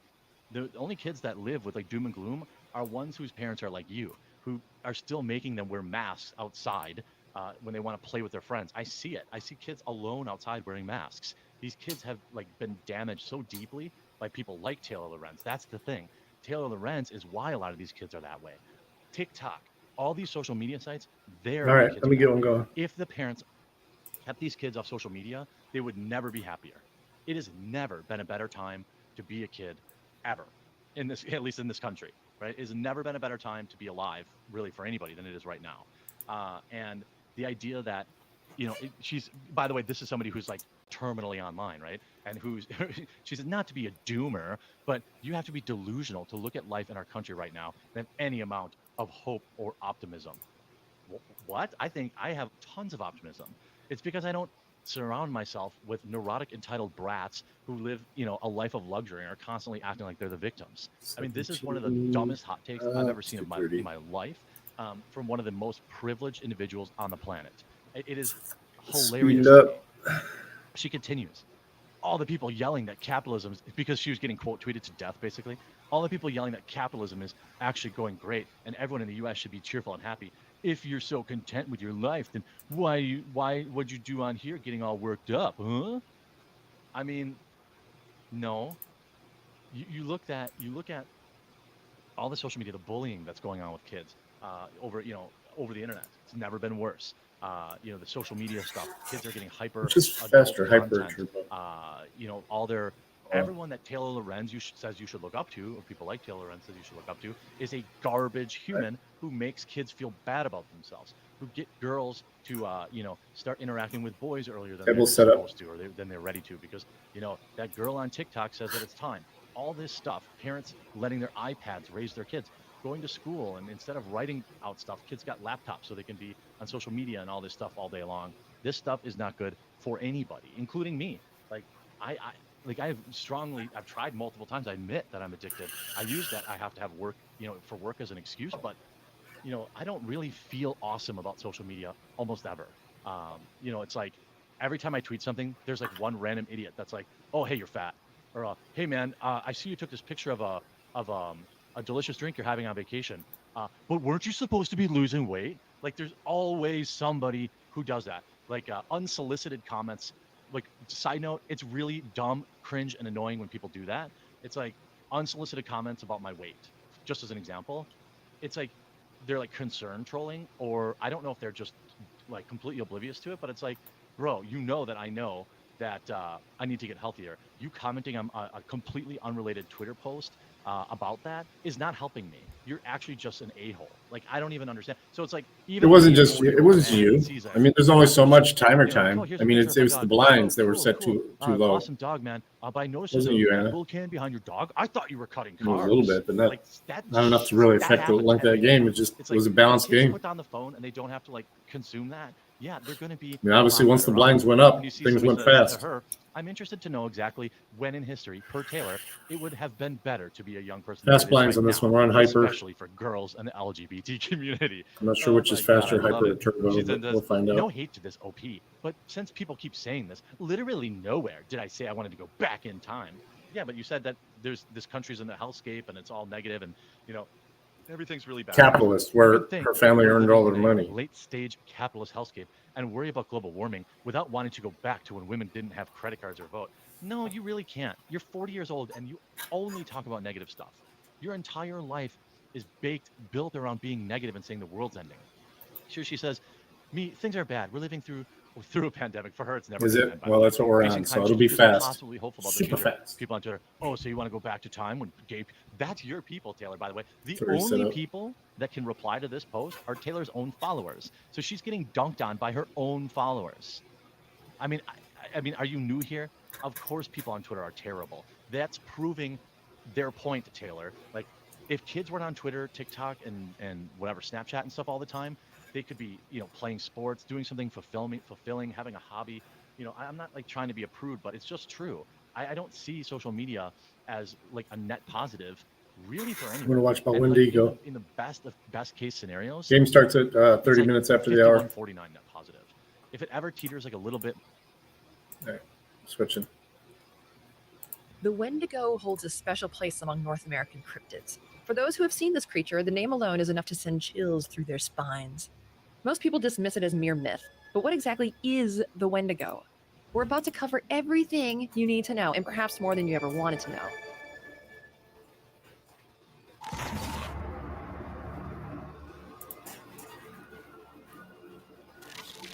51 million people entering Surveillance camera capturing the unidentified flying saucer. Today, the world is going to end.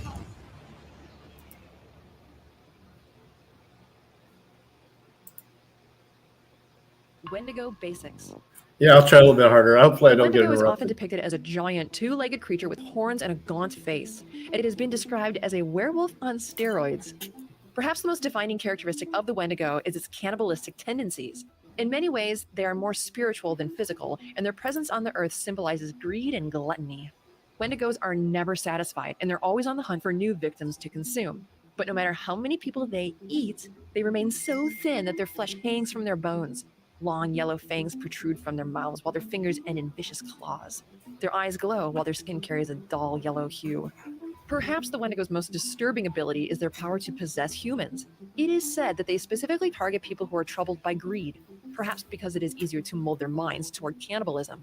This would suggest that Wendigos could be interdimensional entities that cannot manifest in this reality without a human host. The lore also states that a new Wendigo is created whenever a human being resorts to cannibalism. The implication here is that the evil spirit is a reflection of our most despicable traits, a manifestation of malevolent energy that somehow coalesces, taking physical form, and becomes sentient. According to the legends, Wendigos also have hearts of ice. Some even say that their entire body is made from ice. A Wendigo can be very stealthy when it wants, to the point where they're almost impossible to detect, until it's far too late. In some stories, Wendigos have the power to control the weather. While some describe the beast as shambling along like a zombie, others say that it is capable of superhuman speed. The Wendigo also relies on its voice to lure in prey. According to various stories, this beast can perfectly mimic the sound of a human voice. This allows the creature to draw people away from populated areas and into forests where they are consumed. Although the Wendigo's exact size varies depending on the story, it is said to be roughly 3 times the height of a human. The word Wendigo roughly translates as the evil spirit that devours humans in the Native American languages spoken by tribes like the Algonquin. Is the Wendigo real? But everything I've just said is fiction, right?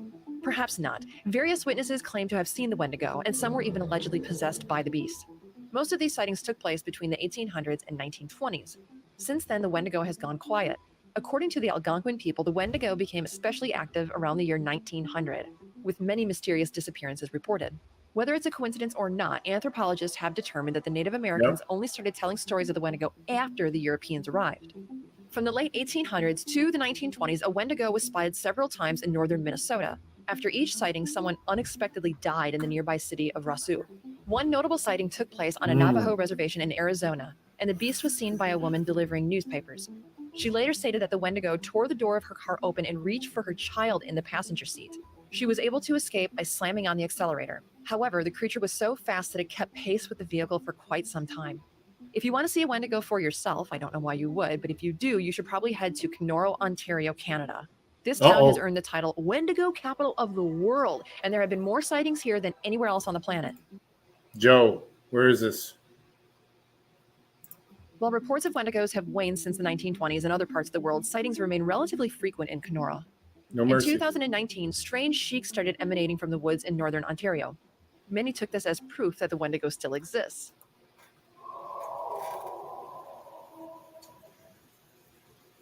"13 minutes, guys."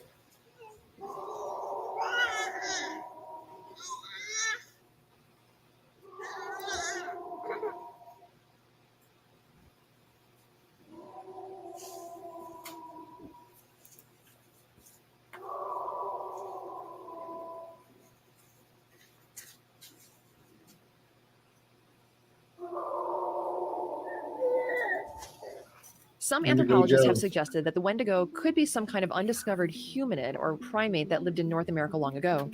Others have proposed a similar theory to explain the Sasquatch. But remember, the Wendigo can also possess people, and reports of Wendigo possession are even more disturbing than the sightings. In the winter of 1878, a Native American man named Swift Runner was allegedly possessed by a Wendigo. This caused him to murder and consume his entire family. When the Yeah, it was the authorities researched Wendigo. this It crime, wasn't they him. discovered that food and supplies were available just 25 miles away, which means that he didn't eat his family as a last resort due to starvation.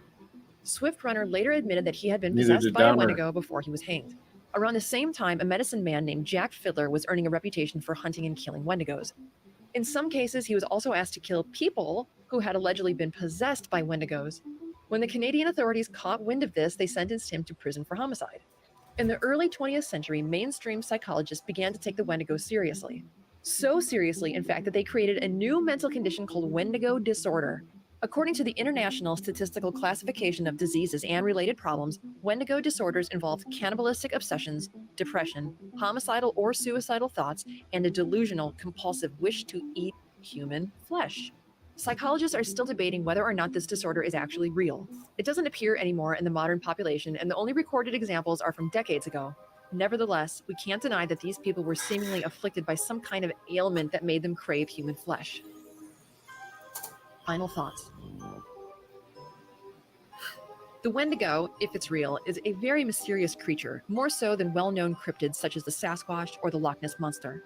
But that doesn't necessarily mean it's not real. The sightings recorded in the early 1900s combined with the legitimate psychological research makes the Wendigo an intriguing prospect. Whether it's a psychological disorder, a real creature, a symbol of humanity's greed, or a mental illness, we'll never know. I only hope that I never meet a Wendigo. Thanks for watching. Be well.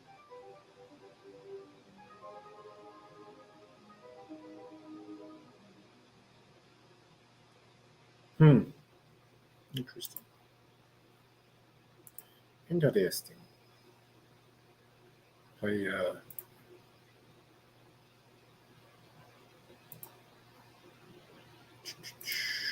Play the rest of this book.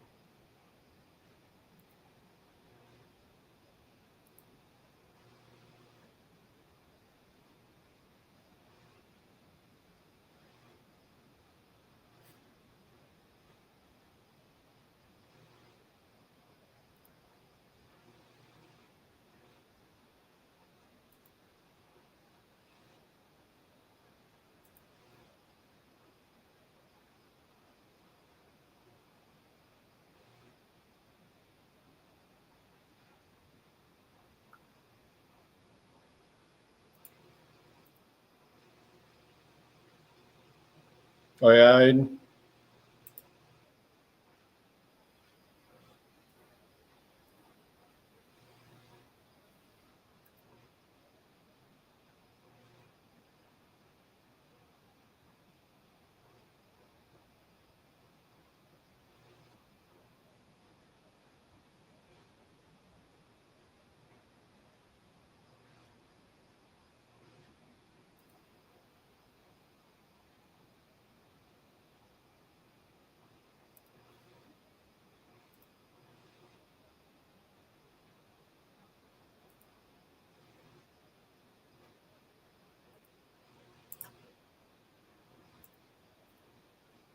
as well against government criminals. In India, Mahatma Gandhi and his followers used widespread passive disobedience to undermine British control of that country. Alcohol prohibition in the United States is another example of an immoral law that was basically disobeyed out of existence. The high levels of disobedience, along with the refusal of most jurors to give their blessing to the legal aggression, along with some acts of violent resistance, e.g. tarring and feathering revenuers, made the immoral law unenforceable. you don't recognize The yourself? legislatures eventually repealed it in an attempt to save face, because having an unenforceable law on the books goes a long way toward destroying the ruling class's legitimacy in the eyes of its victims. Anywhere the people feel no moral obligation to comply with authoritarian demands, any legal acts of aggression can be ignored out of existence. When the number of self-owners is smaller, however, sometimes violence is necessary to defeat legal acts of aggression. If only a few people recognize the illegitimacy of legal oppression, forcible resistance often backfires. Where there is oppression, there is always violence. It is usually one-sided, with the agents of authority committing most or all of the violence. The man who passively cooperates while claiming to be against violence is in fact rewarding the violence of the state. When an act of aggression is committed, whether by authority or anyone else, non-violence by definition ceases to be an option. The only question is whether the aggressive violence will go unchallenged or whether defensive force will be used to counter it. Either way, violence will occur. Of course, the thieves, thugs, and murderers who declare their crimes to be legal, which every tyrant in history has done, will always brand any who resist them as criminals and terrorists. Only those who feel no shame at being labeled criminals because they have shed the myth of authority and recognize that the term law is often used to try to characterize something as evil as something good have any chance at all of achieving freedom. Again, somewhat ironically, the more people there are who understand self-ownership and the mythical nature of authority, and who are willing to fight for what is right and fight against what is legal but wrong, the less violent the road to true civilization, peaceful coexistence will be. Side effects of the myth. Looking back in history, there is no shortage of examples of man's inhumanity to man. Examples of oppression and suffering, violence and hatred, and situations and events which do not reflect well on the human race in general. And though many of the most blatant injustices in history were the obvious product of the belief in government, such as war and overt oppression, many other injustices which are not usually attributed to government action would also have been impossible without the involvement of authority. Patrick's channel? Because this is a Audible book that's playing. But yeah, let me pull. His most revealing channel is on Odyssey. One that he can actually talk about everything about. Yeah, it's on Odyssey. Where's following? Wish it would just list who you're following and not if they've released a new video, because fucking some of these motherfuckers release 10 videos a day. Let me search it.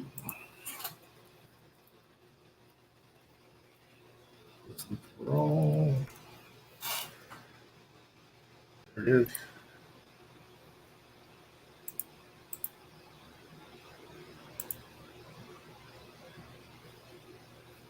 All right, back to the book. He does read a couple of it. Okay. Yeah. You're in the room.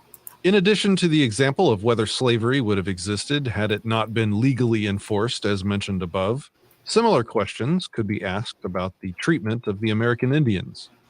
If not for the authoritarian government edicts and the state mercenaries to enforce them, would there have been such a large-scale, concerted effort to exterminate or forcibly evict the natives from the lands they had inhabited for generations? No doubt there would still have been many smaller conflicts due to the clash of cultures and demands for farming and hunting lands, but would it have been in anyone's personal interest to engage in large-scale violent combat?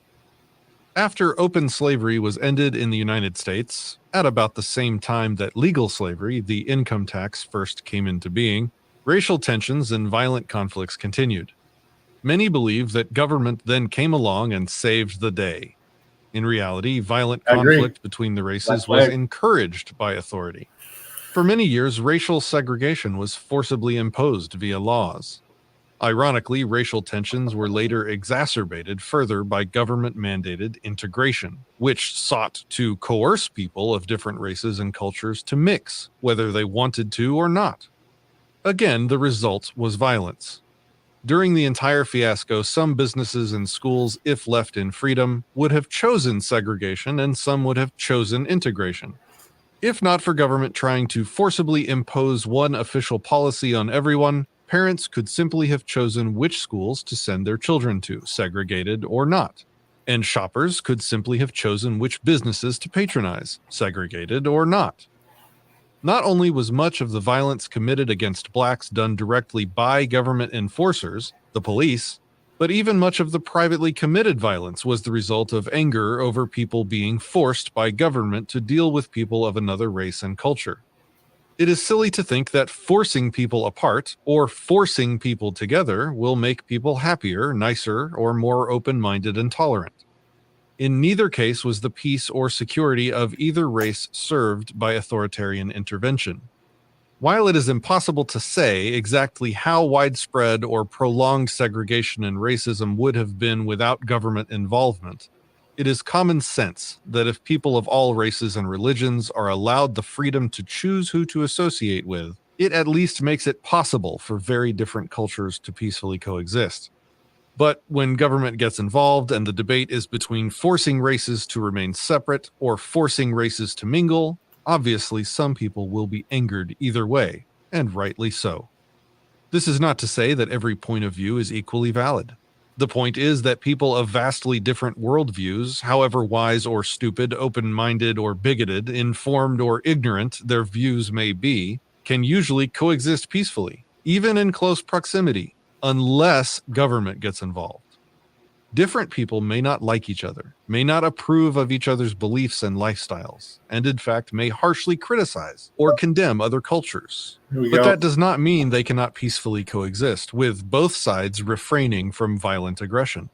But whenever government gets involved, the coercion inherent in all law makes certain that people will not just get along. Another example of the indirect deleterious effects of government action is the fact that the violence associated with the drug trade, the production and distribution of illegal substances, exists only because of narcotics laws. Internet twisting By of the arm. outlawing a substance or a behavior, even when all of the participants are willing adults, the politicians create a black market, which not only has a huge profit potential due to limiting the supply, but creates a situation which specifically deprives customers and suppliers of any legal protection. For example, if a drug dealer is robbed or assaulted by the police or by anyone else, he is unlikely to call law enforcers to help him. Outlawing something consensual, whether it be prostitution, gambling, or drug use, almost guarantees that the market will be controlled by whichever gang is the most violent or has paid off the most cops or other officials. Again, a perfect before and after example of this was alcohol prohibition in the United States. When alcohol became illegal, it was immediately taken over by organized crime, which was renowned not only for its violence but also for its ability to bribe government agents and officials. When alcohol became legal again, all of the related violence stopped almost instantly. Despite that crystal clear example of the horrible results of enacting laws to prohibit vices, most people still support laws against behaviors and habits they find distasteful. As a result, the related violence continues. Instead of being recognized as a problem which exists because of government and its laws, it is still imagined to be a problem which government must fight against. The same could be said of the infamous violence of loan sharks, who deal with illegal gambling, and the violence of pimps in places where prostitution is illegal. In such cases, even better than a before and after comparison is a side-by-side comparison.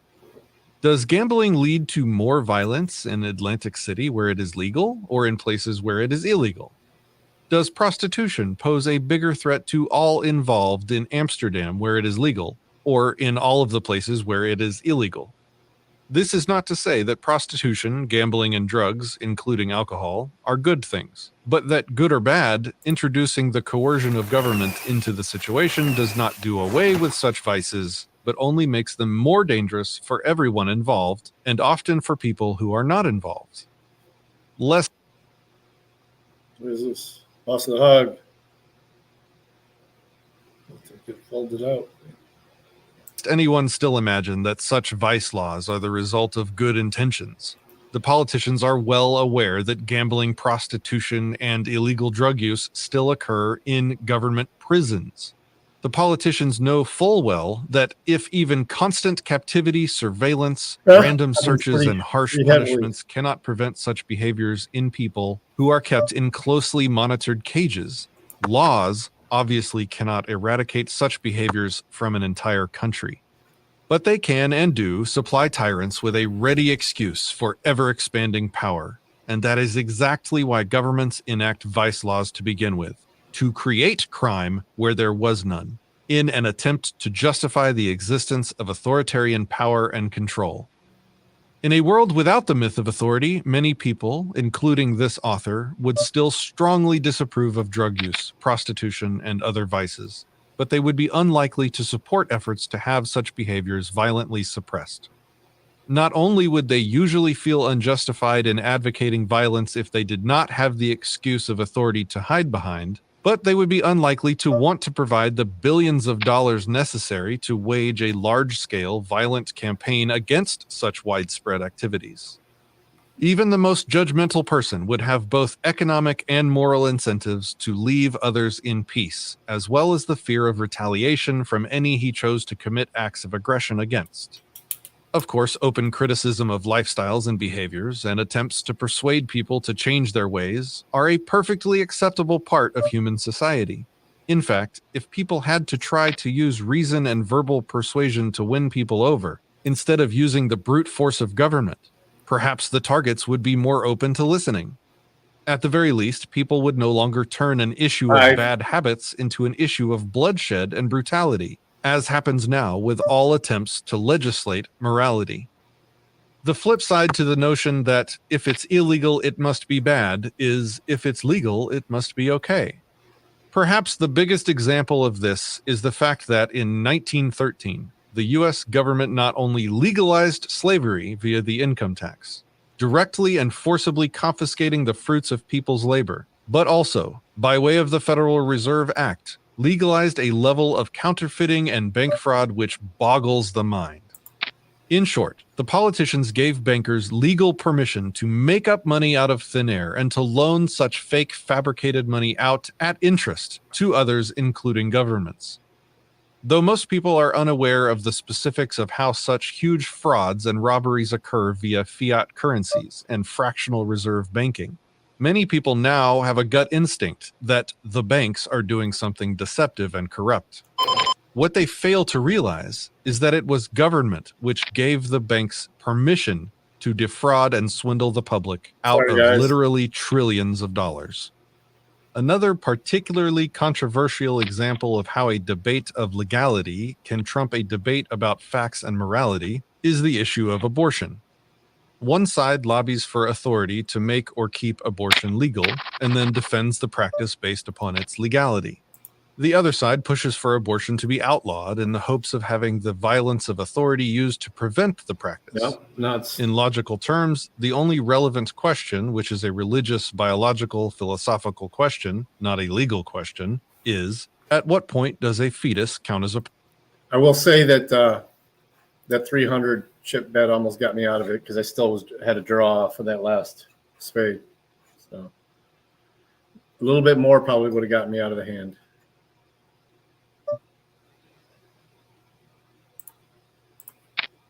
Just saying. Person. The answer to that question dictates whether abortion amounts to murder or is the equivalent of having a kidney removed. However, instead of addressing the only question that actually matters, as complex and controversial as it may be, both sides usually focus instead on trying to get the violence of authority on their side.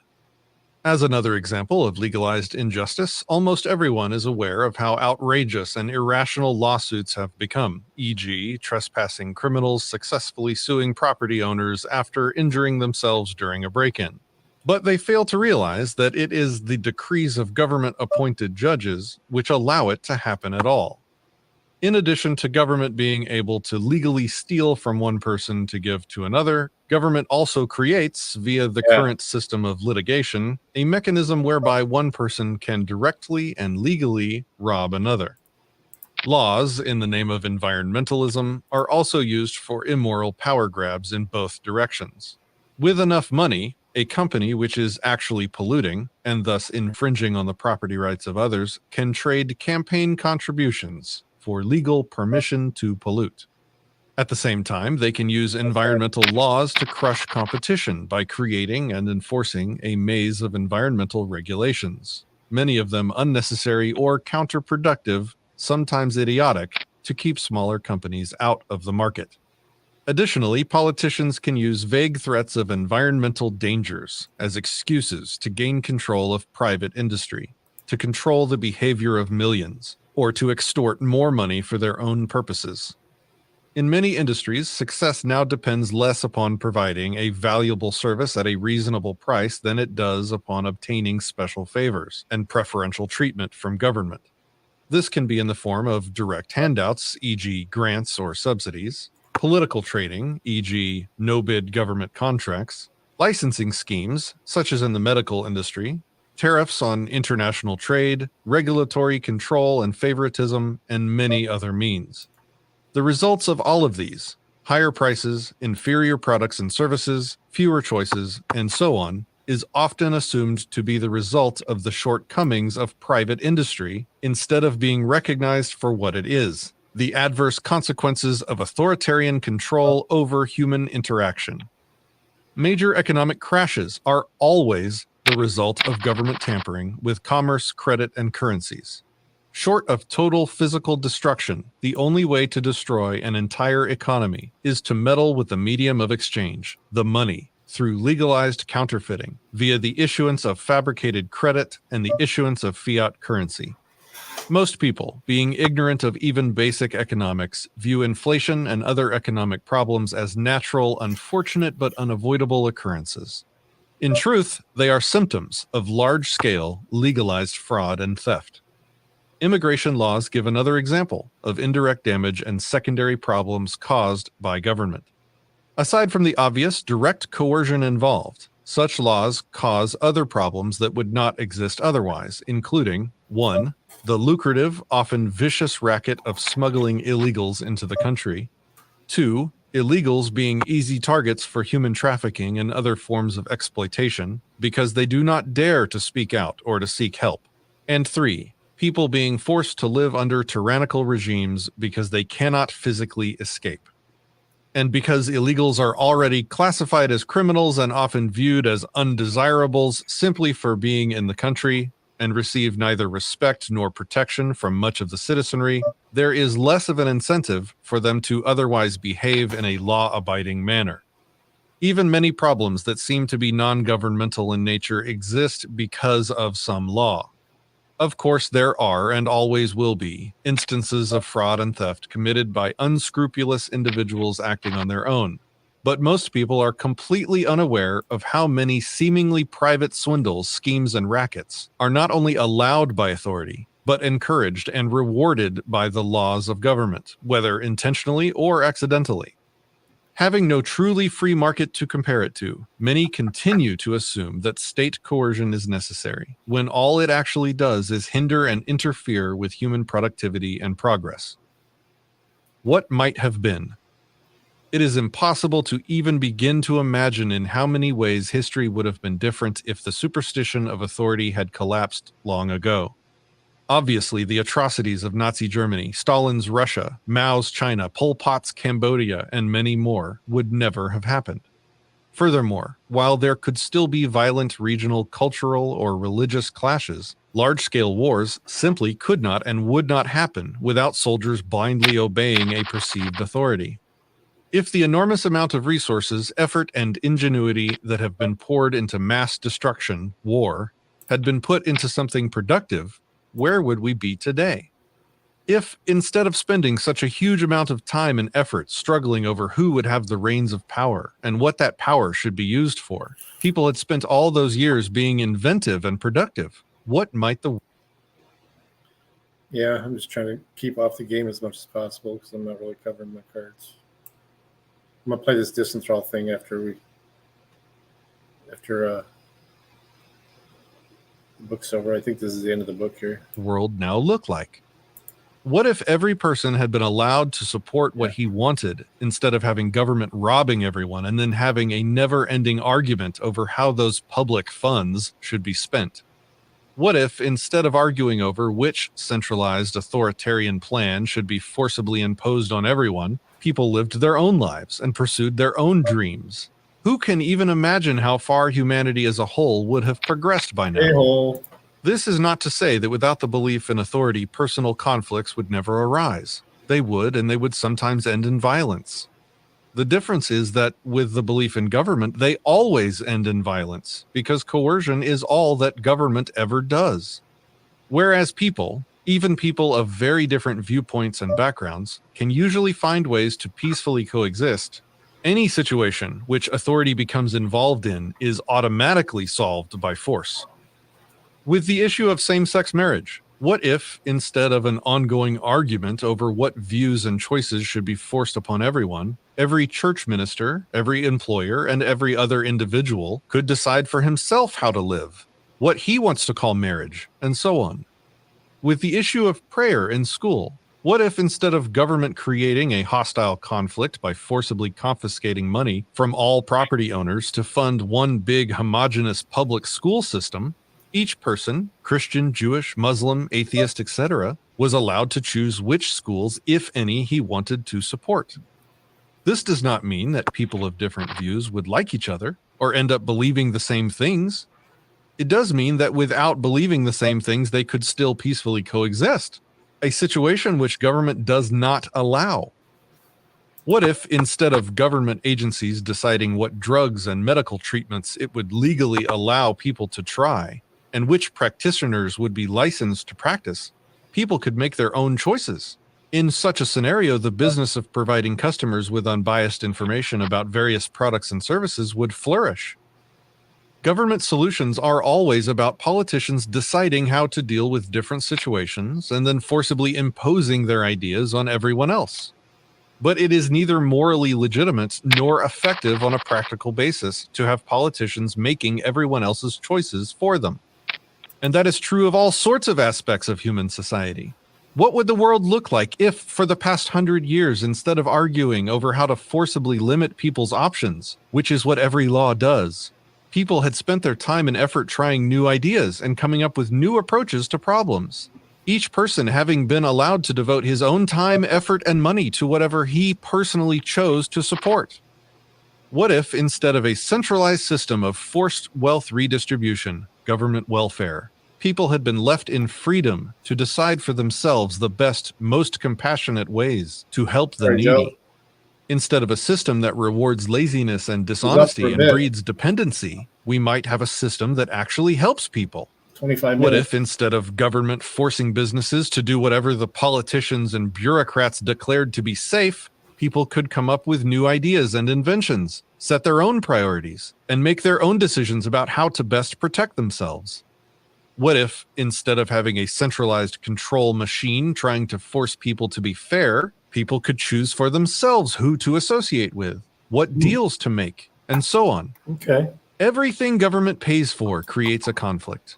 Every public project, from grants given out by the National Endowment for the Arts, to grants for certain studies or businesses, to schools, to parks, to everything else public, amounts to robbing thousands or millions of people in order to give the money to a few people. Why would anyone expect everyone in an entire country, or even 100 people, to all exactly agree on how their money should be spent? What if, instead of many trillions of dollars in spending power being diverted and hijacked every year to fund the agendas of politicians and their bureaucracies, that wealth had gone into whatever things the people who earned the money actually cared about and wanted to support? What if, for the last several thousand years, each person had minded his own business and not tried to use government to force his ideas and priorities on everyone else? What if, instead of a giant centralized monster violently limiting everyone's choices, everyone's options, everyone's creativity and ingenuity, trying to force conformity and sameness while draining the producers of their ideas and their wealth, different people and different groups had been trying new ideas and figuring out the best ways to solve problems and create a better world, guided by their own beliefs and values? Sadly, the idea still terrifies a lot of people, who still imagine that a world forcibly controlled by politicians would be more safe and civilized than a world inhabited by free human beings, exercising free will and individual judgment. The fact is that those people who put their faith in government to make things work, though they are by far the majority, and though they may mean well, are the problem. As a result of their indoctrination into the cult of authority, they continue to believe and push the profoundly insane idea that the only road to peace, justice, and harmonious civilization comes from constant, widespread coercion and forcible government controls, perpetual oppression and enslavement done in the name of law, and the sacrificing of free will and morality at the altar of domination and blind obedience. As harsh as that may sound, that is the basis of all belief in government. Accepting reality. Statists often say, "Show me an example of where society without government, anarchy, has worked." Of course, since they are speaking of societies consisting almost entirely of thoroughly indoctrinated authoritarians, Human society without a ruling class is rarely even contemplated, much less attempted. Yet the statists use the fact that they have never tried true freedom, because the concept is completely foreign to their way of thinking, as proof that a stateless society wouldn't work. This would be akin to a group of medieval doctors who all use leeches for every ailment, arguing, "Show me one case where a doctor has cured a headache without the use of leeches." Of course, if none of them had ever considered any treatment other than leeches, there would not be an example of alternative methods working. But this would be a testament to the ignorance of the doctors, not the ineffectiveness of treatments which have never been tried. But the more important point is that anarchy is what is. To say that society cannot exist without government is exactly as reasonable as saying that Christmas cannot occur without Santa Claus. Society already exists without government, and has from the beginning. It has been the people imagining an entity with the right to rule, hallucinating a thing called authority, which has made the story of mankind consist largely of oppression, violence, suffering, murder, and mayhem. Ironically, statists often point to the death and suffering which occurs when two or more groups are fighting over who should be in charge, label that as anarchy, and cite it as evidence that without government, there would be chaos and death. But such bloodshed and oppression is the direct, obvious result of the belief in authority, not the result of a lack of government. It is true that, compared to life under a stable, entrenched authoritarian regime, life in a country where the people are fighting over who the new authority should be via rebellions, civil wars, one nation conquering another, etc., can be a lot more dangerous and unpredictable. As a result, people living in war-torn areas often wish only for there to be an end to the conflict, for one side to win and become the new government. To such people, a stable government may represent relative peace and security, but the underlying cause of the oppression committed by stable regimes and the bloodshed which occurs during struggles for power is the belief in authority. If no one believed in a legitimate ruling class, no one would fight over who should rule. If there was no throne, no one would fight over it. All civil wars and nearly all revolutions rest on the assumption that someone should be in charge. Without the superstition of authority, there would be no reason for such things to happen at all. By its very nature, government adds nothing positive to society. It creates no wealth and generates no virtue. It adds only immoral violence and the illusion that such violence is legitimate. Allowing some people to forcibly dominate all others, which is all that government ever does not contribute to society one speck of talent or ability or productivity or resourcefulness or ingenuity or creativity or knowledge or compassion or any other positive quality possessed by human beings. Instead, it constantly stifles and limits all of those things through its coercive laws. It is destructive and insane to accept the notion that civilization requires the forcible limiting of possibilities and the violent restraint of the human mind and spirit.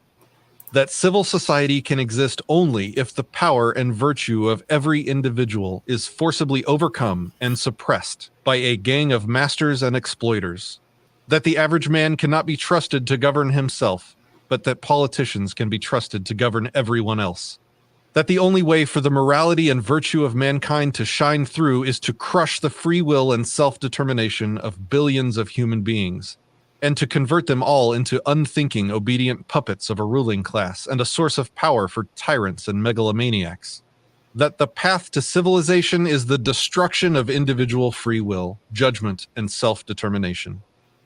That is the foundation, the heart and soul of the superstition called authority. When people are ready to recognize that heinous lie for what it is and begin to accept personal responsibility for their own actions and for the state of society, and not one moment before. Welcome, George. Then true humanity can begin. People can desperately wish for peace on earth until they are blue in the face, but they will never see it, unless and until they are willing to pay the price by giving up 357 goes all in. Ooh, we got a call from Anna. King Jack. Ooh, 8-6. Ooh, he was bluffing. He was bluffing. Maybe he was trying to do a straight draw there. tired old superstition.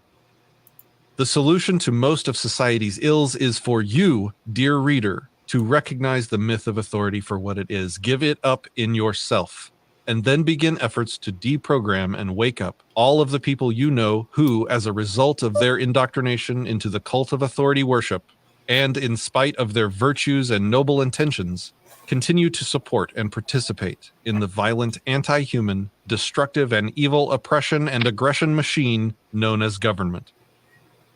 The punchline revisited. Contrary to what nearly everyone has been taught to believe, government is not necessary for civilization. It is not conducive to civilization. It is, in fact, the antithesis of civilization. It is not cooperation, or working together, or voluntary interaction. It is not peaceful coexistence. It is coercion. It is force. It is violence.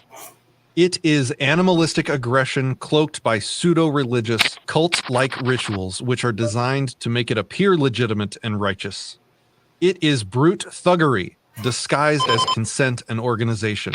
It is the enslavement of mankind, the subjugation of free will, and the destruction of morality masquerading as civilization and society. The problem is not just that authority can be used for evil. The problem is that at its most basic essence, it is evil. In everything it does, it defeats the free will of human beings, controlling them through coercion and fear. It supersedes and destroys moral consciences, replacing them with unthinking, blind obedience. It cannot be used for good any more than a bomb can be used to heal a body. It is always aggression. Always the enemy of peace, always the enemy of justice. The moment it ceases to be an attacker, it ceases to fit the definition of government. It is by its very nature a murderer and a thief, the enemy of mankind, a poison to humanity. As dominator and controller, ruler and oppressor, it can be nothing else. The alleged right to rule in any degree and in any form is the opposite of humanity. The initiation of violence is the opposite of harmonious coexistence. The desire for dominion is the opposite of love for mankind. Hiding the violence under layers of complex rituals and self-contradictory rationalizations, and labeling brute thuggery as virtue and compassion does not change that fact. Claiming noble goals, saying that the violence is the will of the people, or that it is being committed for the common good or for the children, cannot change evil into good. Legalizing wrong does not make it right. One man forcibly subjugating another, no matter how it is described or how it is carried out, is uncivilized and immoral. The destruction it causes, the injustice it creates, the damage it does to every soul that it touches, perpetrators, victims, and spectators alike, cannot be undone by calling it law or by claiming that it was necessary. Evil, by any name, is still evil. The ultimate message here is very simple. All of recorded history screams it, yet very few have, until now, allowed themselves to hear it. That message is this. If you love death and destruction, oppression and suffering, injustice and violence, repression and torture, helplessness and despair, perpetual conflict and bloodshed, then teach your children to respect authority, and teach them that obedience is a virtue. If, on the other hand, you value peaceful coexistence, compassion and cooperation, freedom and justice, then teach your children the principles of self-ownership. Teach them to respect the rights of every human being, and teach them to recognize and reject the belief in authority for what it is. The most irrational, self-contradictory, anti-human, evil, destructive, and dangerous superstition the world has ever known. GG. Dedication. This book is dedicated to two people. The first person who, because of reading this book, disobeys an order to harm someone else. And the person who, as a result, is not harmed. About the author. Larkin Rose, a self-described enemy of the state, lives with his wife and daughter in eastern Pennsylvania. the author of several other books, including The Iron Web and How to Be a Successful Tyrant, The Megalomaniac Manifesto. Mr. Rose is an outspoken, nationally known proponent of individual liberty, self-ownership, and a voluntary society. For more information, visit larkinrose.com. A note about the copyright. A copyright is usually an implied threat. Don't copy this or else.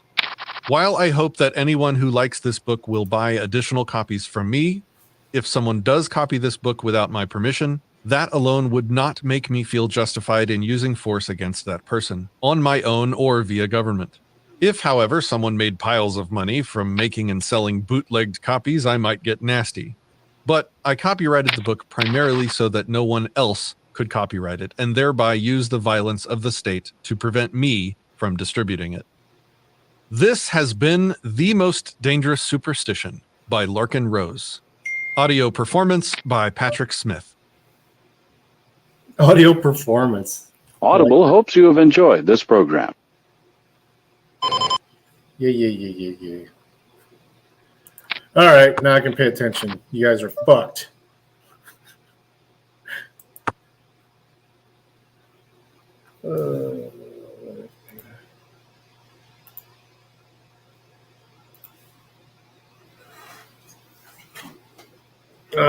Let's see. Let's turn off the stream or screen share.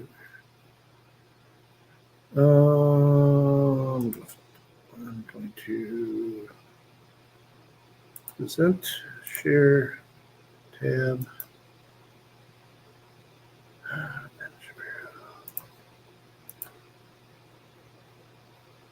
Greetings, conservatarians. Welcome back to Disenthrall. I will be Patrick Smith. It is time again to set Ben Shapiro straight.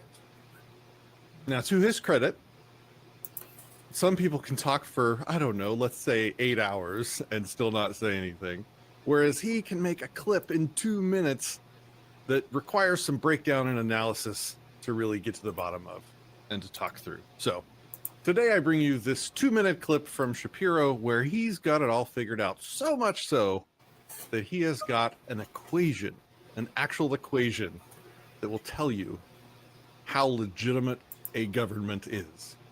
Let's get into it. So here is the equation. L equals, and the numerator is S plus, and then it's R times A plus I. Okay, so S in this particular equation represents social solidarity.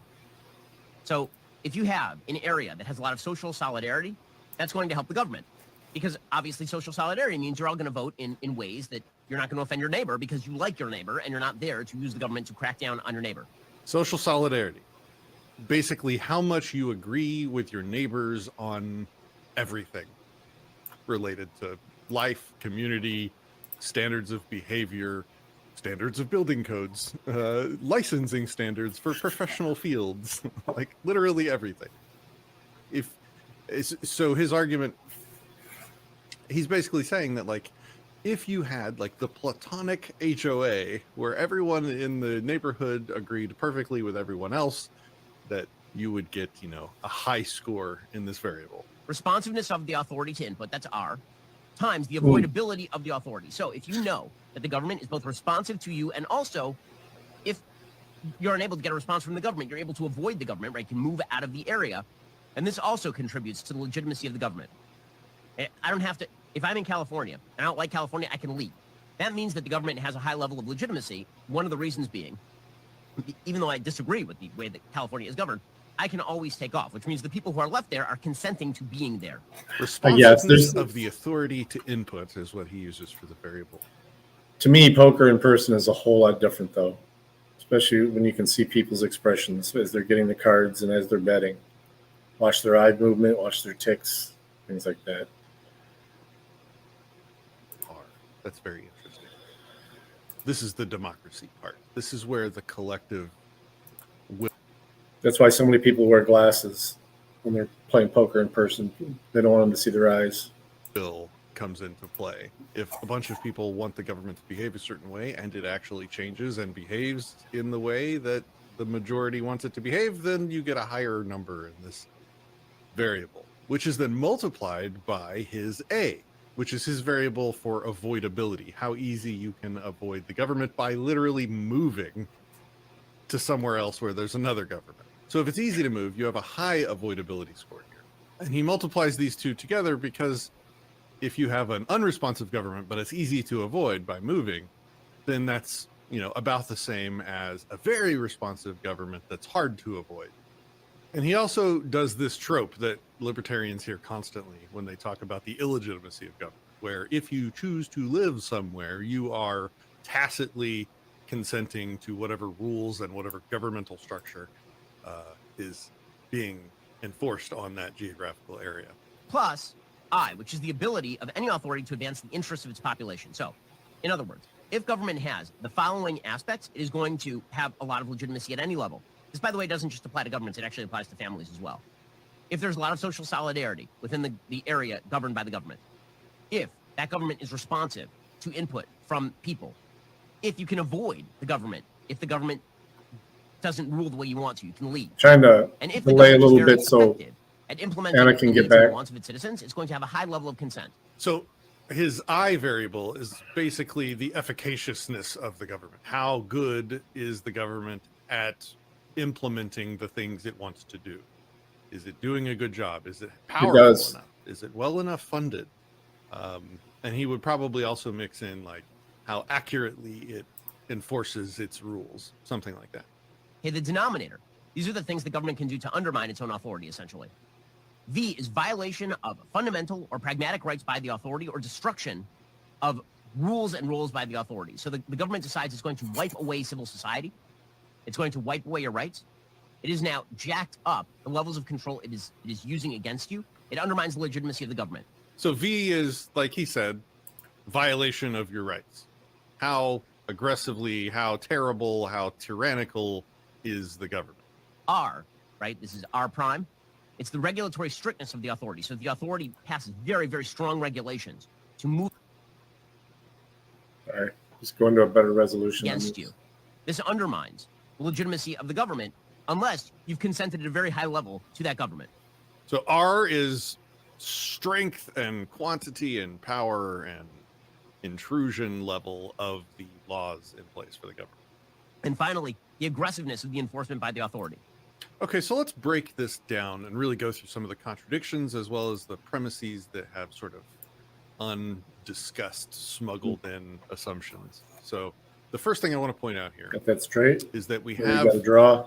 an Low. You want to keep me in. an unspoken premise that consent can be collectivized, that it functions at the collective level. Unfortunately for him, that's not how consent works. Consent is individual, can only ever be individual.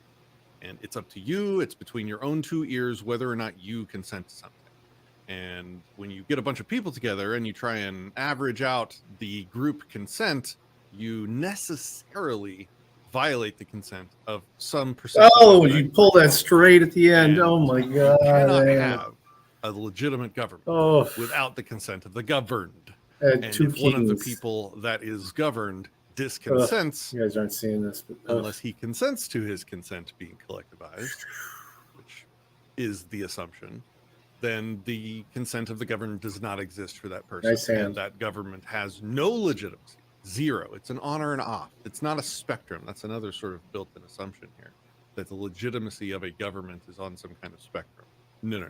First of all, morality, ethics, functions only at the individual level. You cannot collectivize all these people together in the color. in some All right, sort you guys of can commune and like commies try and work out ethics between there's the groups of king of individuals queens. or classes of people like they Same like. hand.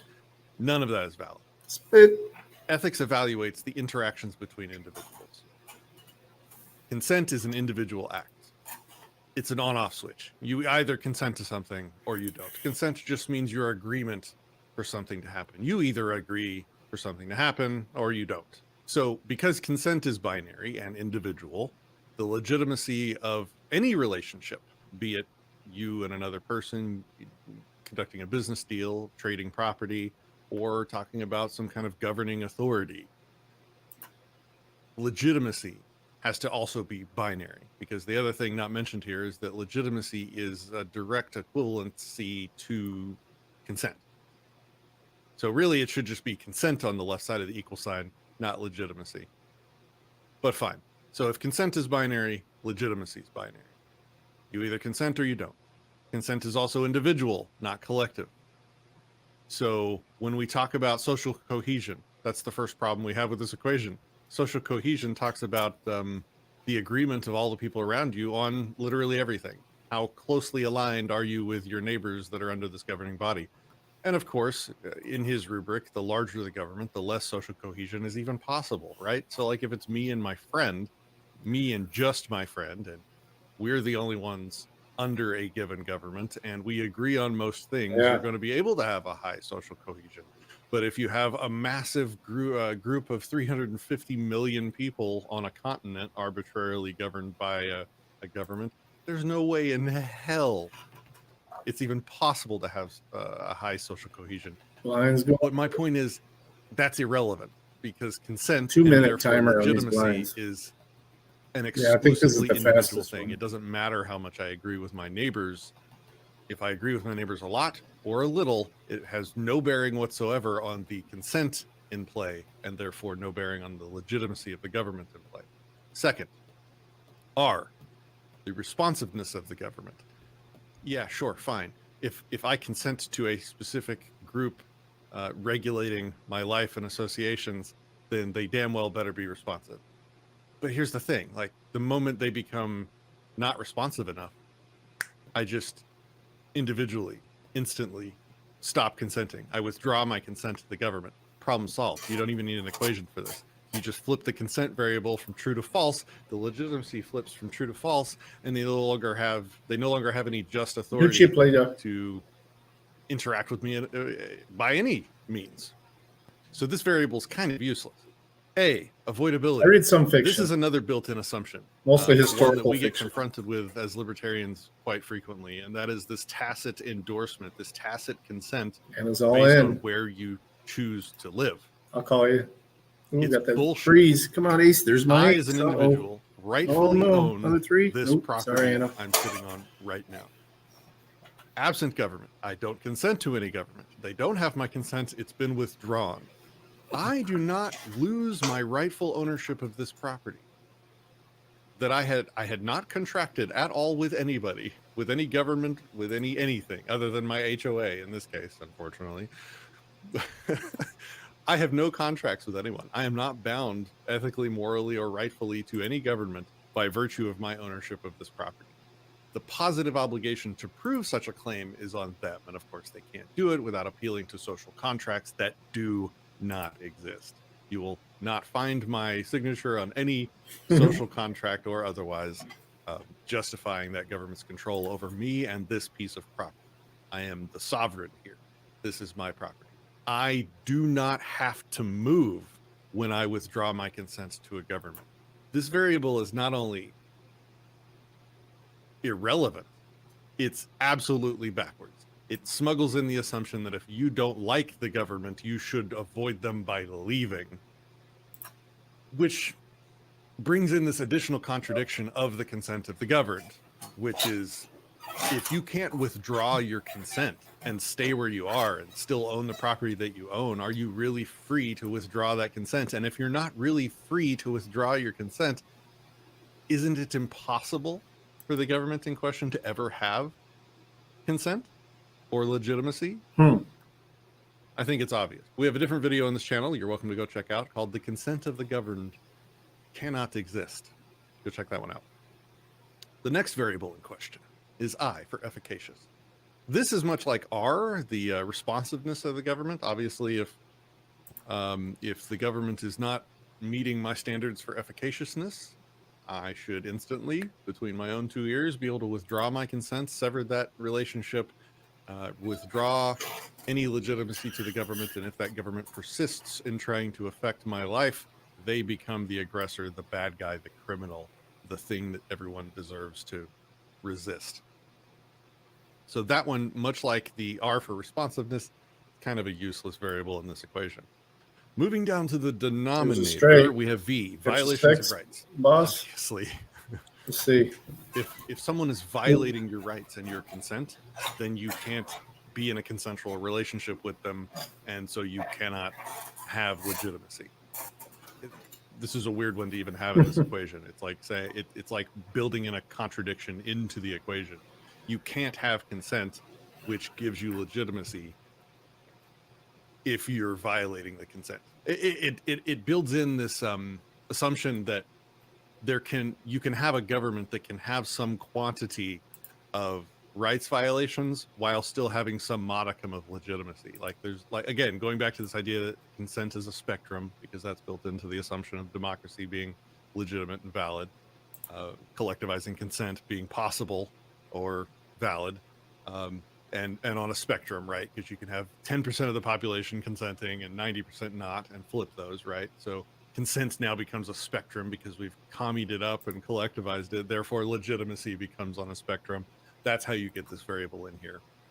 Obviously, that's nonsense. Consent is, again, individual. So this is just a straight up contradiction. R prime, as he says, is the quantity of regulation, the quantity of controls over your life. This is a weird conflict with the responsiveness variable up top. If a government is consented to, then the things it's doing are things that you consent to and you want it to do. If you want it to do a lot of things, then it doing a lot of things, having a lot of regulations, doesn't undermine its consent or its legitimacy. Again, this variable can only exist, though, if you collectivize consent and you put everything on a commie spectrum. Otherwise, this just doesn't make any sense. Like, if I hire Netflix to feed me movies and it starts trying to control who can park outside my house, I'm going to move on to a different video provider or probably start pirating movies. So that's R, another weird one that wouldn't exist with a proper understanding of morality. This one up again. A prime stands for aggressiveness. How aggressively does the government enforce its rules? This one is just like the previous two. If it's doing things that you want, you kind of want it to be aggressive about it. If it's not doing things that you want, you would, as an individual, withdraw your consent and move on to a different provider of government services. So all of this falls apart. That's the point I want to make. The actual equation here is the legitimacy of a government equals whether I would, but I gotta go. I gotta cut this off afterwards. So it would actually be something. You guys, I mean, if you want me to set up the table, I will before I leave. With a little I for an individual on it, and that's it. That's the whole Set equation. up the table. But here's the thing: I might jump in while I'm driving. Consenting to something and contracting with a group of people to do something for you. Hang on, what do I got? I'm not sure that even really is a government anymore. I think that's just you and a Netflix subscription, or you and a trash subscription, where trash men come and take away your trash once a week. That's a normal, customer service provider relationship, and not a government. And this goes back to the consent of the governed just can't exist. It's a contradiction. Once you consent to something, it's not a government. It's not controlling you. It can't control you because it needs your consent for it to be legitimate. So government can only exist as everybody who was on the table can look. You can, if you're in the club, you can look at the table. Just go to the tables, back to tables and observe. It's not controlling you. It's just you and them behaving according to your contractual agreed upon obligations. All right. So hopefully we've cleaned up that 2 minutes with enough clarity. Have a great day.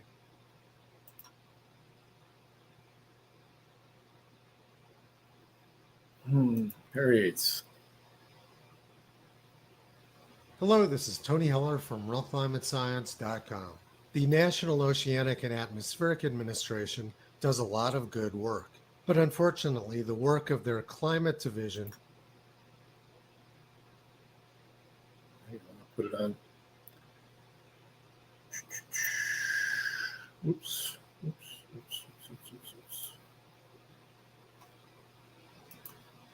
Okay, wait. Stop. Present. Share screen and sound. Share. Right.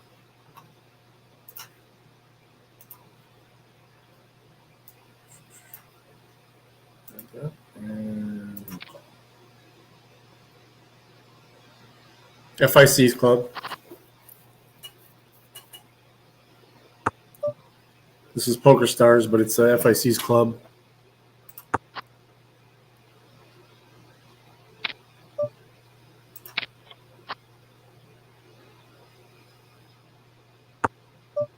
Tens and twos. It's tens and sevens. Good job.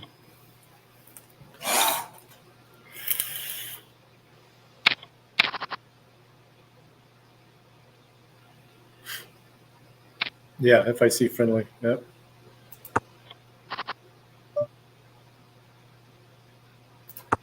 Let me drop the link again. Here. There you go. Let's go. Copy link. This is the club number and the password.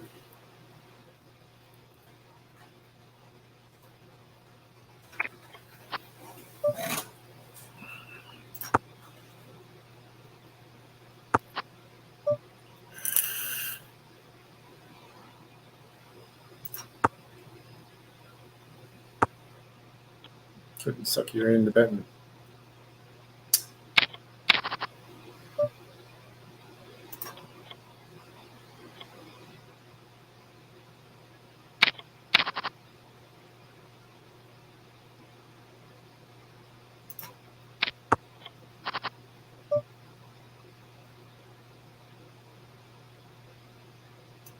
Yeah, go ahead and send a request. I'll accept it, and then I'll set up a table before I leave.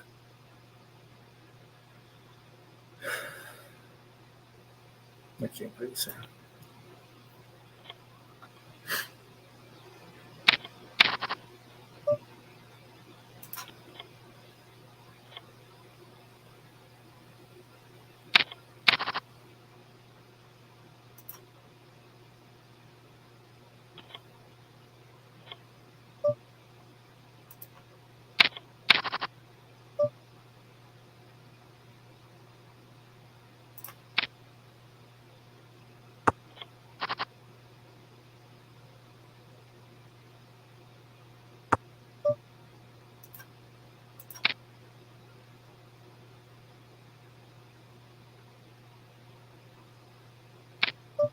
Oh, suckered me.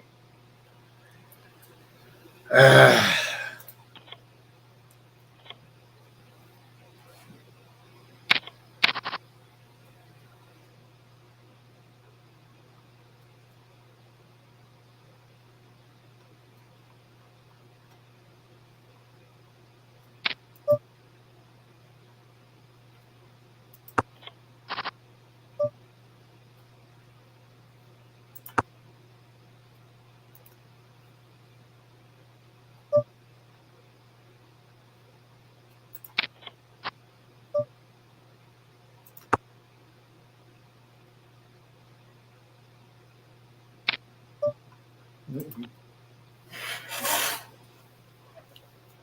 Almost even again.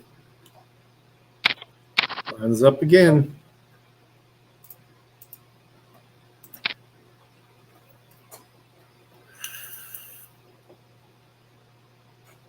Look at my cards.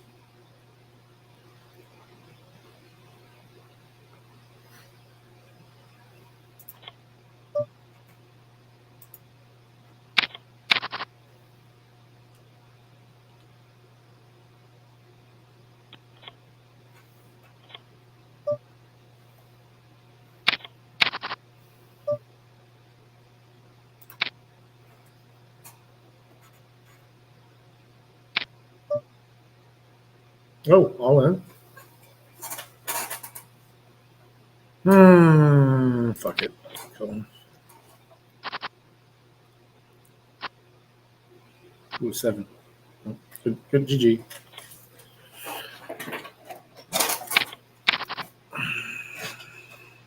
Time to tilt. Nah, I'm about to tilt, man.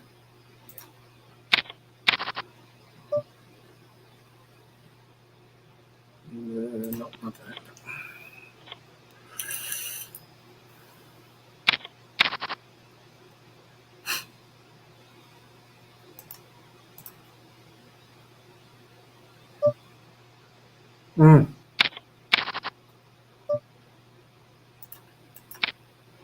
Tilting here, man.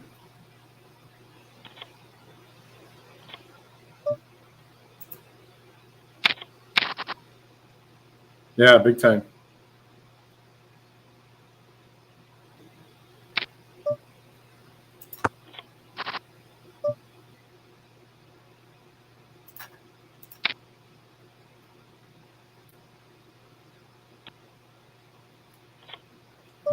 Now he's getting conservative with the big cash pile.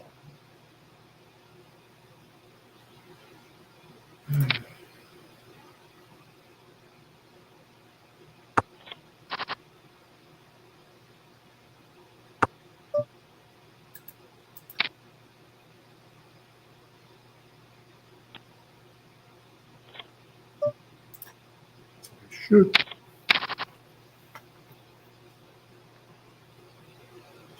Lines up again. Ooh, he's raising. I'll raise you back.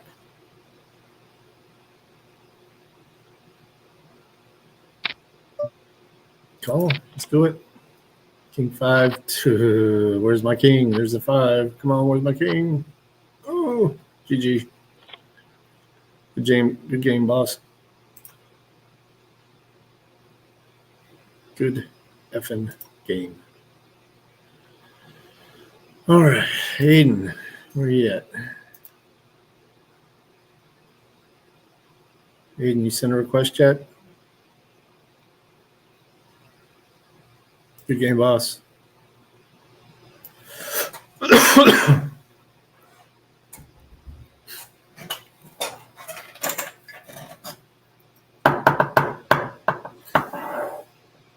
I can add him while I'm driving too, so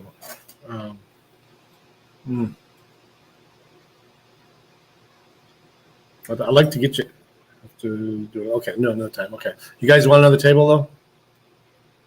357. You guys want another table set up? What time? How long out?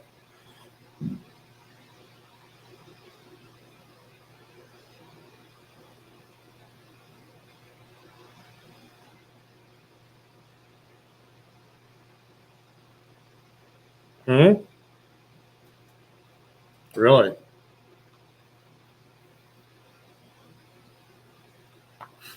How fast do you want it? Not quite as fast?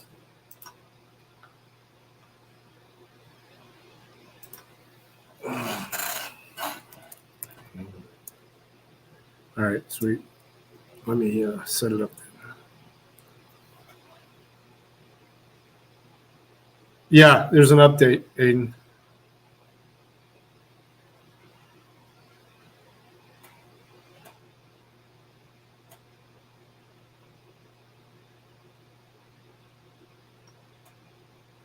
So we'll set it up for 45 after the hour.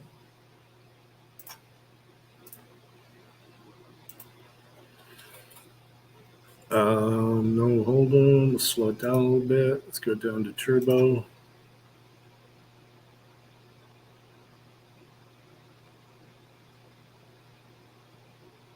And skip.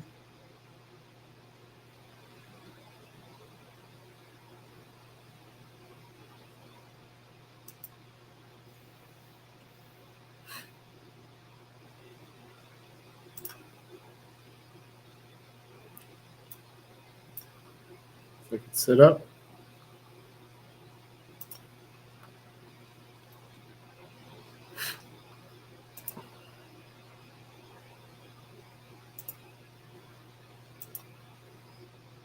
Show you guys this before I log off.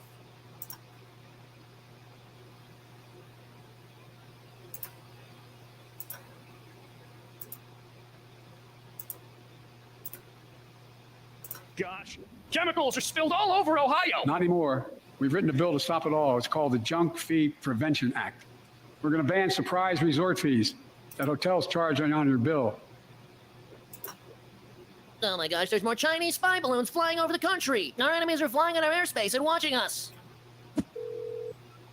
Hello, this is American Airlines. We're making airlines show you the full ticket price up front, and we'll prohibit airlines from charging $50 round trip for family just to be able to sit together. UFOs! There's freaking UFOs all over America! coupon to Arby's. Become a member at freedomtunes.com for exclusive cartoons.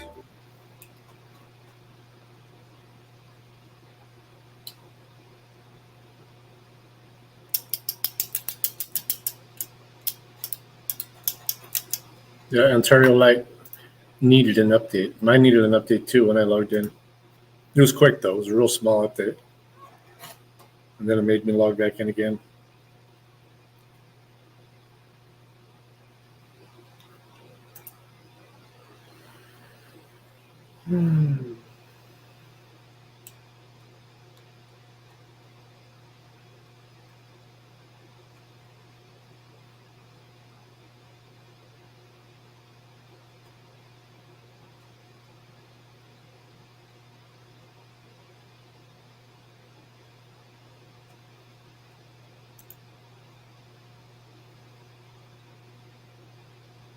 Okay.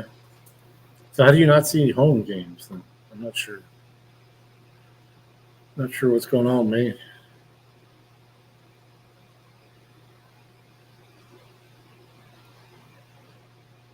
Yeah, that's when I did. As soon as I opened it, it told. Well, I mean, I'm on the desktop, obviously. But... Oh, shit! All right, I gotta finish stuff down here. Well, if I could give somebody else admin power, I think I can.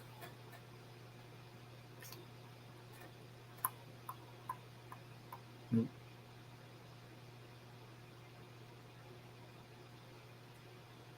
Bud Steele suspended.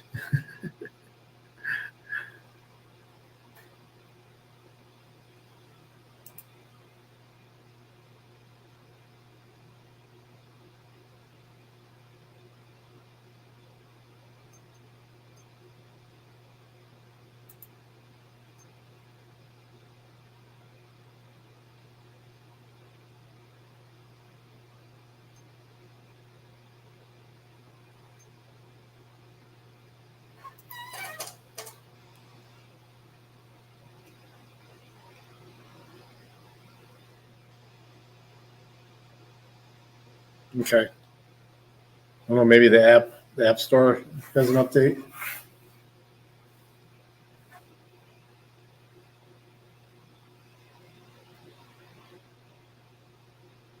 Well, Freeman's got a video. Fuck. Well, we can't just shut off when he's coming out with one.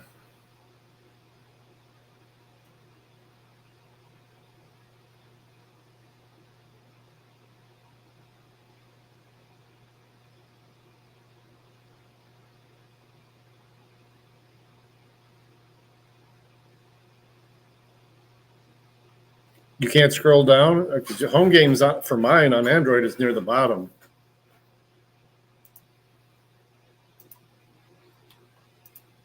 This is part 2 from yesterday. Use a phone to do any of these things. Okay. Then you go to paragraph B. The mere use of rude, lewd, or profane language is prima facie evidence of intent to threaten, harass, annoy, or offend. So you meet all of the elements just by using the F word in a text. Really? That's I'm gonna what the text. law states. I'm gonna text my lawyer. You right now. What do you think? What do you think? I'll do it right now in front of you. I'm gonna text my lawyer. You. I'm not doing anything, am I? Come on, here. There's my lawyer. Come on. I'm gonna text him. You. I just came out to say hello to the lieutenant.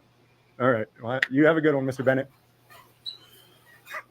A few days after hearing Officer Gordon Bennett tried to swat me for not wearing a mask in my courtroom, I was at the courthouse chatting with a deputy and a lieutenant when Mr. Bennett came out. A link to the swatting video is in the description if you missed it. To add some context to our conversation, the day after the hearing that he kicked me out of for not wearing a muzzle, the parties in the hearing reached out to me and told me that Bennett informed them that simply cussing in a text message is enough to be convicted of a crime and sentenced to up to a year in jail. Hey, Mr. Bennett, how are you? I'm doing good, Lieutenant. How are we doing? Not bad. Did you listen to the audio of that hearing? No, they refused to give it to me. I made sure it was available for you. Okay. Can I get a link or something then? Because someone else came in and requested it as well. Someone who was a party because they're playing open records games with me. I've actually got my lawyer on the way out right now to. They burned it. Okay, to I it. made sure you know everything what? was there that was on the record. Even. I think it was for somebody else then. I had your email attached. Really? Mm-hmm. Okay. They burned it on a CD. Mm-hmm. Okay. check my emails. I haven't gotten anything from them except. That is a physical CD. Okay. He's full of shit. It is what it is. All right. I mean, in the courtroom, It's I what it follow is. the rules like everybody. So when are we getting rid of this mask mandate? I'm sure that you and I probably agree on some things there. Yeah. That is truly up to the boss of the Chief Justice. What do we need to do, Bennett? We don't have to work against each other. We can work together. Well, there's one problem that I have. My That is attitude? the really nasty, threatening phone calls that I've been getting Oh, okay. Not from me. from folks that saw your video. I haven't even published the video yet. I've got the body cam. I've got everything. I haven't published anything yet. I There's told the one on story. green screen. Oh, okay, yeah. There's one on the other one, and I started getting some really nasty phone calls Okay. saying, "Why don't you come out and take me on, you cocksucker?" I mean, I am a judicial officer. I run a tight courtroom. That's it. But the hearing was, I mean, recorded. Everything that was on the record was dumped onto the CD. Okay. Everything is available. Video and audio? No video. Oh, okay. What are the cameras in there for? The cameras are in there so that people can monitor in case something happens. Okay. So they're not recording though. They're just The courtroom ones, yeah. not normal. Okay. They weren't on that day. The parking lot ones and some of the other ones, it's above my pay grade. Okay. I don't know. All right. All I know is that Well, I certainly wouldn't condone threats, but I think you can see how people are really getting sick and tired of some I things. can appreciate that. But I didn't threaten any arrests. I didn't call them up to request. Yeah, you did. I just asked you to leave my courtroom. And if not, Well, I was told by quite a few people back there that you had demanded that they arrest me and bring me back into the courtroom for a contempt hearing. then you were told very wrong. Okay, that's I don't inaccurate. do things like that. Okay. Ever. Lieutenant will verify. So you didn't ask for them to arrest No, me sir. or bring me back for I contempt didn't. hearing? No. Okay. As you can see on the things, you ain't supposed to be recording in there either. And when you opened the door and showed your camera through there, that was definitely not only a violation of rules, but that was a thumb in your nose at me. Are, It was. are you saying I taunted you a little bit? Are you saying Are you easily taunted? no? Ask Lieutenant. Are you easily provoked? I am not easily provoked. Okay. I am a very patient man. I take constitutional rights extremely seriously. Okay. In Oh, fact, I just if you finished did. reading the U.S. versus Rahimi, brand new case out of the Fifth Circuit regarding constitutional rights and domestic violence restrictions. And no, I didn't can say read- that I was going to arrest. Yeah, somebody this is new, Freeman. for cussing. I said, here is the law. I don't know where we got so impolite these days, but it's on the hearing. You can read it. So you're saying it is illegal to cuss in messages back and forth, or 30-20-30-12-20. New Mexico? No, Is it 30-20-12. New Mexico statute's annotated. is it disorderly conduct by any chance? No. Okay. Use Here, of I'll look it up. telephone to threaten, harass, annoy, or offend. Okay. It shall be unlawful to threaten, harass, use a phone to do any of these things. Okay. Then you go to paragraph B. The mere use of rude, lewd, or profane language All right. is prima facie evidence of intent to threaten, harass, annoy, or offend. Hmm. So you meet all of the elements just by using the F word in a text. Clearly, he read the 1967 statute, but he said a moment ago that he takes constitutional rights very seriously. If that were actually the case, then he would recognize a piece of legislation that blatantly violates constitutional rights the way that this does. If using the F word in a text message is a crime, then most of the population is going to jail. I would love to fight this statute in the circuit court, so I tried to get Me him to and my witness wife would me both saying be the F locked word up. in a text message so that I could be charged and start fighting the constitutionality of this legislation. He refused to watch me commit the alleged crime of using the F word in a text message. Really? That's what the law states. I'm gonna text my lawyer, fuck you, right now. What do you think? What do you think? I'll do it right now in front of you. I'm gonna text my lawyer, fuck you. Lieutenant, I'm not doing anything, am I? Come on. Here. There's my lawyer. Come on. I'm gonna text him, fuck you. I just came out to say hello to the lieutenant. All right. Well, you have a good one, Mr. Bennett. Here's the actual recording from the court hearing where Mr. Bennett told everyone that it's illegal to cuss in text messages. He reads the unconstitutional legislation, specifically Part B, and then begins reading their text messages. Please don't be mistaken. I am not arguing that legislation saying that it's illegal to terrify, intimidate, threaten, or harass is unconstitutional. I'm simply arguing that Part B, the part that Gordon Bennett is focusing on, is blatantly unconstitutional as it claims that using a cuss word alone constitutes threatening or harassing someone. Now, someone who truly takes constitutional rights seriously, as he claimed, wouldn't have to wait for another court to rule that Part B is unconstitutional. He would be able to make that determination for himself. There's a statute book you need to be aware of. It's 30-20-12 in the criminal code. Statute is listed as use of a telephone harass, annoy, or offend. This states it shall be unlawful for any person with intent to terrify, intimidate, threaten, harass, annoy, or offend, telephone another, and use any obscene, It's lewd, or profane illegal language to offend somebody via in text. lascivious act, Offend. or threaten to inflict injury or physical harm to the person or property of any person shall also be unlawful. So it's illegal to by hurt telephone, somebody's Facebook, money, or other feelings. thing of value from any other person, or to otherwise disturb by repeated anonymous telephone calls, the peace, quiet, or right of privacy of any other person at the place where the telephone call is shit. or Let's received, start my car. or maliciously Another make a joke. telephone call, whether or not conversation ensues with the attempt to annoy or disturb another, or to disrupt the telecommunications of another. Paragraph B is the part that I want both of you to listen to. I mean both of you. The use of obscene, lewd, or profane language, or the making of a threat or statement as set forth in subsection A, shall be prima facie evidence of intent to terrify, intimidate, threaten, harass, annoy, or offend. Ms. DeLay, you're just letting all this bullshit offend you. It's funny how you tell me, hey, these are his. Mr. Taylor, you're the one said you're just letting all this bullshit offend you. And that you tell me how to grow up all the fucking time. You can't grow up yourself. You still act like a fucking child. Does that qualify for that statute I just read? Don't answer. Fine, let me post rude shit. Talking about you, let's see if it hurts you. I don't know how it happened in our society. Maybe it's because of TV, I don't know. Using language like that in a text and put it in writing, it stays forever. That's illegal. Both Do it as a group text. This is all the evidence they need. Have like thousands of people in one group text. How many can a group text In hold? conclusion of this episode, I'd like to explain two He's more carrying a things. gun. First, I strongly support everyone's right to be armed and everyone's right to self-defense anywhere at any time. The New Mexico courts, however, don't share this belief and have made their own rules that in courts only law enforcement officers are allowed the right to be armed. I personally strongly support Gordon Bennett's right to carry a firearm, despite what the government says about it. I do, however, find it strange that he's chosen to violate the rule banning guns in court, as he should, but he tries to enforce the arbitrary mask rule. And finally, Gordon Bennett is a hearing officer, and a number of people in the last video asked what a hearing officer is. They are not a judge, they're not even a magistrate. They are simply a court employee that the elected judge uses to avoid doing their job at the cost of the taxpayers. Shannon Murdoch is the elected judge, but in order to avoid conducting hearings herself as the people elected her to do, she appointed Gordon Bennett to hear her cases. He then writes an opinion of how the judge should make a ruling, and the judge makes a ruling based off of his opinion. This isn't unique to the 7th District either. This is how almost every court across the USA works.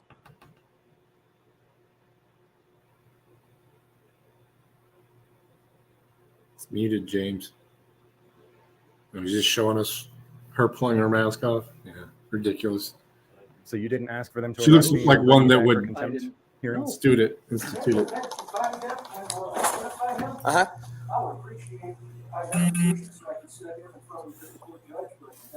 Yeah, we'll do it again. Yeah. Huh? Oh, we know James. Okay. That's crazy. All right, y'all. Thanks for hanging out. I did drop the link to that. Yeah, I did. Okay. All right. We're going to play a little bit of My Way music.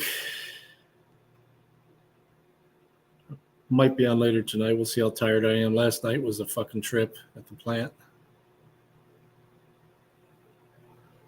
Peace, everybody.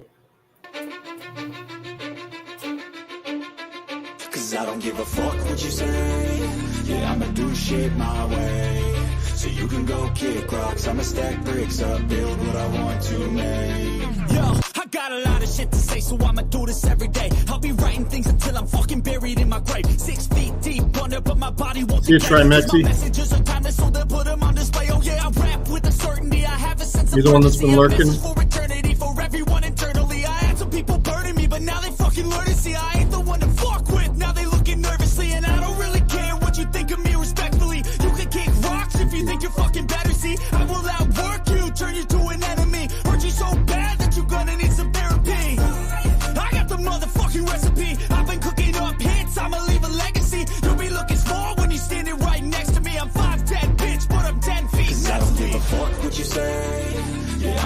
shit my way, so you can go kick rocks. I'ma stack bricks up, build what I want to make, cause I don't give a fuck what you say.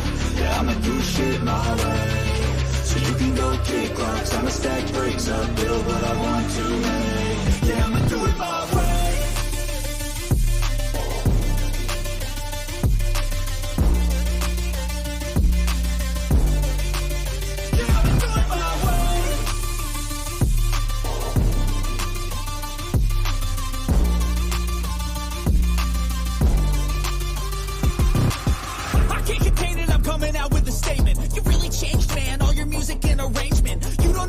Shut your mouth, you can save it. I'm the same dude that got his come up from the basement. 100 songs, 100 weeks, didn't change it. Experiments, development, intelligence, and patience. I'll do it all again, cause I never feel complacent. Let's keep the good vibes, positivity's contagious. I'm never looking back, cause I made a life that's passionate. A college graduate suppressing all his talents, yeah. He found a way to go and change, become an advocate. For taking control of your life, go out and battle. And you think you have a dream, then act on it. Get after it, get out your head and fucking capture it. You got one life to master it.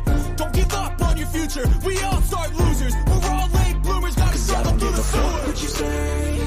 Yeah, I'ma do shit my way, so you can go kick rocks. I'ma stack bricks up, build what I want to make, cause I don't give a fuck what you say. Yeah, I'ma do shit my way, so you can go kick rocks. I'ma stack bricks up, build what I want